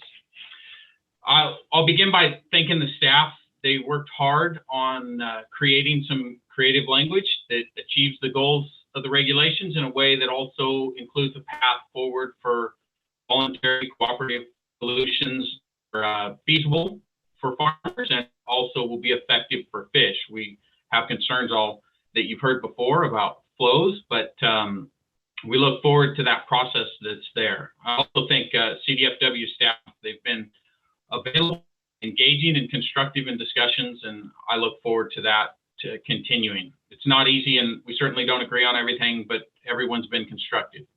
That's really key. So voluntary actions, they're underway right now. People are shutting off wells as they finish one cutting and aren't irrigating again. We'll continue to expand that work for the 2021 irrigation season, but it's abundantly clear that we need to prepare for another dry year and what the 2022 irrigation season might look like. We certainly hope rain removes that need, but it's something we need to prepare for. So just to that end, I want to emphasize just how important it is to keep that path in the regulations that allows for those feasible and effective voluntary actions. The proposed regulations are pretty frightening prospect for many water users, but they do include that opportunity to find the solution that can work with the least harm to the farms and the most benefit for the fish. Getting that balance right is going to take a lot of work. We hope the board and staff and CDFW, we understand you're committed to continuing that, and we thank you for that. There are a couple issues. I'm not going to go into detail. They've been discussed that we're grappling with. I just want to reiterate that. The first is the flows issue. We're struggling to understand whether we're trying to go back to pre-70 conditions or if we're trying to achieve belly scraping flows during extreme droughts in the 2020s. We've seen the species successfully complete their life cycle over the past 20 years. It flows below the recommendations, and we're just trying to understand that. I think Dr. Harder's work and what Sari mentioned are key to that discussion as it moves forward. Also touch briefly on the water reductions. As Tom mentioned, the 30% number and how that affects those water users that have already been efficient is worth some discussion and additional consideration and how that'll play out. And also thinking about the water year, if it's a year that's maybe not wet enough for the regulations to go away, but it's not as bad. Is there flexibility there for that issue? So I think really the key message we have is that we look for an ongoing commitment from the board, State Water Board staff, CDFW, to help us figure out what 2022 irrigation season might look like if it's necessary, and base that on weather conditions and biological function. One other point is that I think finding a feasible and effective path for voluntary actions, it really kind of builds on it on 1 year to the next. So what we're trying to do in 2021 is going to lay some foundations that will be useful for figuring out what happens in 2022 and how we can come up with a good solution there, which then serves well as a step towards Sigma implementation and long-term solutions through that and other avenues. So we're looking at this, trying to be as optimistic and work hard to find the best solution there is, but we recognize just how hard that'll be, and that this is a challenging time for everybody that relies on water, fishing communities, farmers, and as well as everyone else. So thank you for your time. Importantly, thank you for your time, Mr. Rice. Just want to commend and acknowledge the leadership that you've really demonstrated in a lot of these discussions and helping to bring landowners and others together in the watershed in a way that can help bridge all of our common understanding, and importantly, focus us a little on the long term as well, and certainly the common outcomes that we're looking to have in our watersheds, and acknowledge that we're having to act this year. Action is required and necessary, and it can build the bridge and the trust in the collaborative discussions that are necessary for the years ahead. So to your points very, very succinctly, we do have an opportunity here to keep momentum and the right perspective on the work, which is one of a number of years here ahead of us that this year hopefully we can reflect on and see as a point that we all were able to pivot and really shift into enabling action that is based off of, in many years here, as we've heard, of collective work and trust building, and that here's our opportunity to go well into the next year and to the years after. So just thank you for that. It really is appreciated. Vice Chair. Thank you. I just had one question, Mr. Rice. There have been several comment letters on this issue of the baseline for the 30% reduction. And I know that there was something in the change sheet. So I just want to check in with you on that. Is that good enough at this point? Want to make sure that, people aren't penalized for their good deeds, but, we do need to pick a baseline. Oh, sorry, Mr. Rice. Yeah, you should be able to unmute here again. There you are. All right. Is that good? Thank you. That's a very good question.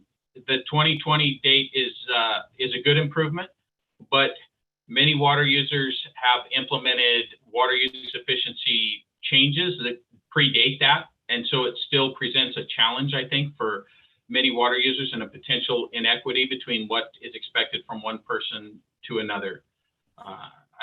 I don't know what exactly the alternatives are. I think what's key is ensuring there's flexibility for the staff as they gain understanding about, what's a real reduction in pumping and what's a reasonable contribution. That would be the key, is to make sure that we have that flexibility somewhere in the process.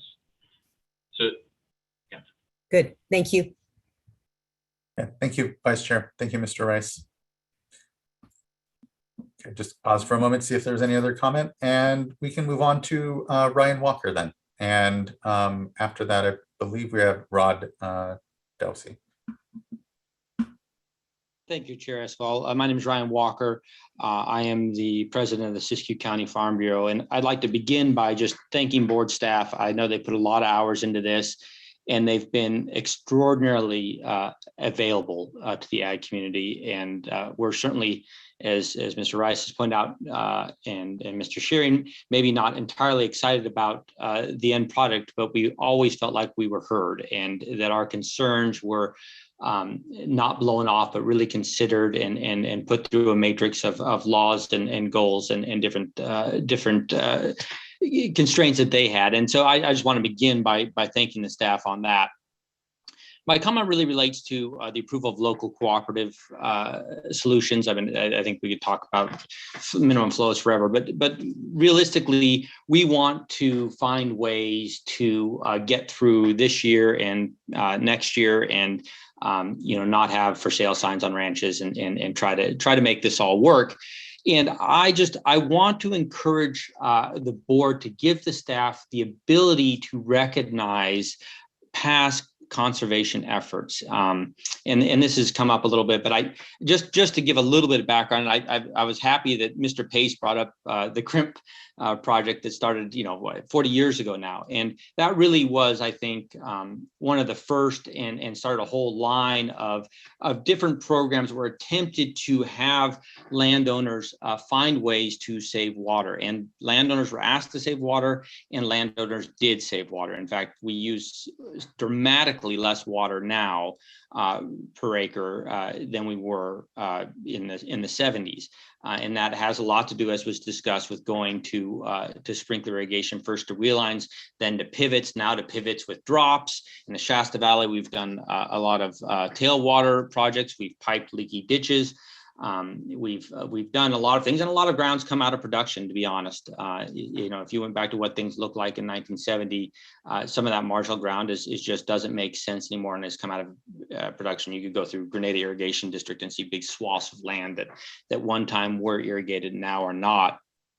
And, there's been consequences to that. I suspect some unexpected, unintended consequences. Certainly flood irrigation refilled that aquifer, refilled that groundwater recharge, as Dr. Harder talked about. We've lost some of that. We lose some of that May, April water, even early June water down to the ocean that maybe in the past would have gone into that big soil sponge we have in both valleys. And we should have some discussions about how to deal with that, how to deal with keeping water, that early spring water where we don't have a problem, into the system. But my point is, landowners have done repeatedly for 4 decades what have been asked of them through CRIMP, through TMDLs, through the Safe Harbor program, and there have been real results. As Siri points out, coho numbers in the Scott have gone up dramatically. When I was a kid, there was no coho in the Scott. There was no coho in the Shasta. We had Chinook is what we had, and through the 90s and through the 2000s, we've really developed those runs. And I would hate to have a model that only looks at reducing from a percentage off 2020 act as a disincentive to doing that good work. And that was always a concern at the time, that if we do this good work and conserve water now, they're just going to come and tell us to shut it in half later. And those guys are coming by and talking to me now and saying, see, we told you when we cut our water then, they weren't going to give us credit, and they were just going to ask for us to cut some more. So for the purposes of being able to continue to get that voluntary input, that voluntary conservation, I would really ask that there be some acknowledgement that there are some farmers that are really progressive, that are really cut their water, and that should be acknowledged when it comes to how much they have to give in a voluntary collaborative agreement. And there's other farmers that, for whatever reason, may have more water they've been using recently and have an easier chance of doing that. But I'm just asking for that flexibility in the system, and I know the board is certainly wants to encourage that sort of continued conservation. And thanks once again for your time and effort, and for listening to the ag community. Yeah, Mr. Walker, really appreciate the engagement. And here again, that there must be some way to better incorporate what is some fairness for what are, again, actions that some individuals have already been taking, and to I think your points, and Mr. Rice as well. It's hard to best figure out what that alternative is, but I think we're open to continuing to discuss and dialogue. So thank you. Next, I'd like to call up. Oh yes, by all means, board member Firestone, please. Maybe to the last 2 speakers, and this may be for discussion later, but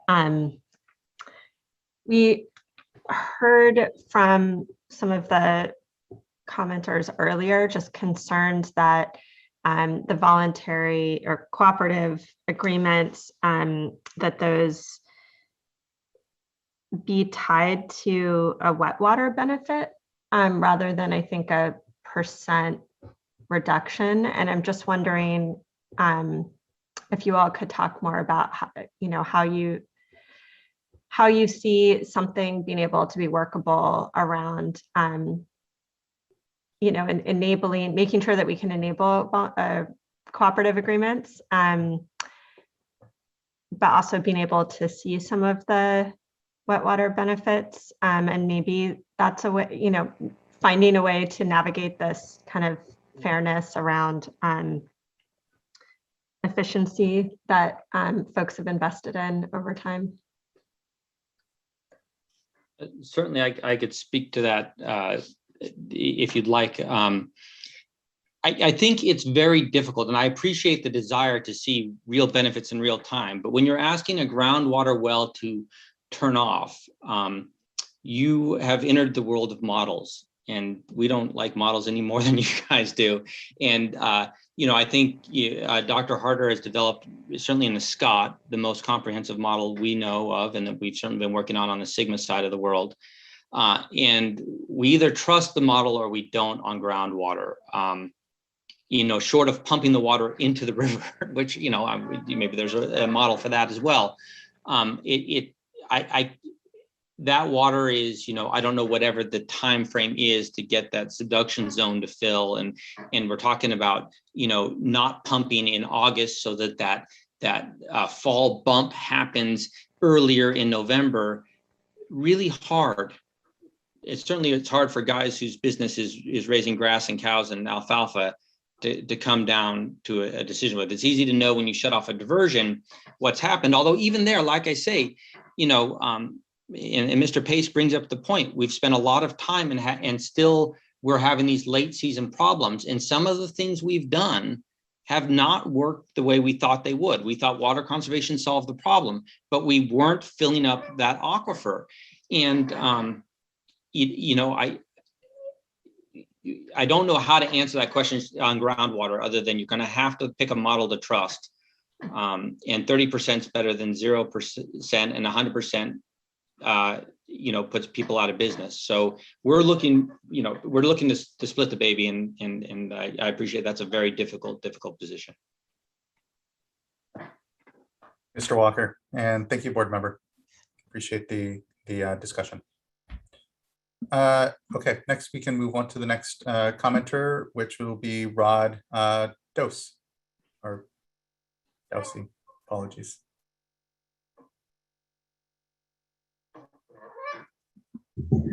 We'll just note, Chair Escobar, that we have given Rod the opportunity to unmute, and he had indicated that it was a speak if necessary only.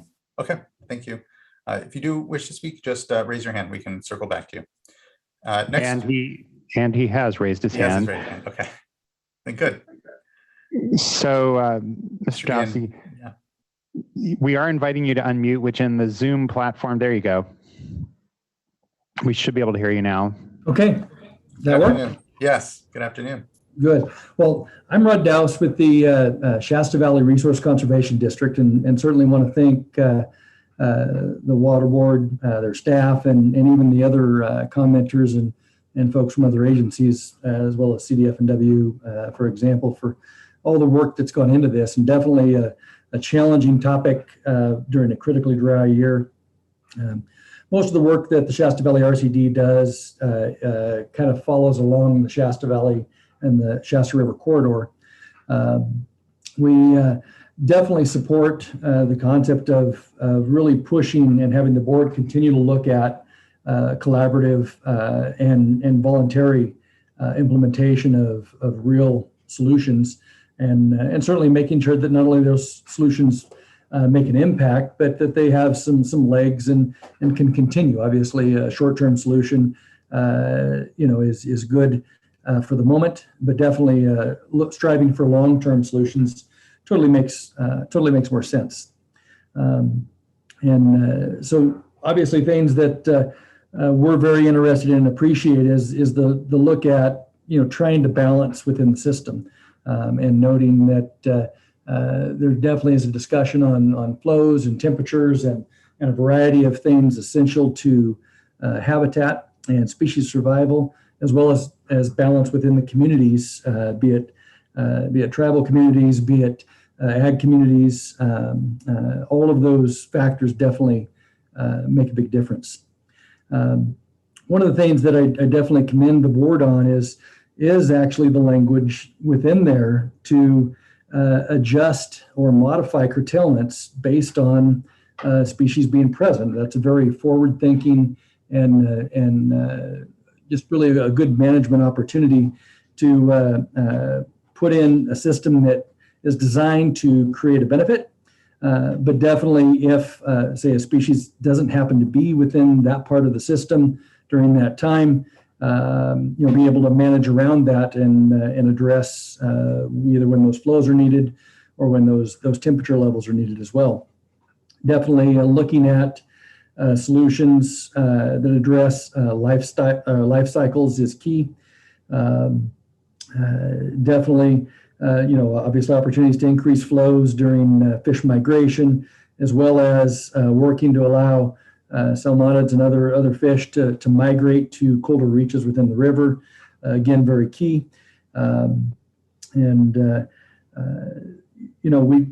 We'd really like to continue to partner and work not only with the board on this end, but also with the community, the ag community, as well as other conservation-minded partners to continue to make improvements. And that's really where the RCD is coming to play, is bridging part of that gap between agency and landowners to really try to make a positive and, quite frankly, long-term improvement.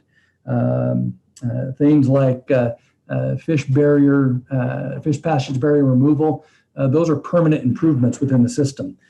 They don't necessarily increase rainfall, but from the RCD perspective, we're very proud to have been part of those types of solutions that allow the system to work better, to allow habitat to be reached by those areas. So, we'd like to continue to make sure that however this proceeds, one, it's a combination of continuing to look at necessary flows, as well as tying that to temperature, because we also know that if we have 50 CFS in a reach of the river that's too warm, we also know that that can be lethal to fish as well, and certainly not create the desired benefit, if you will. The RCD definitely spends a lot of time collecting data both on flow and temperature and dissolved oxygen and a variety of aspects on the river. And we'd like to continue to play a role and be a partner in there where we can utilize that data that we're collecting and use that in a continually improving model to move forward. The final thing I'd like to say is there actually have been a lot of conservation partners along the river that have stepped up. And one of the things that still is evident is there are a lot of good projects available within the Shasta area that can create real wet flows, as was noted from Board Desire and some other speakers. And some of these tend to get bogged down in the minutia of semantics, unfortunately, at times. But the conversation is good, but definitely when the project is identified as having a real benefit with inflow results, we'd love to be able to help them move forward, because like everybody else here, we agree that moving forward quickly makes sense, as well as making sure that what we do has a long-term impact. So that's the end of my comment, and thank you very much. Thank you, Mr. Dosey. I appreciate those good comments and the continued just great collaborative work that I know is going on, and share your desire to ensure that data collection, improved information here leads us all to better decision making, and that critically it's going to take investments. Where we need investments and guided by science and information here from the 21st century about our systems is going to be really critical. And so appreciate the work that the RCD is doing and the investments that are being made as we as well look at the flow issues. And it is in tandem that we have to consider the system. So thank you. Next, I'd like to call up Regina Chicazola.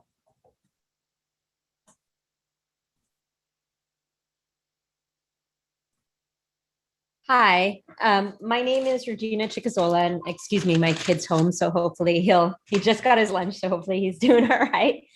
First of all, I want to thank you for finally taking some action to protect flows on the Scott and Shasta River. As you probably know, a lot of the Scott River is going dry right now, and there is coho being stranded at this moment. So while I'm not happy that it's taken this long, I do realize it's taken a lot of work on your side, and in the future, we will have a better setup, which I think that will actually help out farmers also, because it's good to know as a farmer what you can depend on in the year ahead and what kind of water supply you'll have in the year ahead, rather than being cut off halfway through your season. That said, I have not in the past heard so many complaints about not being able to get a fourth cutting of alfalfa. And to me, that becoming such a big issue this year seems to reek a little bit of people. I don't think there was ever enough water for a good fourth cutting of alfalfa anyway. And it feels almost like a little bit of extortion that's been brought up so many times in order to get paid for not going for a fourth cutting of alfalfa. In the past, 3 cuttings is what people have gone, and sometimes not even that. So that, I feel like, ultimately is not something that we should consider the norm when we're dealing with these kind of things. That said, also, I wanted to also bring up, I don't think water loss of 90% in ditches for stock water is fair at all. I mean, we need to deal with water loss in these ditching situations. Some of the ditches are extremely long, and I'm not sure if there's a solution through lining or moving water in different ways, but we do really need to stop dealing with this level of water loss, because, like was said earlier, every CFS is needed in the river at these times.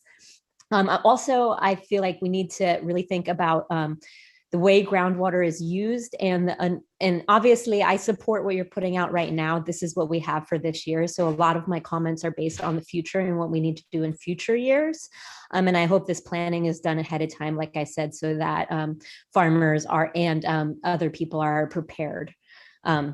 Anyway, so that said, I also feel like we need to look at the water that's used and the amount of water that's used, and whether or not it's being used in a reasonable way, rather than just who's first in priority. Like I think the farmers brought this up several times. If someone's already saving a lot of water, but they're maybe have a junior water rights, for them to be expected to cut a lot of use out when there are people who are ultimately wasting a lot of water, but maybe have a larger water right, it'll be easier for them to save water. So both looking at the groundwater used in the unadjudicated zone and looking at unreasonable use and waste. I know I've brought that up before, but I really think ultimately we're going to have to look at new water masters and reopening adjudications to really make this work. And I know that's a lot of work, and I'm sure the water board doesn't want to do that, but it will help people know what they have and how to plan ahead.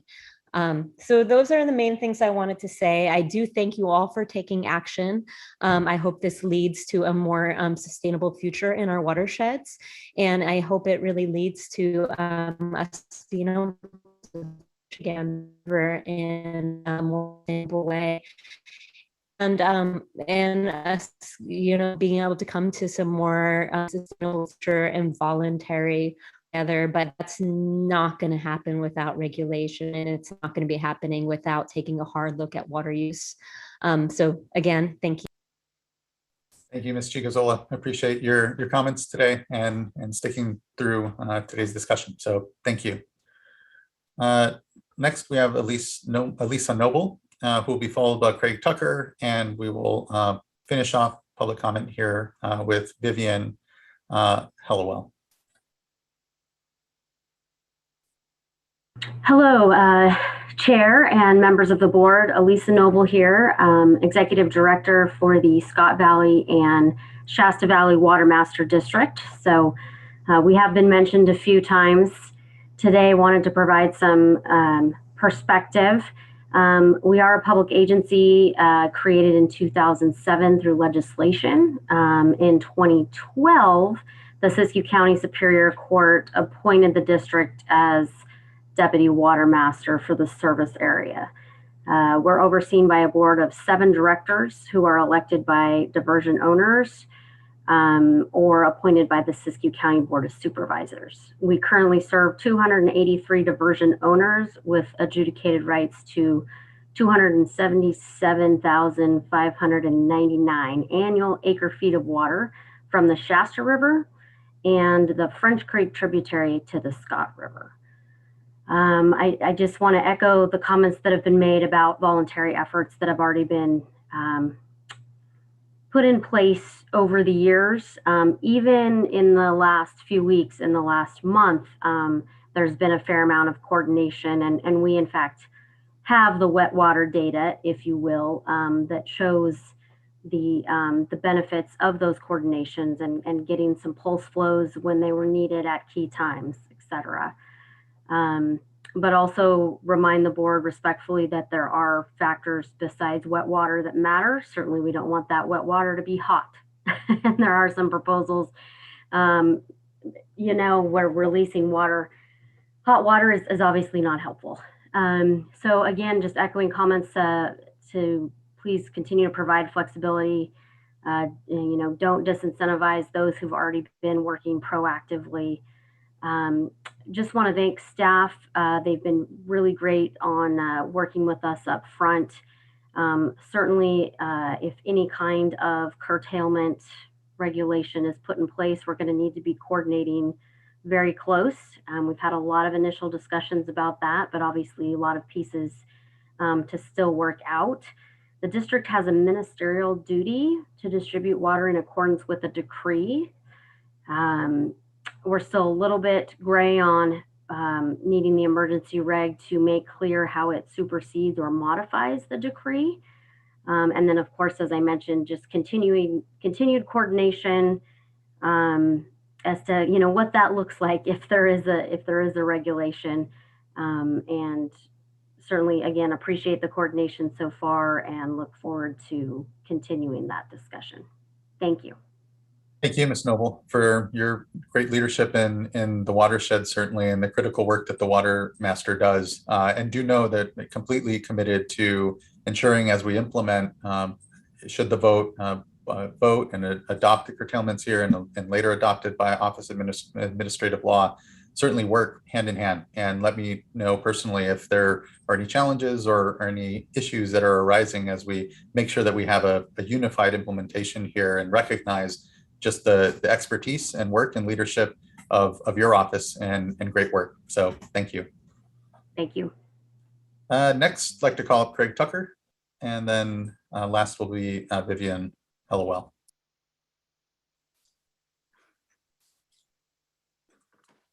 Hey, this is Craig Tucker. You guys hear me okay? We can. Good afternoon. Thanks for your patience. Hey, well, thank you. I appreciate chairman and members of the board. Appreciate you attentively listening to all this testimony, talking about the Scott River. And I had a PowerPoint to present. Is that something that, there you go. So I just want to start by saying there's a lot of different fish that call the Scott River home or would like to call it home. We're talking a lot about the Southern Oregon, Northern California coho salmon. This fish has been on the federal endangered species list since 1997. And although you can find coho in a lot of different places in the Klamath, the Scott is used by the majority of individuals left in that ESU. So the majority of coho salmon left on Earth try to use the Scott River at some point in their life cycle. And right now, this is what they're faced with. This photo was taken last week at Black's Bridge. That's Karuk Councilmember Troy Hockaday standing on the bridge. And what you see here is that in this area of the valley, the river is really a series of disconnected puddles, varying in size.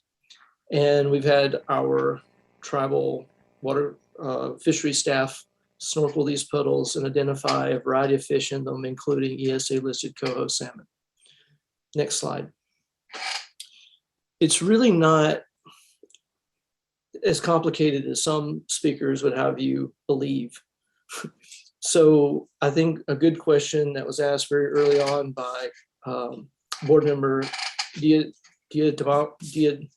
Adamo and Laurel Firestone was, so what happened in 1980? Was it this magic thing? Well, 1980 was when the basin was adjudicated, and it followed on the heels of the epic drought of 1977.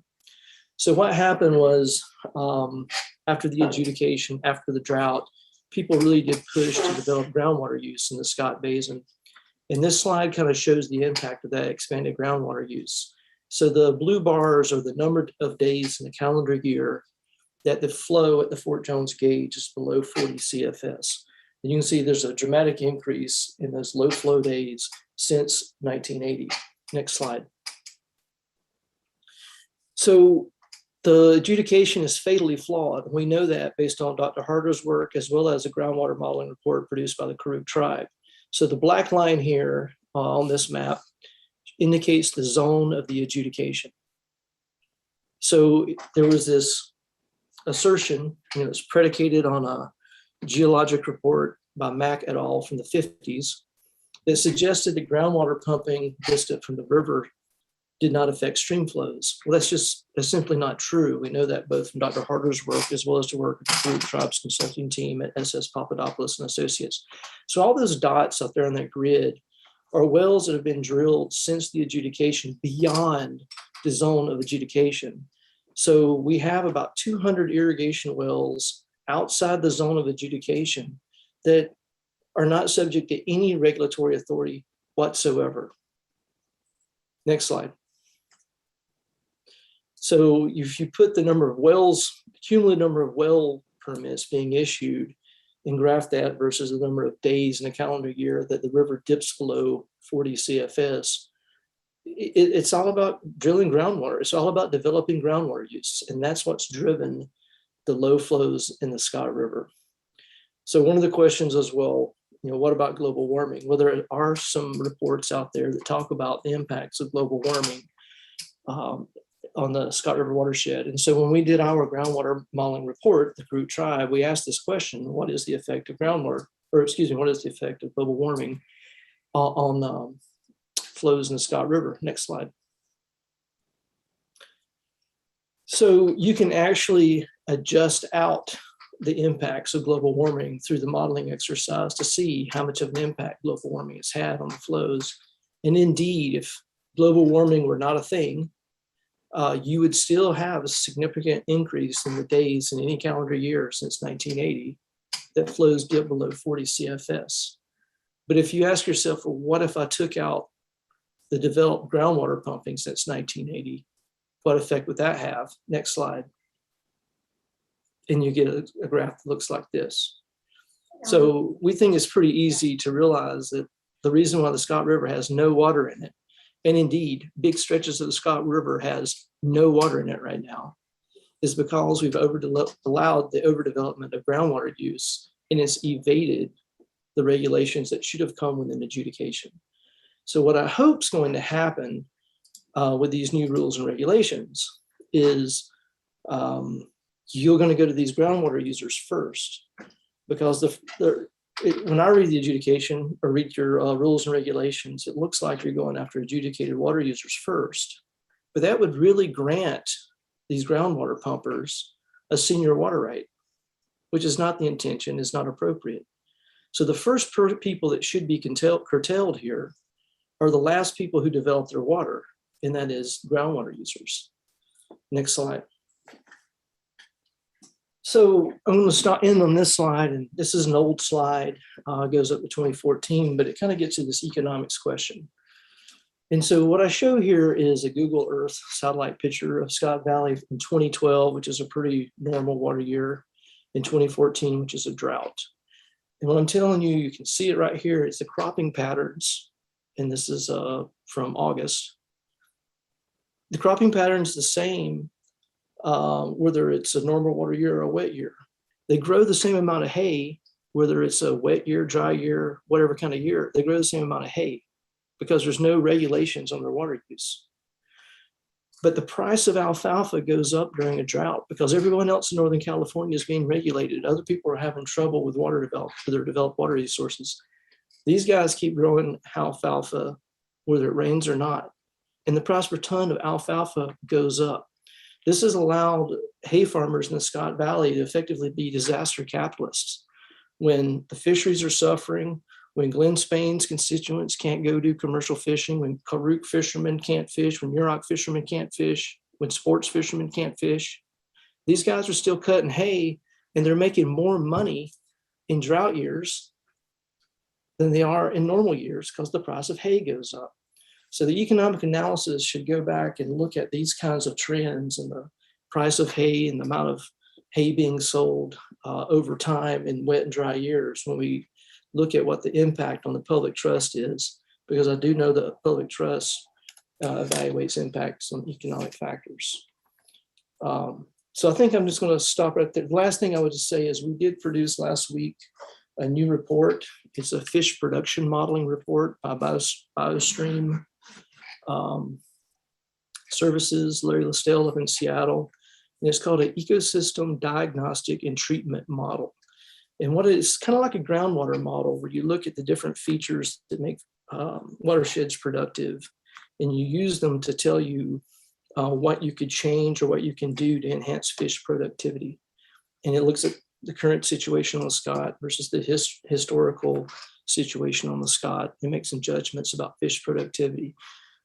The take-home conclusion of this report is that based on current trends, coho will be extinct in the Scott Valley by 2040, if not sooner, unless significant things are changed, unless we have a significant shift in how we manage the place. We think this groundwater model or the EDT report gives us an important tool. So if we ask ourselves, if we invest restoration dollars, if we choose restoration actions, where's our biggest benefit per effort or biggest bang for our buck? And we think that model can be used to help us answer those kinds of questions. And we're interested in collaborative approaches that do that. But if you go back to that first slide, turns out fish need to be wet. And there's a lot of places in the Scott River right now where they can't be wet, but there's plenty of hay out there in the Scott River that's wet right now. So I'll stop right there and see if people have any questions.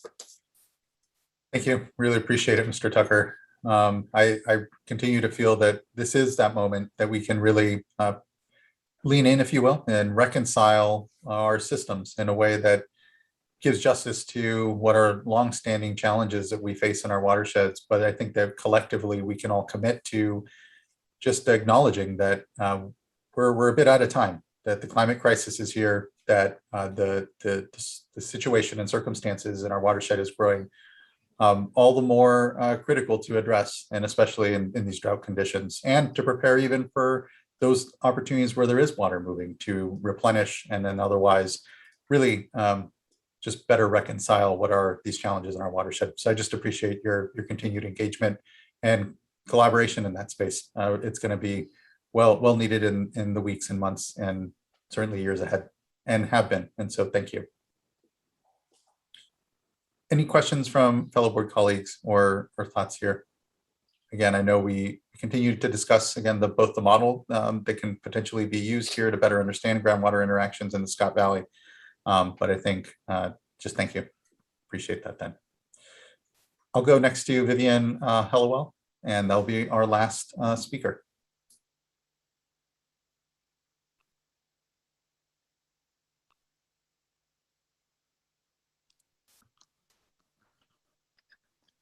Chair Esquivel and board members, I want to thank all of you and your staff and the department for the hard work that you've been doing and for stepping up to address this situation in the Scott and Shasta rivers.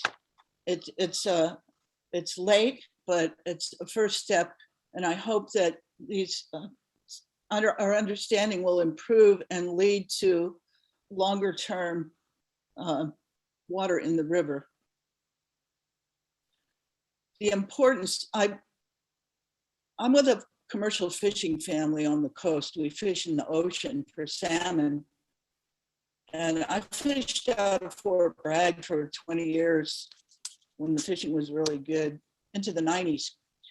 We watched it all go down. I watched hundreds of small family businesses go out of business with no equity because you can't sell a boat when there's no fishing allowed.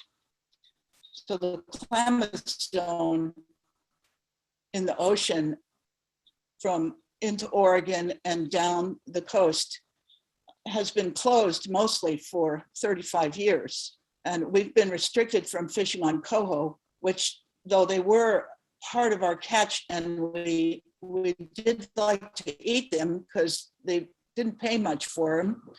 You could hardly turn around and sell a beautiful coho barbecue salmon for $1 a pound and then go buy hamburger for $2.50 a pound.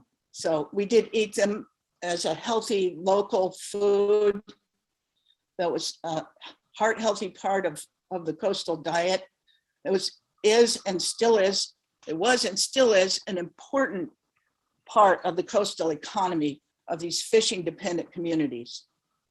We need not just these fish to recover to where they're a viable population, and a few hundred fish is barely a viable population that can continue, but we need also a harvestable surplus for commercial sport and tribal fisheries on the coast. I agree with Chris Schuring that a food supply needs water, and these fish are a high value food supply. The baseline really for a flourishing watershed was in 1850 when the Scott Valley was called Beaver Valley. Before gold and before the mining of the gold and the beaver, we had a flourishing watershed there that unraveled. The water from those little dams may be similar to what I heard today about the flood irrigation, because I know we're not going back to Beaver Valley, but the benefits of holding that water back recharged the groundwater and insulated the water, kept it cooler in the summer and warm enough for the fish in the winter. So these fish are, these fish stocks are livestock, and water for livestock is also water for fish livestock. Food security on the coast relies on these fish, and they have a much lower carbon footprint than flying in fish from somewhere else. I agree with the comments about having a water masters and restoring the tributaries and flows in the tributaries, about rewarding efficient users and providing resources for people who are going through economic difficulty because of the drought and because of these restrictions.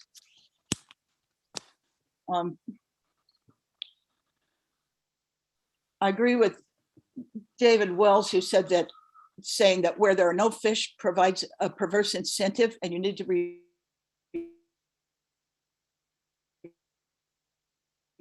very careful not to create legal wording, because there were fish there and there could be.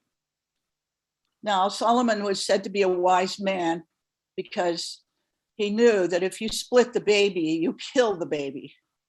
And so he gave the baby to the mother, who said, don't split the baby, give it to her.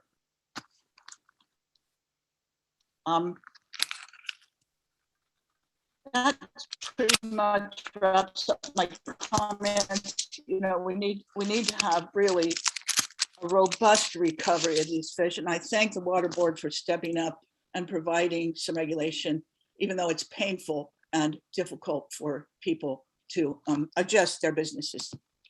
I hope that the government will help them get through this rough time too. Thank you very much. Thank you, Ms. Hellwell. I appreciate your good comments. And again, just thank you, much appreciated. Colleagues, board members, would anyone like to begin something of kind of tick through, not unlike we've done with our previous adoptions? Maybe we can coalesce around some issues that we're wanting further information about or response from our staff. And then importantly, if there are any changes or areas where you're going to want language changes or thoughts there, do flag those as well. But I always seem to kick off, so I'll leave the space to you all to actually start in for us. So Board Member Firestone, please. I'll just mention a couple. like I said, I would like to, I mean, I think we want to enable cooperative agreements. Certainly, I do want to understand the 30% reduction link and how we're going to ensure some link to wet water benefits, maybe rather than just pure efficiency, and what kind of data or showing we're looking at for that. If I can just get more details and also just how we came up with that number and its linkage to wet water benefits. I want to understand, or I'm concerned a little bit about the comments around consultation around cooperative agreements. I think if we are ensuring, I understand these things are really fast, we want to move quickly, but we also, I think it ultimately speeds the process and builds on better work in the for long-term cooperative agreements and improvements if there is consultation and involvement, certainly consultation with tribes, but also other local stakeholders. I think that's just the kind of expectation around cooperative agreements that we would want to be encouraging and ensuring happens in some way. I think it also would improve our workload if folks have already worked through issues with locals rather than waiting for us to go through it and then deal with objections from stakeholders. That doesn't seem very efficient or the best outcomes. I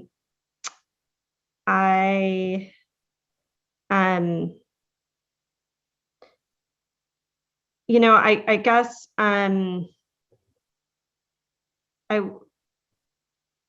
my other big question is really more just, I would love to have staff just touch a little bit on this,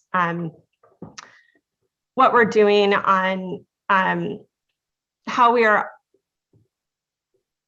we're supporting or expecting to move forward around kind of the non-emergency work, in-stream flow work. I know that's not the focus of this, but it's also really clear how necessary it is and how much we are in a different reality. So I just would like staff to touch on that a little bit, and also touch a little bit on the ideas around local water masters being able to help administer and enforce some of this. So those are the main things I have, I would say at this point. Thank you, board member. Others? And if you want, we can just go ahead and address some of those questions now by Ms. Regazzi instead of, we'd probably end up collecting quite a few at the end. I share the 30% questions with board member Firestone. So yeah, I think go ahead and responding now is probably best, and then other board colleagues can chip in, plus up if they have concerns around it, or reflect further comment, and then otherwise start adding other items after that. So thank you. Okay, so maybe I'll start at the end and sort of work my way backwards with the 4 items that I captured, and then if I didn't get anything, board member Firestone, please let me know what I missed. And I'm going to ask for Dan Worth to chime in on the 30% item towards the end. So, or anybody else who wants to chime in and provide additional support. So first of all, Erin Regazzi, an Assistant Deputy Director in the Division of Water Rights.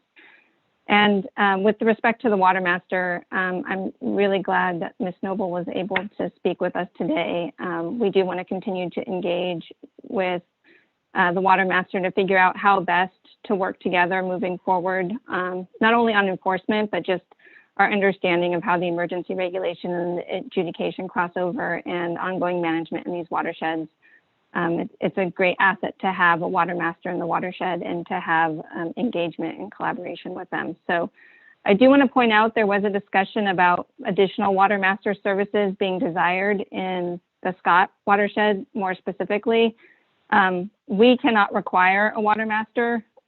Those water masters were actually, the right word is not, no longer in those watersheds because the water users no longer wanted to retain those services. So I think that would require something beyond the water board for those changes to be made, and something that folks should pursue outside of the water board if they're interested in that. I do think that they provide a great way for water to be managed at the local scale consistently. Yeah, Mr. Ghazi, if I recall correctly, I thought I heard mention that it was partly due to a withdrawal of funding from the state legislature, and then a lack of desire or ability, or whichever it may be, to keep funding those positions. And so I appreciate that, and we just add that. Yeah. Yeah, they used to have DWR did some of that work as well in some of those watersheds, is my understanding. The non-emergency flow work, we have ongoing work in the Shasta watershed as part of the California Water Action Plan. And as you know, in May, we received a letter from the California Department of Fish and Wildlife with recommended flows for the Scott River and a request to start a long-term flow setting process. As you noted, those have sort of been shelved temporarily with the recognition that we are focused on this year in this drought and trying to make a path forward in these two watersheds. We do have a provision in the therefore be it resolved portion of the resolution that recognizes the desire to continue with those long-term efforts once we move beyond this current drought emergency that's in front of us. So it is still in our brains and in our minds, but a little bit more distant than right before us right now.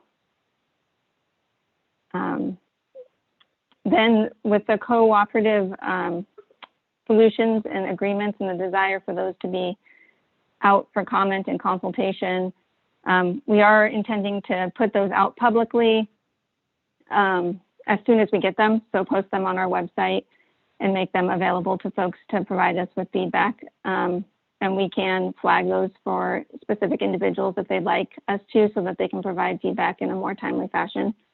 And not have to check back all the time. We can just have a list of folks that want to engage and sort of track those so that we can have a more comprehensive engagement on the cooperative solutions as they come in a dialogue.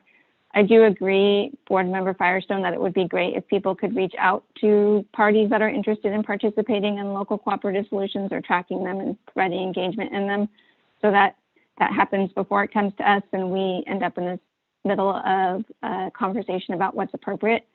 So I think that's also something we could put on our webpage about parties that would like to be involved in the development of those local cooperative solutions, maybe one for the Scott and one for the Shasta, recognizing there are different parties that are interested in that type of engagement.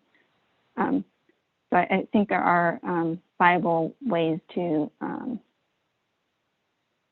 hopefully get early and good engagement that allows us to move quickly at the same time. Given where we're at and the desire to get voluntary efforts in place as soon as possible, because the sooner they're in place, the more beneficial they would be. I think there's also a good need to recognize different types of voluntary efforts. Those people who are self-curtailing before we issue a curtailment order, I don't think that requires a lot of engagement or input. We can pretty much say, those are good to go. You're not going to get a curtailment order. We will track those, we will post those, but I don't think those need the same level of cooperation and coordination, given those people are just doing something proactively and will not be part of our curtailment process at that point in time. So then I'm going to move to the 30% unless there's any desire to talk about any of those other items.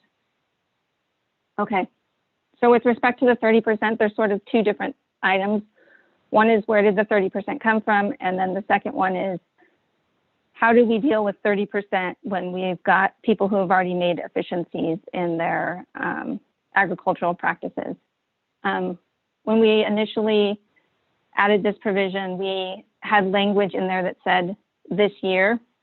So you need a 30% net reduction against this year.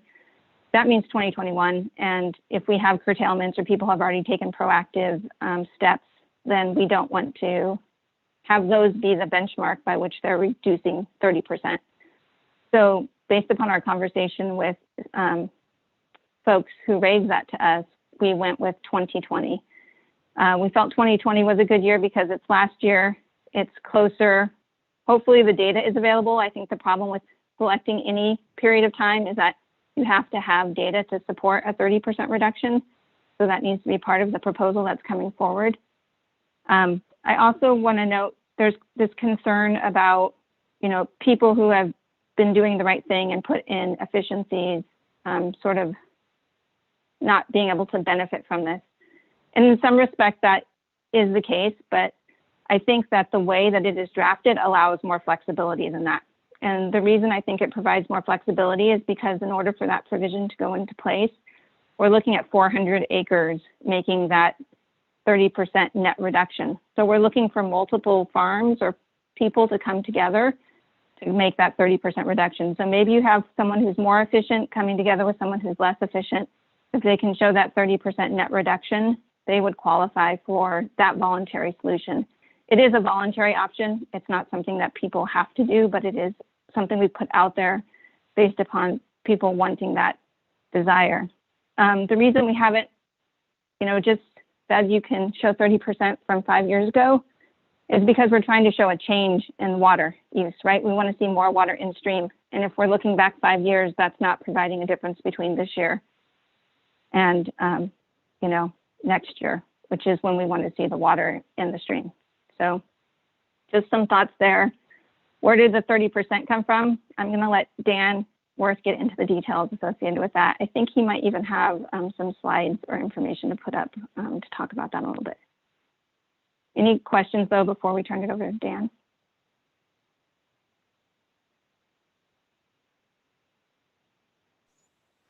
Okay. Dan, are you there? Yes, I'm here. Hello. Okay. Yeah, if the board clerk could pull up the Scott River tables and figures that I emailed, I think that could be helpful.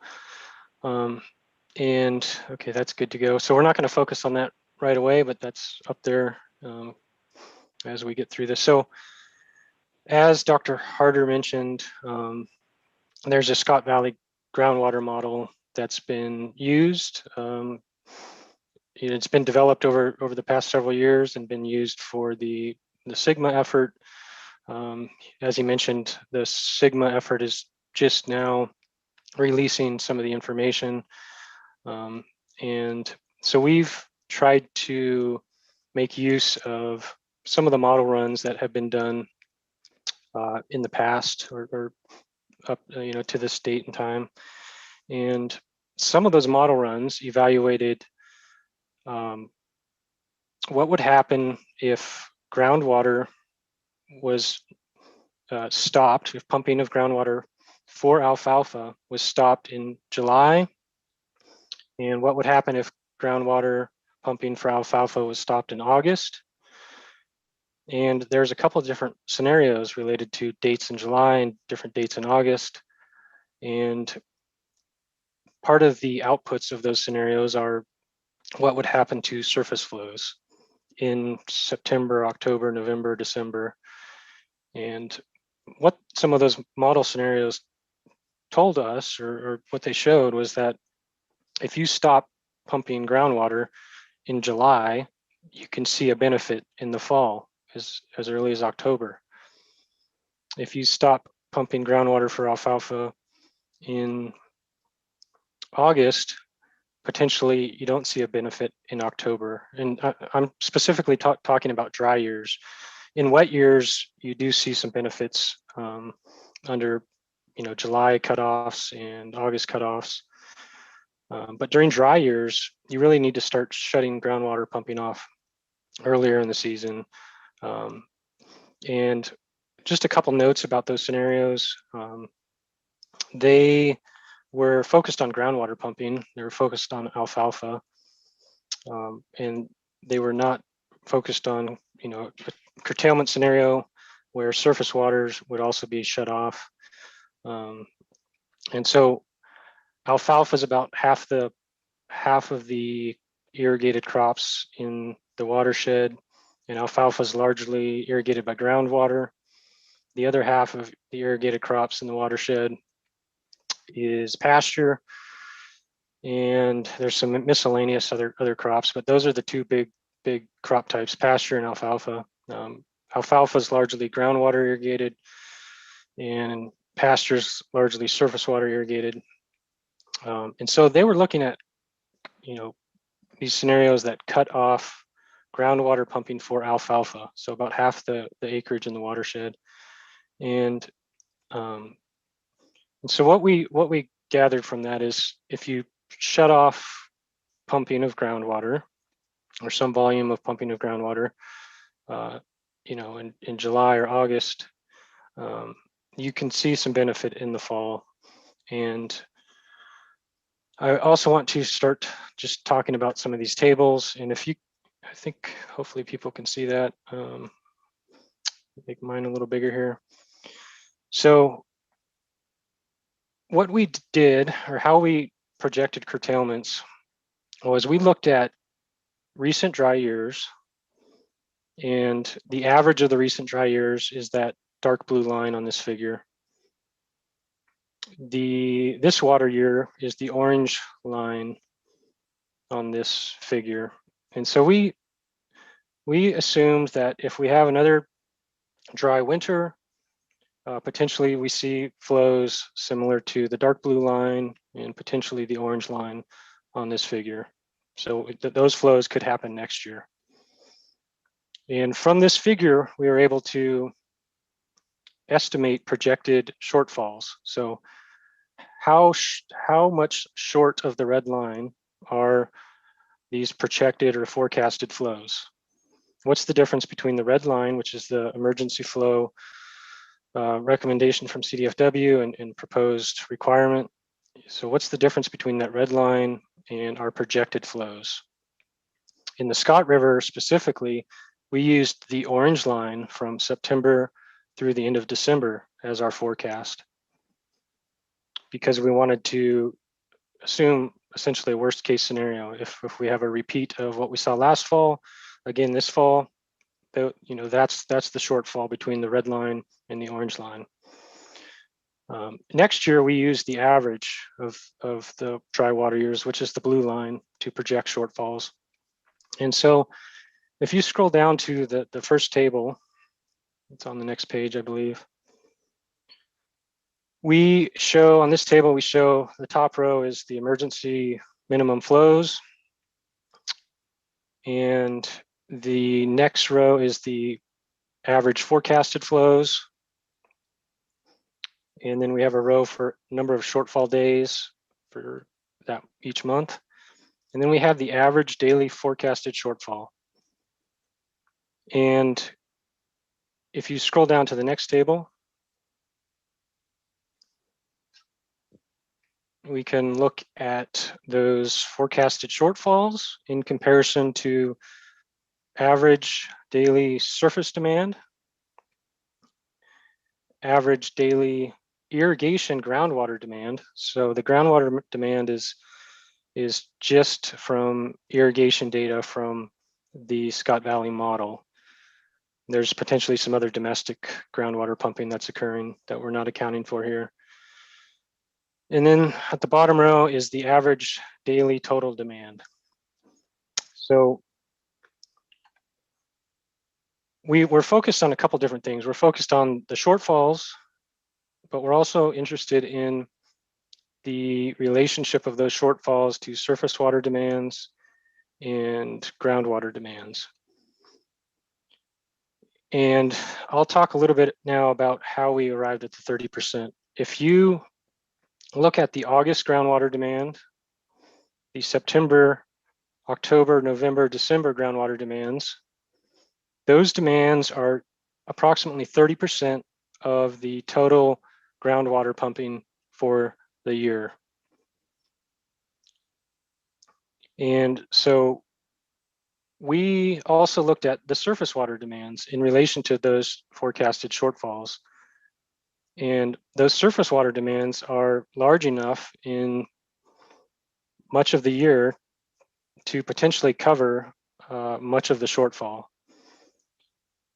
We do realize that this groundwater, if the groundwater levels are pumped low, potentially the surface demands goes, or some of the surface flows go subsurface and maybe don't make it to the gauge. And so part of our strategy was to try to get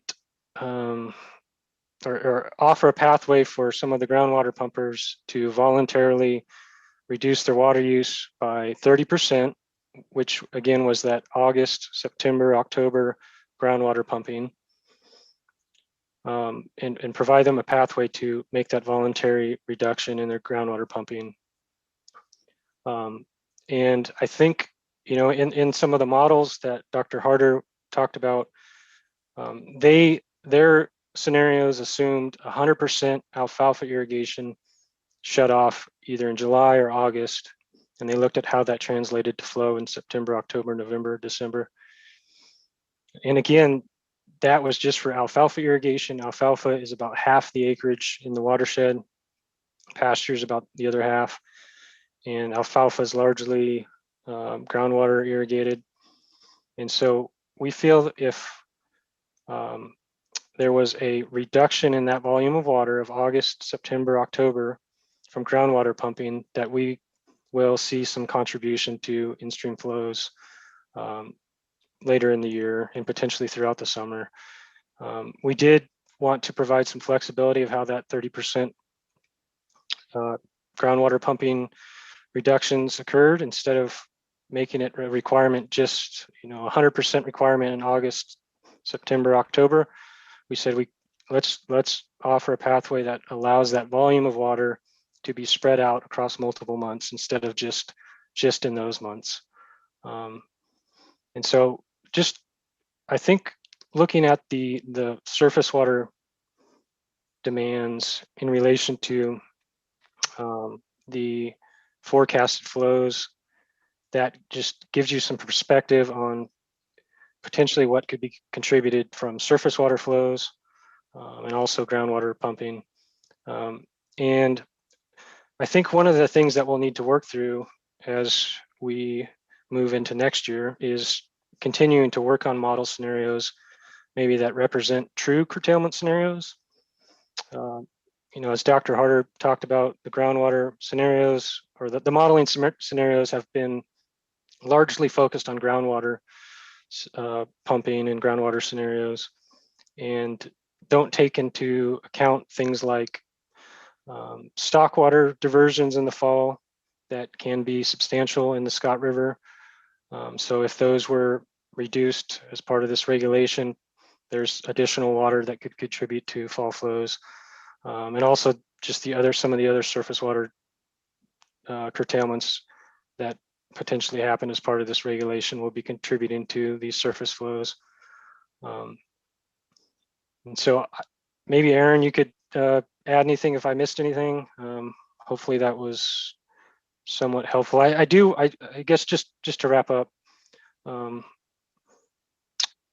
and you know, some of the other scenarios Dr. Harder talked about was the kind of a natural vegetation scenario. What would happen if there was no diversions in the watershed? And as he talked about, you know, that gives you an estimate of what unimpaired flows may be in the watershed. Just some notes about that. You know, again, that's not necessarily a curtailment scenario. It's assuming that there's, you know, if you in place of irrigated crops, there is native vegetation that's well established, and that well established native vegetation has roots that tap into the groundwater, and there's assumptions about root depth and also water use from that native vegetation. And so, you know, we don't really have a great curtailment scenario to look at in the model. And I think that's one thing we hope to do, is to try to work with UC Davis over the next few months and try to, you know, if we have time and contracting resources, try to run some scenarios that can be useful for next year's curtailments. So thanks. Aaron, I'll turn it back over to you. Okay, thanks, Dan. I really appreciate you going through that. I do want to point out what Dan mentioned is, you know, we have had conversations with Dr. Harder in preparation of this regulation and trying to make use of the runs that he's already put together for other purposes. And that was really beneficial, I think, for us. And we are hoping some of the drought contracting expediency that's been put in the governor's proclamation, we can take advantage of to get a contract in place with UC Davis to further those efforts moving forward.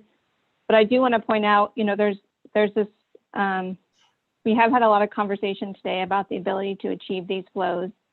And I think one of the things that Dr. Harder's model does show is that the earlier you curtail in this system, the more benefit you are going to see for the fish. And we are at a disadvantage. It is now the middle of August. It would be wonderful if we already had curtailments in place, and we don't if the flows aren't being met. I should say have curtailments in place if the flows are not being met, when the flows are not being met, because we really aren't getting that advantage of starting earlier in the season. So we have the connection later, occurring later, but earlier in the process. So I think, I don't know, and as we said in our presentation, whether we will get the flows to rebound right away. But we do know if we do nothing, the fish will be at a severe disadvantage this year. We've seen that in past drought years. And we do know from CDFW, like they said in their, I think it was their bare minimum slide, every CFS counts. Every CFS getting towards that minimum is important. It may allow not all of the fish that are there to make it up, but some subset of them that will allow the whole cohort not to be lost this year. So we are doing the best we can given where we are this year. And we don't know how it's going to shake out in the end, but we do know if we take no action, the fish really are going to be in a really miserable spot. So I will turn it back to board members to ask other questions. But I did want to say that that's how we used a lot of the information from the Harder model that we could, was as Dan explained it, and in recognizing how things might shape out this year. Thank you, Ms. Mergazi, and thank you, Mr. Worth. And important to note that, again, we didn't completely disregard Mr. Harder's work. I know some felt that we didn't use the model at all in our work, and it helped try to best inform. And I appreciate the note, Ms. Mergazi, that there's an opportunity to specifically contract further with UC Davis and get some additional model runs and work that are a little more applicable. And I appreciate Mr. Worth's note, and did note it when Mr. Harder presented to us, that his point that he was making was one that would have replaced otherwise what is the current use of the water for alfalfa and other purposes, with an assumption that natural riparian and other corridors would establish themselves and be extracting, if you will, through evapotranspiration, ET, at some other amount. And again, there is no, those established trees and riparian corridors aren't there, so less applicable in a curtailment scenario. But let's dig into that further and see what benefit there is in being able to better model out curtailment scenarios with the tool that's being developed on the SGMA side. Vice Chair. Sorry, can I just clarify that? I know I don't want to jump in. I just want to make sure I can get clarity on my question. So I just want to make sure I'm understanding, are we saying that you can do a cooperative agreement if you show that there will be 30% reduction from last year, and the benefit will be sort of the I don't know if wet water benefit is the right term, but that it will be the same as if you curtailed it otherwise in our regulation, and it wouldn't hurt other legal users? I think I'm starting to be confused about whether we are actually requiring cooperative agreements to show that benefit that would be equal or greater than what they would otherwise need to do for for under the curtailment order. I think, Aaron, you're on mute. No, now you're on mute, Aaron. Sorry. I was on mute on phone and on Zoom, you know. So now I'm unmuted, hopefully. And I'm glad I was on video so you could tell me I'm muted.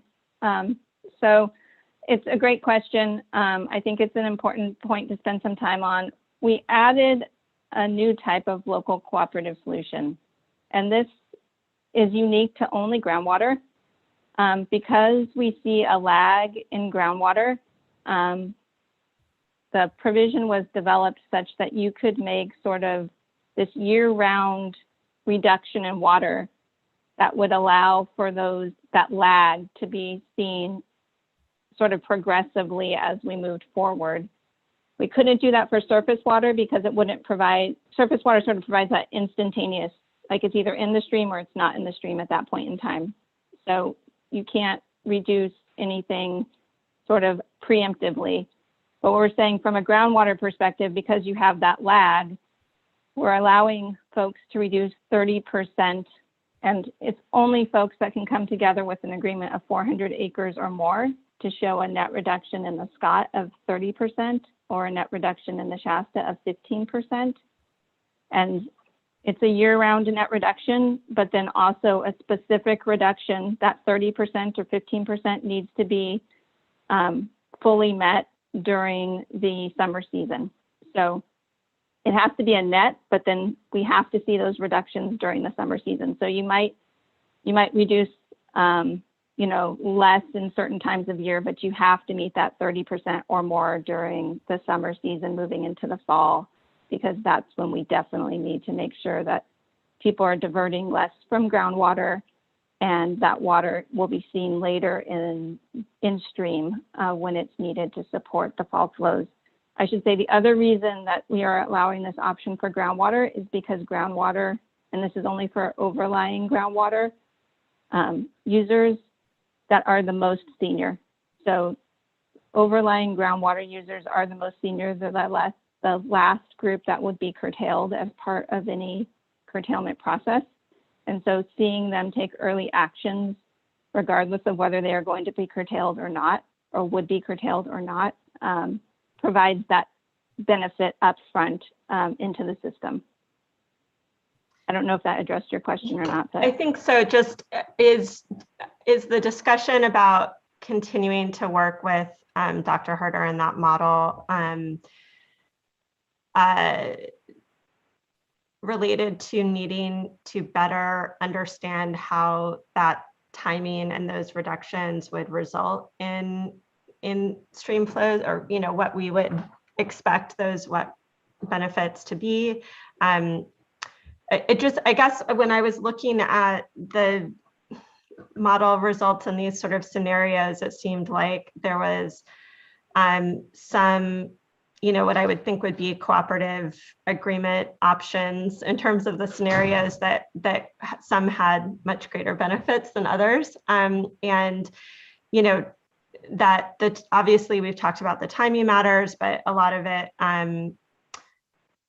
it just seems like we have more ability to understand that whether cooperative, whether we have a good basis to predict that that cooperative agreements would result, you know, that those actions in the cooperative agreements would result in the kind of outcomes that we or benefits that we're trying to support here. So I guess I'm still just, are we planning on being able to use that model to better evaluate or understand what the outcomes would be? It seems like what we're going, and I get we're trying to move quickly, we're late on where we need to be. So is it, you know, it seems like we're just doing kind of a quick, crude, let's get something going for now, but it does seem like we have this tool that could help address some of these nuances and even unintended consequences that we've seen over time in terms of people making what seem like, you important improvements and efficiencies, but maybe not having the kind of benefits that we need to see in terms of wet water. Yeah, Sorry I if see I'm still that. not understanding. So feel No, free no, to- no. I see the work with Mr. Harder, Dr. Harder being multifold. First, I do think it helps us drill down more into these questions. As mentioned, a true curtailment scenario has not been run. So all models have problems, right? But trying to be able to project exactly what's going to happen or be closer to what's going to happen until we are able to have the types of scenarios in the model itself, we can only make educated guesses based upon the scenarios that have been run as to what the outcome would be. We want to get our staff trained up on the model. We want to get the surface water component more integrated so that surface water actions are looked at as well as groundwater actions. It's really focused on groundwater actions because it's supporting SGMA and things. We want like a comprehensive set of scenarios that addresses, what might happen with both things being integrated fully and having our staff be able to, run scenarios so that we can do things in more real time and be better poised to make recommendations and look at what the outcomes would be of various scenarios. So I think it would be a win-win situation for not only the board, but also Dr. Harder and the SGMA process to have that more comprehensive view and ability to run alternative scenarios as well. And yes, we are doing the best we can with the information we have right now. I guess that's the bottom line.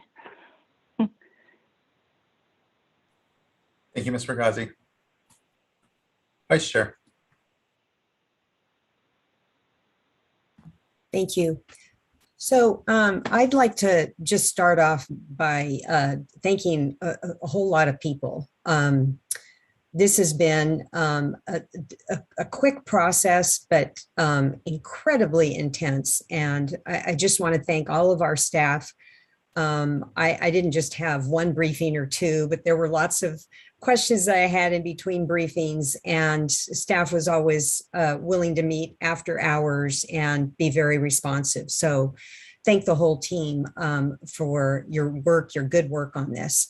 I also want to thank Chuck Bonham, Director Bonham, for his leadership in this. I think that, on an action like this, that, we don't have 100% solid information upon which to rely, but we've got these extreme conditions for the fish. And then we have, growers and fishermen and tribes, and there's just a lot of suffering to go around.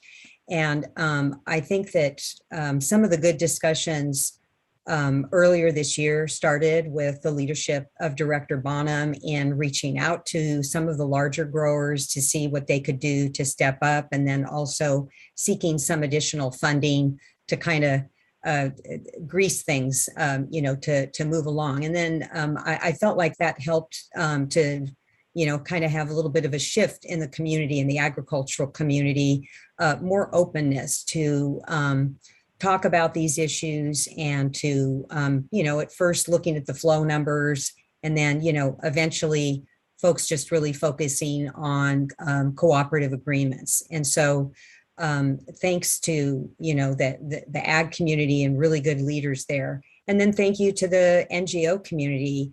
I appreciate that earlier this year when we were talking about fish flows and cold water temperatures in Shasta, we received, a lot of people from this area, from the Klamath Basin, coming in to share their thoughts about Shasta, but then also really encouraging us to do something that they asked of us a long time ago. And so spending some additional time for me with the NGO community has been just really helpful, and I'm grateful for all of those discussions.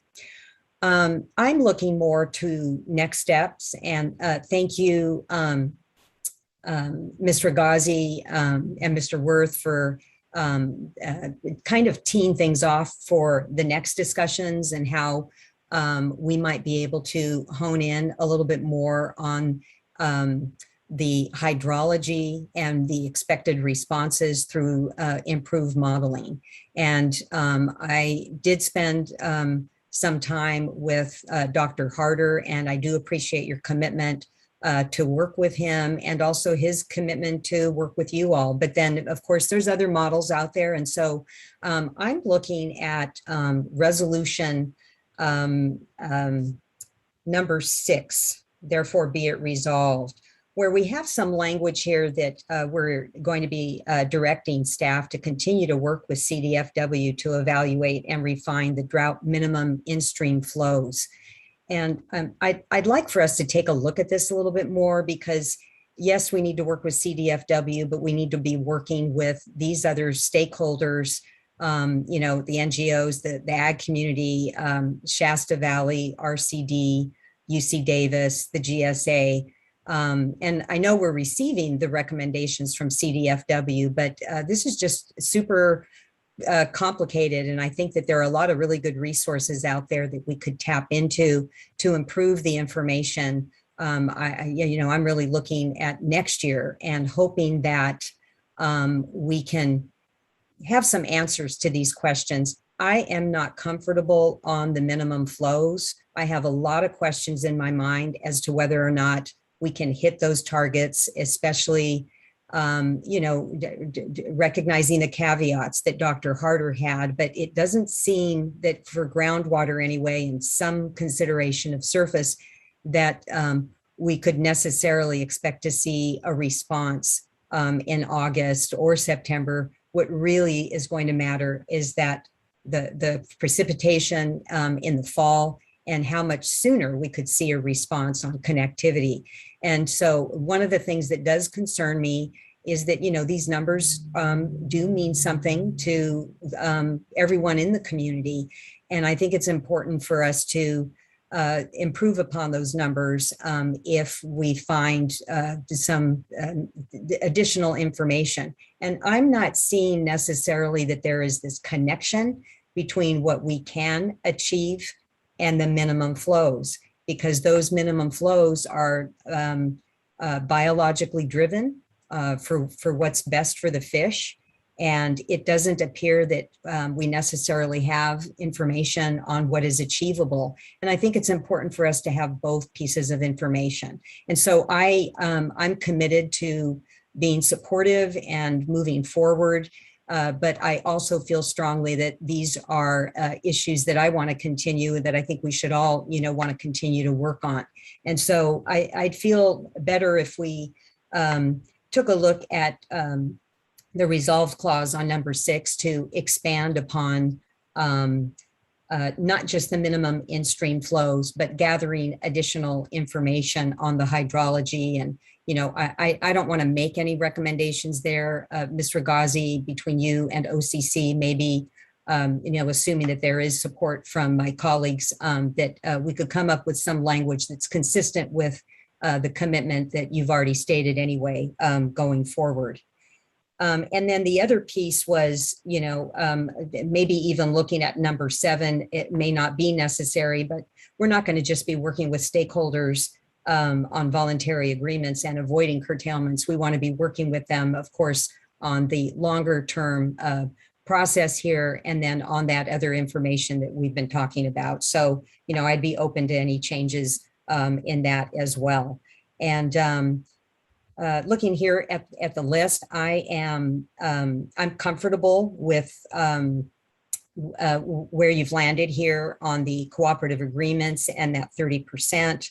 I think that, you know, I'm mainly concerned, as I know Board Member Firestone mentioned this too, administration, implementation, enforcement. It's a long ways away from Sacramento, and I know we've got the regional board that we're working with, but I think that if we can really get good cooperation from the community, it's going to help us to be able to implement this. And so for me, it's really more of making this cultural shift and getting the commitment from the local stakeholders to be engaged and undertake these actions. And then I think that that's going to help us, you know, as we go forward with implementation. I'd like to see what we could do on Water Master. I wouldn't recommend any changes to this regulation, but next year going forward, just posing a question, What about agreement to enter into water master services as part of a VA? Just looking for ways that we can incentivize some of the good work that we can get, again, on the ground good work, and more helpful for us going forward. Any way that we could possibly incentivize water masters. And then, of course, I agree with what the chair already said about funding. And that's all I have. Thank you. Yeah, thank you, Vice Chair. What continues to come to mind, and I think, yes, less for this project, is though just a better understanding of where all we do have water masters. How many did we have? And, sounding like there may be a bit of an atrophy. I know that, there are some other watersheds that are maybe losing water master services, or those transitioning from other agencies, and getting a better handle on that generally may be worthwhile, just as a note. So thank you, Vice Chair. Board Member McGuire. Yes, thank you. Great discussion so far, and just echo all the comments that have already been shared with the accolades for all the work that's been done over the past year plus here, working with all the stakeholders and staff here and getting to this point today, which I feel like a broken record because I've said this so many times in the recent months, but I wish we were here sooner, being able to make these informed decisions, but we're here now, and that's the important thing. So, generally speaking, I'm comfortable. I'm very appreciative of all of the thought and attention to detail around the areas of solutions, around flexibility, around acknowledging that we don't know everything here. Clearly, I think there's more questions than answers where we sit here today. And I think all sides admit to that. So, I think we were going over questions. So one question I would have is talking about administering these curtailments and the real world implications here for the water users, the growers that are impacted. What happens if we greatly overshoot the curtailments and curtail way more than is needed to meet the minimum in-stream flows? And on the other side, what if we greatly undershoot? How do you envision, in the coming months here, this process working in the real world for these folks, in communicating that and advising them that heads up, this is coming. It looks like we might have to go to the next tranche of diverters or the priority class. This is a really both watersheds are very complicated with the adjudications, riparian right holders and the groundwater users. This is the first time we've ever, as far as I know, potentially curtailed groundwater users anywhere in the state. So this is a huge deal, and I don't take lightly anything here. I'm familiar with water rights law, and the overlying water rights for groundwater pumping is a correlative system. And at the same time, I think flexibility and the whole notion of the time lag and all these issues that I think hopefully Sigma will ultimately tease out. We just don't have the time to sort out right now. So I think some of these principles make sense, but the commitment to working through some of these issues over the coming months is where I completely agree with Vice Chair Diadamo in terms of the resolution language and broadening that a bit in terms of looking at the science and underlying assumptions behind the in-stream flows. So anyway, so overshoot, undershoot, that's the question I'm looking to get answered. But then my other question is about the unreasonable practices in terms of livestock watering. And I was a little surprised myself actually to see the change from the 50% to the 90%.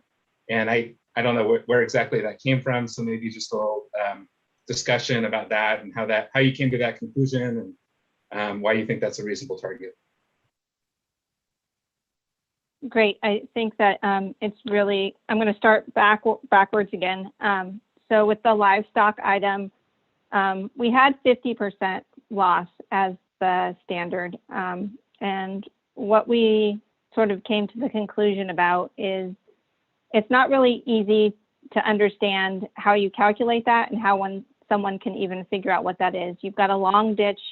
You have someone taking off at one point, another person taking off at another point, another person taking off at another point. How do you really figure out what the loss is at the multiple points of diversion throughout that whole system? how do you make it easier to implement for a stock water person? And so I think the 90% is sort of being misapplied, because what we were talking about before was 50% loss of your system. What we're talking about now is saying you can't divert more than 10 times the minimum needed to supply your livestock under Section 697. So under Section 697, it says you can take 15 gallons per day for each head of cattle you have. So if you look at how many head of cattle you have, that's how, and you multiply it times the number of cattle, 15 times the number of cattle, and you multiply that times 10, that's the amount that you can divert from your point of diversion for delivery for your livestock. When you look at what the largest diversion that would equate to on the Scott River, based upon the statements of diversion and use that we have, that's 0.23 CFS. So it really is not a lot of water that we're talking about could be diverted under that provision. And it was modified because the way that it was written in the regulation was confusing and not really implementable the way it had been written. And so in conversations with folks that are more familiar with how to appropriately put something in a reg that could be easily implemented and understood and still not have huge diversions occurring through these systems, that's how we came up with it. So 10 times sounds really big, but it's not really big when we're talking about the quantities of water that we're talking about for livestock purposes only. Okay, that's helpful. I'll just flag that, as we talk about these different practices, I appreciate that the regulation somewhere says this is not precedential, but in some respects it is, because we're taking action here and folks will look for this in the future. So, to the extent we need and should give some more thought, I'm not here to single out livestock watering.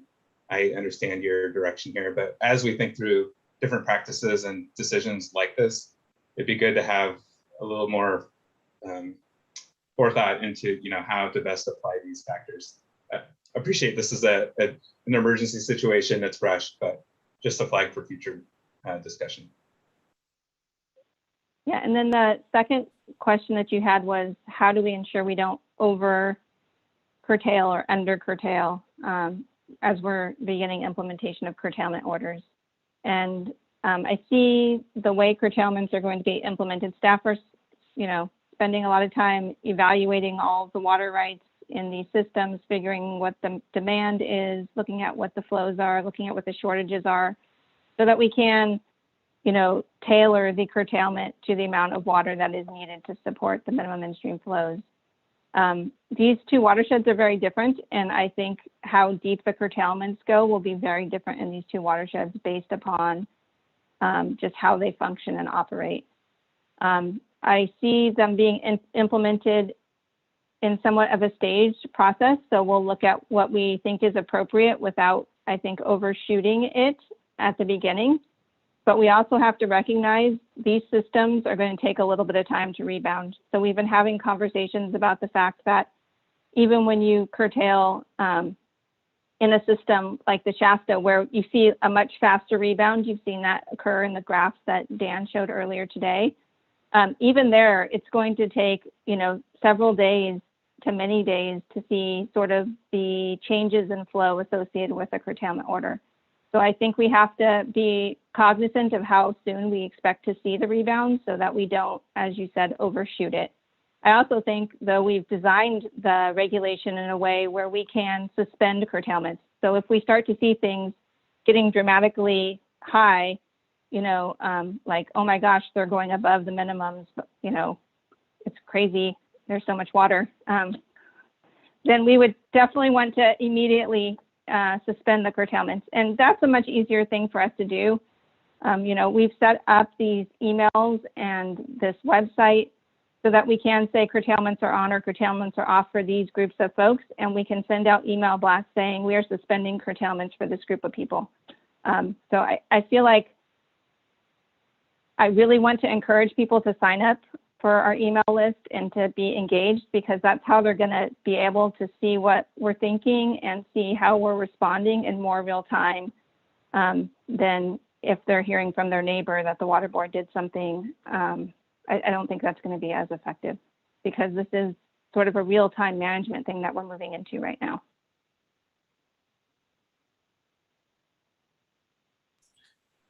Thank you, Mr. Ghazi, and thank you, board member. Definitely, especially in times of shortage here, it's needing to best manage each drop and moving to real-time management of our resources, especially given the variability we're looking at going into the next year. And the fact that we all have to anticipate just continued dry conditions and be flexible enough to account for that not being the case, and hoping that it is certainly the case. So thank you, Mr. Ghazi. Other board colleagues, points, questions? I'll just make a quick comment. So I'd like to first start by thanking everyone for taking the time today to share your thoughts and concerns, and for staff for the countless hours that they spent over the past year, and for finding a balance that still allows for continued collaboration and the consideration of additional data and the action as before us for consideration today. I'm looking forward to the continued work to refine the data sets and modeling to help inform the future actions. And I'm in support of the Vice Chair's suggestion to update Resolve 6 and 7 of the resolution.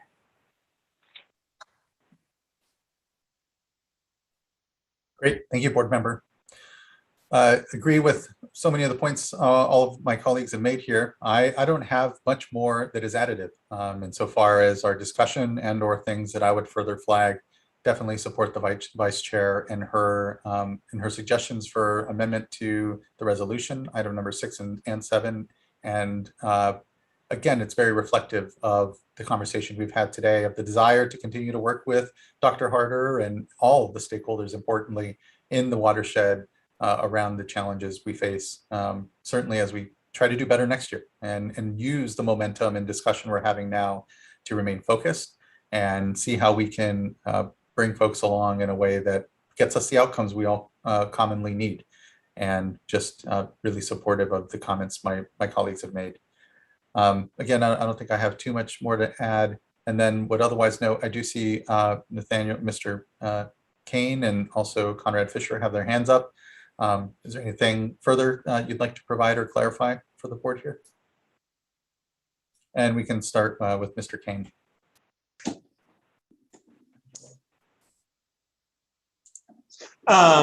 Thank you, Chair. Just really quickly, I wanted to respond to the discussion of the 30% issue that was presented by staff. I really appreciate that presentation, and I think it helps clarify the issues a little bit, but I don't think it changed my ultimate conclusion that the 30%, it limits the deputy director's discretion to implement curtailments that will achieve these flows. And I think that's the bottom line. And I think that the discussion was, it's based on models that have been repurposed from the questions they were originally designed to answer. The 30% doesn't address the spatial distribution of wells, and we know that distance from the river really matters. And this is an emergency regulation. And I don't think that we should be limiting the deputy director's discretion to implement curtailments of greater than 30% if that's what the river needs. And I really encourage more collaboration and more modeling to really understand this issue. But for the purpose of this emergency reg, I still would request that 30% provision be removed. Thank you for the additional opportunity to comment. Sure. Thank you, Mr. Kane. Mr. Fisher.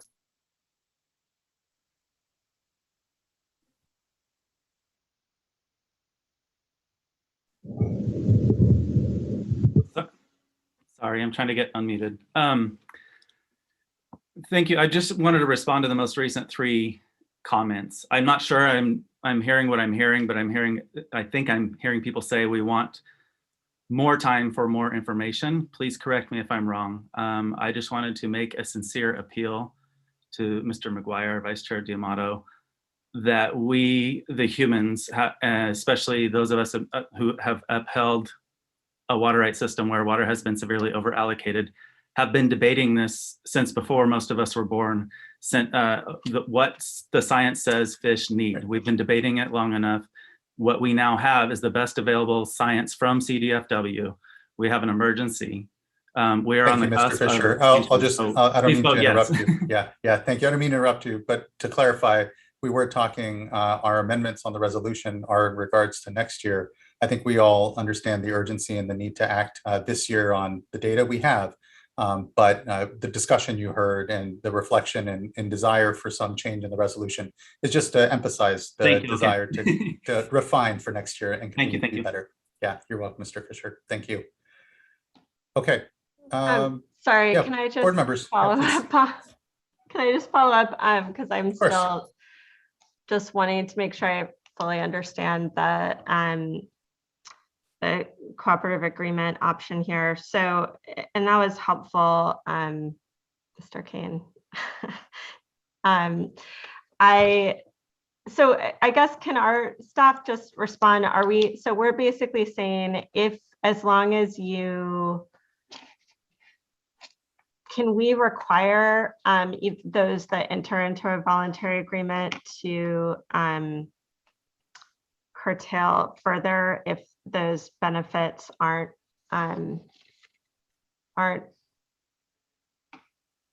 materializing, or or if there's this is a really short turnaround, so this is like total emergency,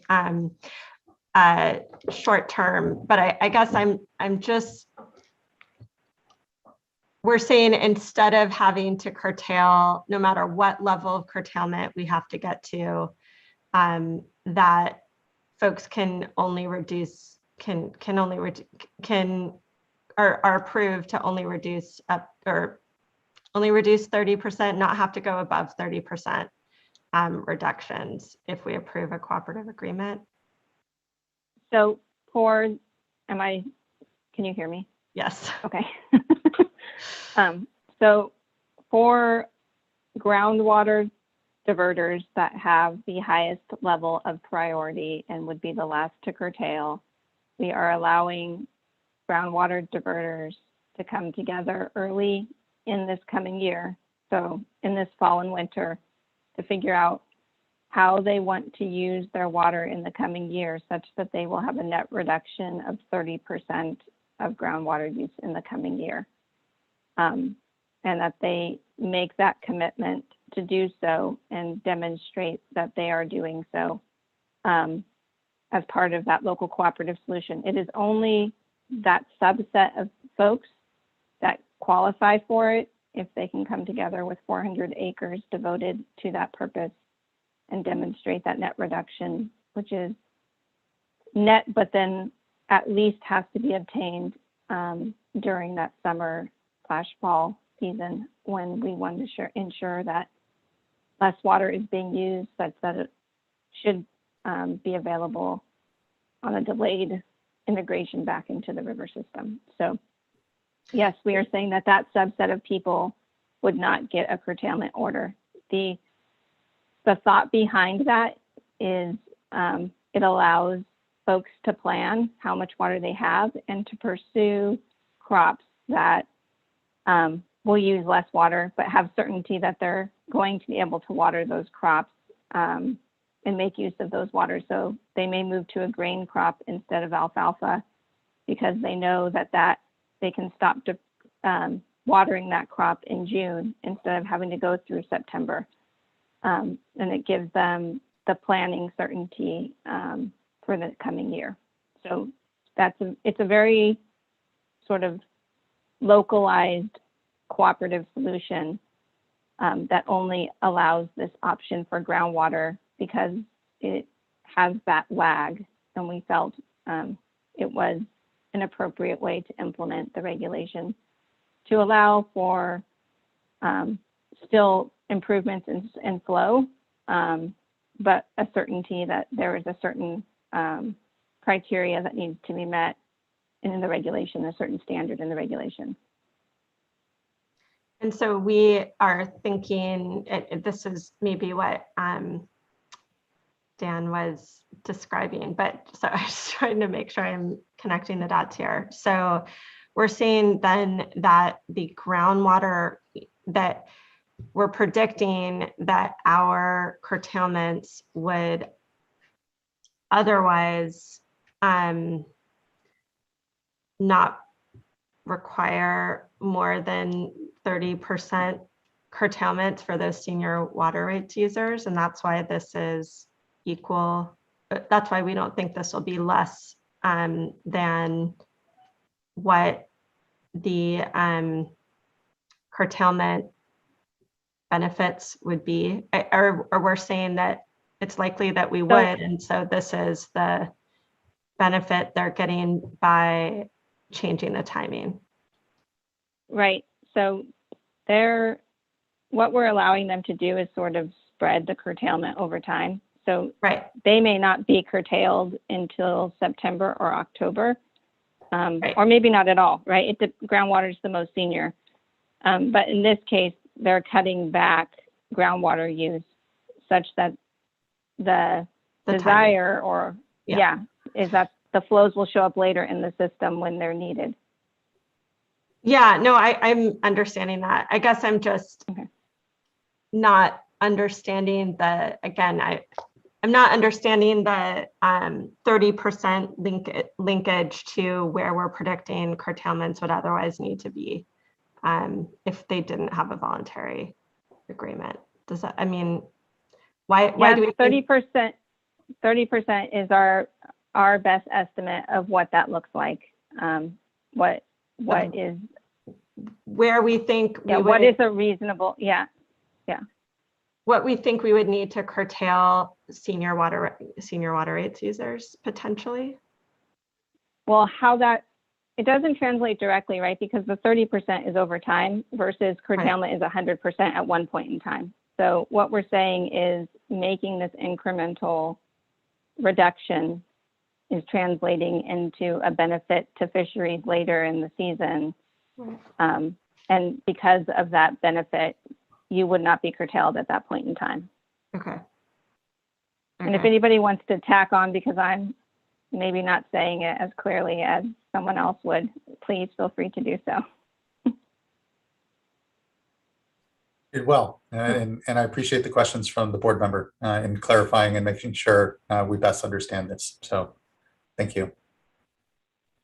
This is Anne Marie Orr. I don't think I can say it more clearly, but I do want to read a section from the regulation that I think responds to a question that you had earlier. When applying for one of these cooperative agreements, and when we are considering whether or not to accept and approve such a cooperative agreement, it says such reduction may be demonstrated by evidence that provides a reasonable assurance that the change in farming practice or other action results in at least the relevant proportionate reduction. So that is what we'll be looking for when we approve these types of groundwater cooperative solutions. That's very helpful. Thank you. Board member Firestone, just to make sure. But sorry, just on that point though, the proportional reductions, but not more than 30%. Like, isn't that still a cap? Yes, it's still 30% in the Scott and 15% in the Shasta. Yes, that's what we're looking for. And Mariana wants to say something. Yes, please do.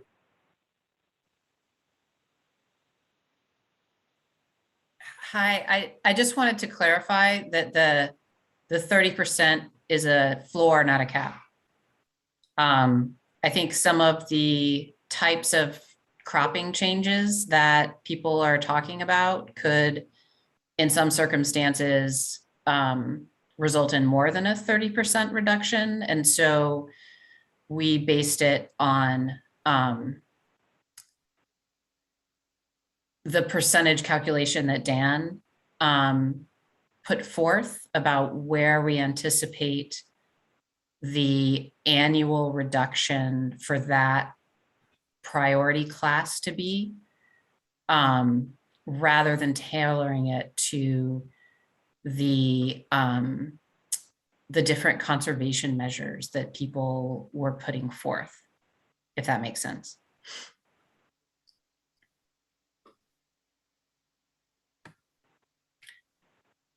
And also, just at the board's pleasure, at the appropriate time, I certainly don't want to cut this conversation short, but we did come up with amended language for resolution item 6.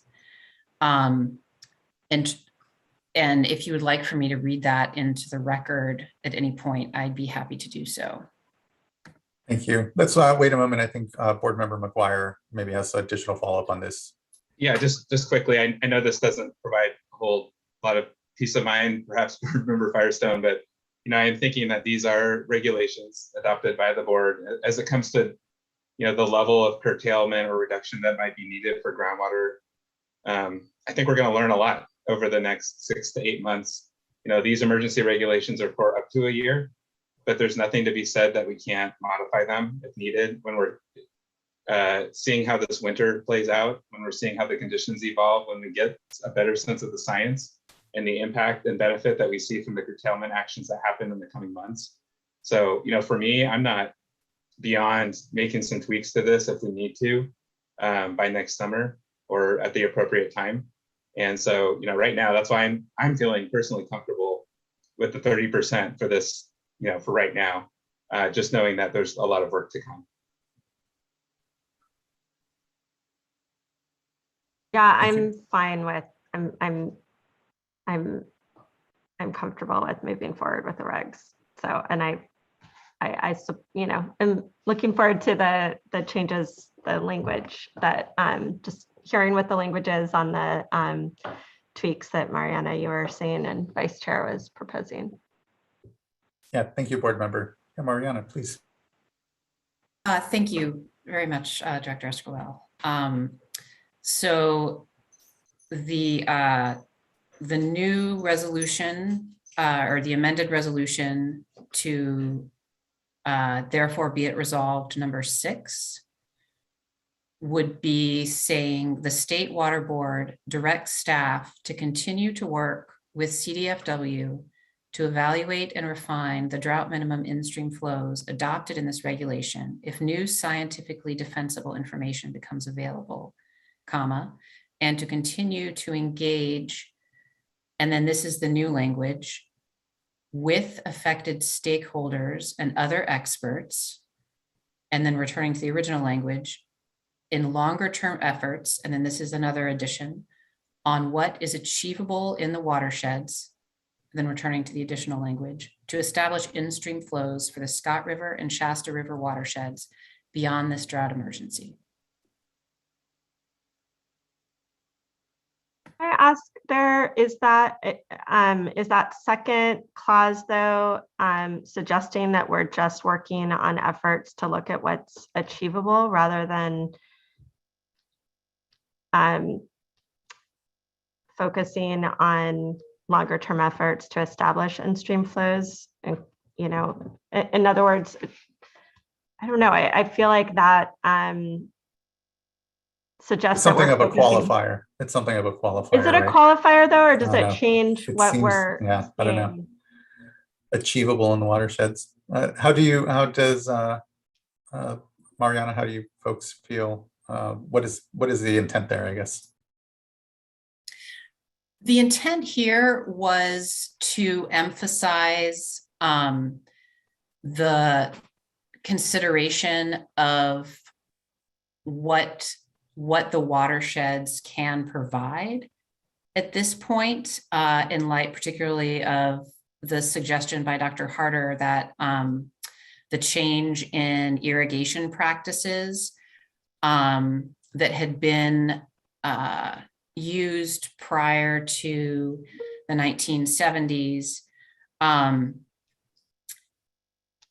that they were actually artificially or supplementing the groundwater table. If you like, we can pull back and have further discussion to clarify on language that would clarify that it's not a one-way qualifier. I think particularly because this is about, the longer term efforts.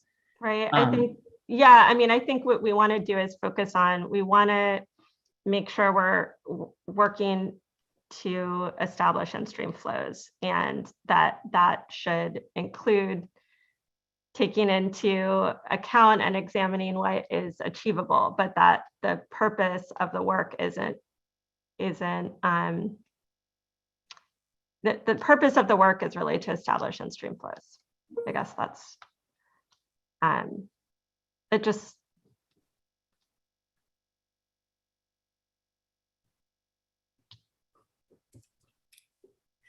I assume that is either Michael or Janine. Oh, that's, I'm sure it's Mr. Lawfer.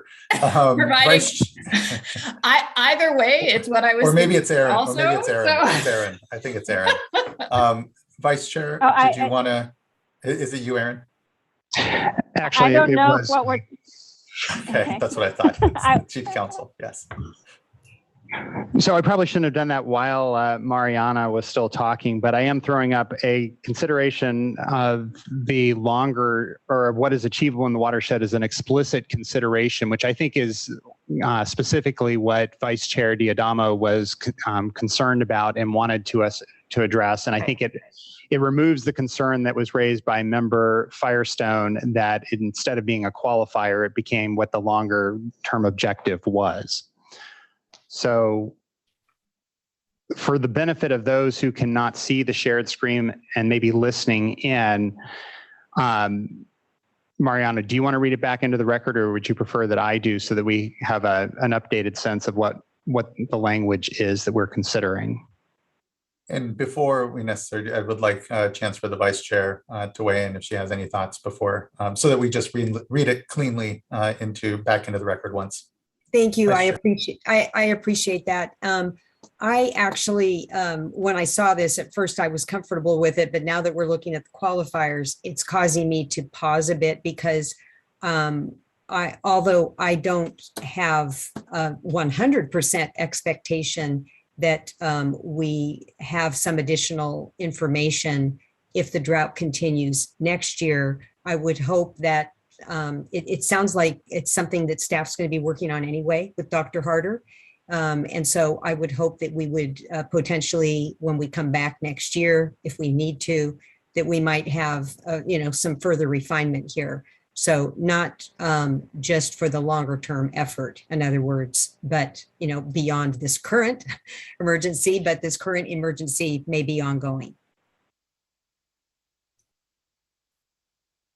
Yeah, I hear you there, Vice Chair. I think we want to capture that this is for work next year as well, and not just the longer term in-stream flow work. Okay. I appreciate that. Yeah. Okay. That's good. I'm comfortable with what you did, with what the magic cursor did. Yeah, the ghost. Thank you. Thank you, Vice Chair. Mr. Lawfer, I think that that captures it well. And thank you for your good, always interpretation of our intent and desires here. Does that look good to everyone? Before we can read it in, and then if folks have further edit, we can still have further edit. But if that visually looks good to those that can see it there, then okay. Okay with me. Okay. Then Mariana, I think for the benefit of those that are just on audio, can you please read the new revised resolve number 6, or revised number 6? Thanks. Sure, I will read that for the record. So the new revised resolved number 6 reads: the State Water Board directs staff to continue to work with CDFW to evaluate and refine the drought minimum in-stream flows adopted in this regulation if new scientifically defensible information becomes available, and to continue to engage, this is new text, with affected stakeholders and other experts, going back to the normal text in, and then new text ongoing and reverting back to the text, longer term efforts to establish in-stream flows, comma. Again, new text, including consideration of what is achievable in the watersheds, comma. And then going back to the original, for the Scott River and Shasta River watersheds beyond this drought emergency. Reads well to me. Vice Chair? Okay, so with that, Chair, I'd be prepared to make a motion that we approve the resolution along with the language that Ms. Au just read into the record and the change sheet. Thank you, Vice Chair. Do we have a second? I'll second. Thank you. And Ms. Townsend, can you please call roll call vote? Yes. Vice Chair Diadamo, Aye. Board Member McGuire, Aye. Board Member Morgan, Aye. Board Member Firestone, Aye. and Chair Esquivel. Aye. Thank you all. Thank you as well. And the item is passed and the regulations are adopted. Just thank you for the incredible work again. And as with our other curtailment decisions here at the board, this doesn't conclude at all our work here and actually just really starts it. And so we'll look to continue to be communicative on what the timelines are looking for the curtailment orders here, knowing that they still need to go to the Office of Administrative Law. And do encourage everyone to please sign up. We won't need to be engaging in very real time here. We want to ensure that as we have other discussions and workshops and follow up to much of the discussion that you heard today, that everyone has an opportunity to engage in that, and that we continue to build the right momentum and certainly the collaborative spirit to try to address what we continue to fear are going to be very difficult circumstances next year, and especially if we have a dry winter. So just thank you for everyone, your time, your attention, and your engagement today. It's meant a lot, and we have a better understanding and product here for it. So more to come, and so thank you. It concludes item number 4 for us and brings us to our last couple of items, which are board member reports and then the executive director's report before we recess and return tomorrow morning to take care of a couple of drinking water items. So fellow board colleagues, any board member reports, and I apologize, of course, I don't have my calendar up, so I will quickly do that. I don't have one this time. Okay, thank you, board member. Any others and or a pass? Because I know there is a lot going on, sometimes some of it not public facing. I also do not have a report this time. Okay, thank you. I'll go. I do have a report. Hey. Believe it or not. So I was fortunate enough, I mentioned this in my last report, but I was invited to speak at the CASA annual conference last Thursday. And it was in person, which was a little unnerving, but I felt like they took very good precautions, social distancing, mask wearing, etc. So I thought that was prudent of them. And my discussion was about the drought.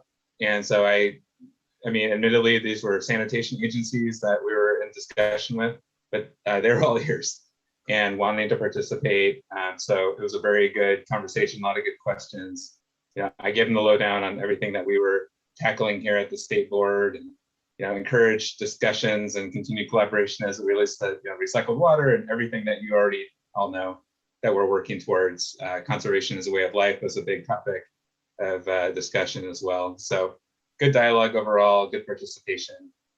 So just happy I was able to engage with that. And then I just want to mention I made my first report to the Central Coast Regional Board as well as their new liaison. So that, again, good opportunity to meet all the board members virtually and had a good back and forth dialogue with them, obviously very engaged. And so I'll look forward to continued productive discussions with that board. So that's it for today. Great, thank you, board member. I actually don't have a report either. It's been a lot of just internal meetings and discussions. So thank you. Checking to see if there's any others. Seeing none. And okay, thank you. Short board member reports this week, and appreciate folks' time on that. Last item, executive director's report. Ms. Sobek, thank you again for what is an incredible compendium of a lot going on. But anything to particularly highlight or flag in this report? I don't think I have to say that it's been really, really busy for every single division and every single office, but I think that the report captures it, and I don't have anything else to add. Okay, thank you, Ms. Sobek. That concludes our items for today then, and means we can recess here until 9 o'clock tomorrow morning, where we will pick back up our last couple of items. And just appreciate everyone's time, patience, and engagement today. And so then look forward to tomorrow's discussion. So with that, have a good evening. We're recessed until tomorrow. Take care. Thank you, Mr. Lawford. And Ms. Townsend and everyone truly for the great work today. Much appreciated. Thanks.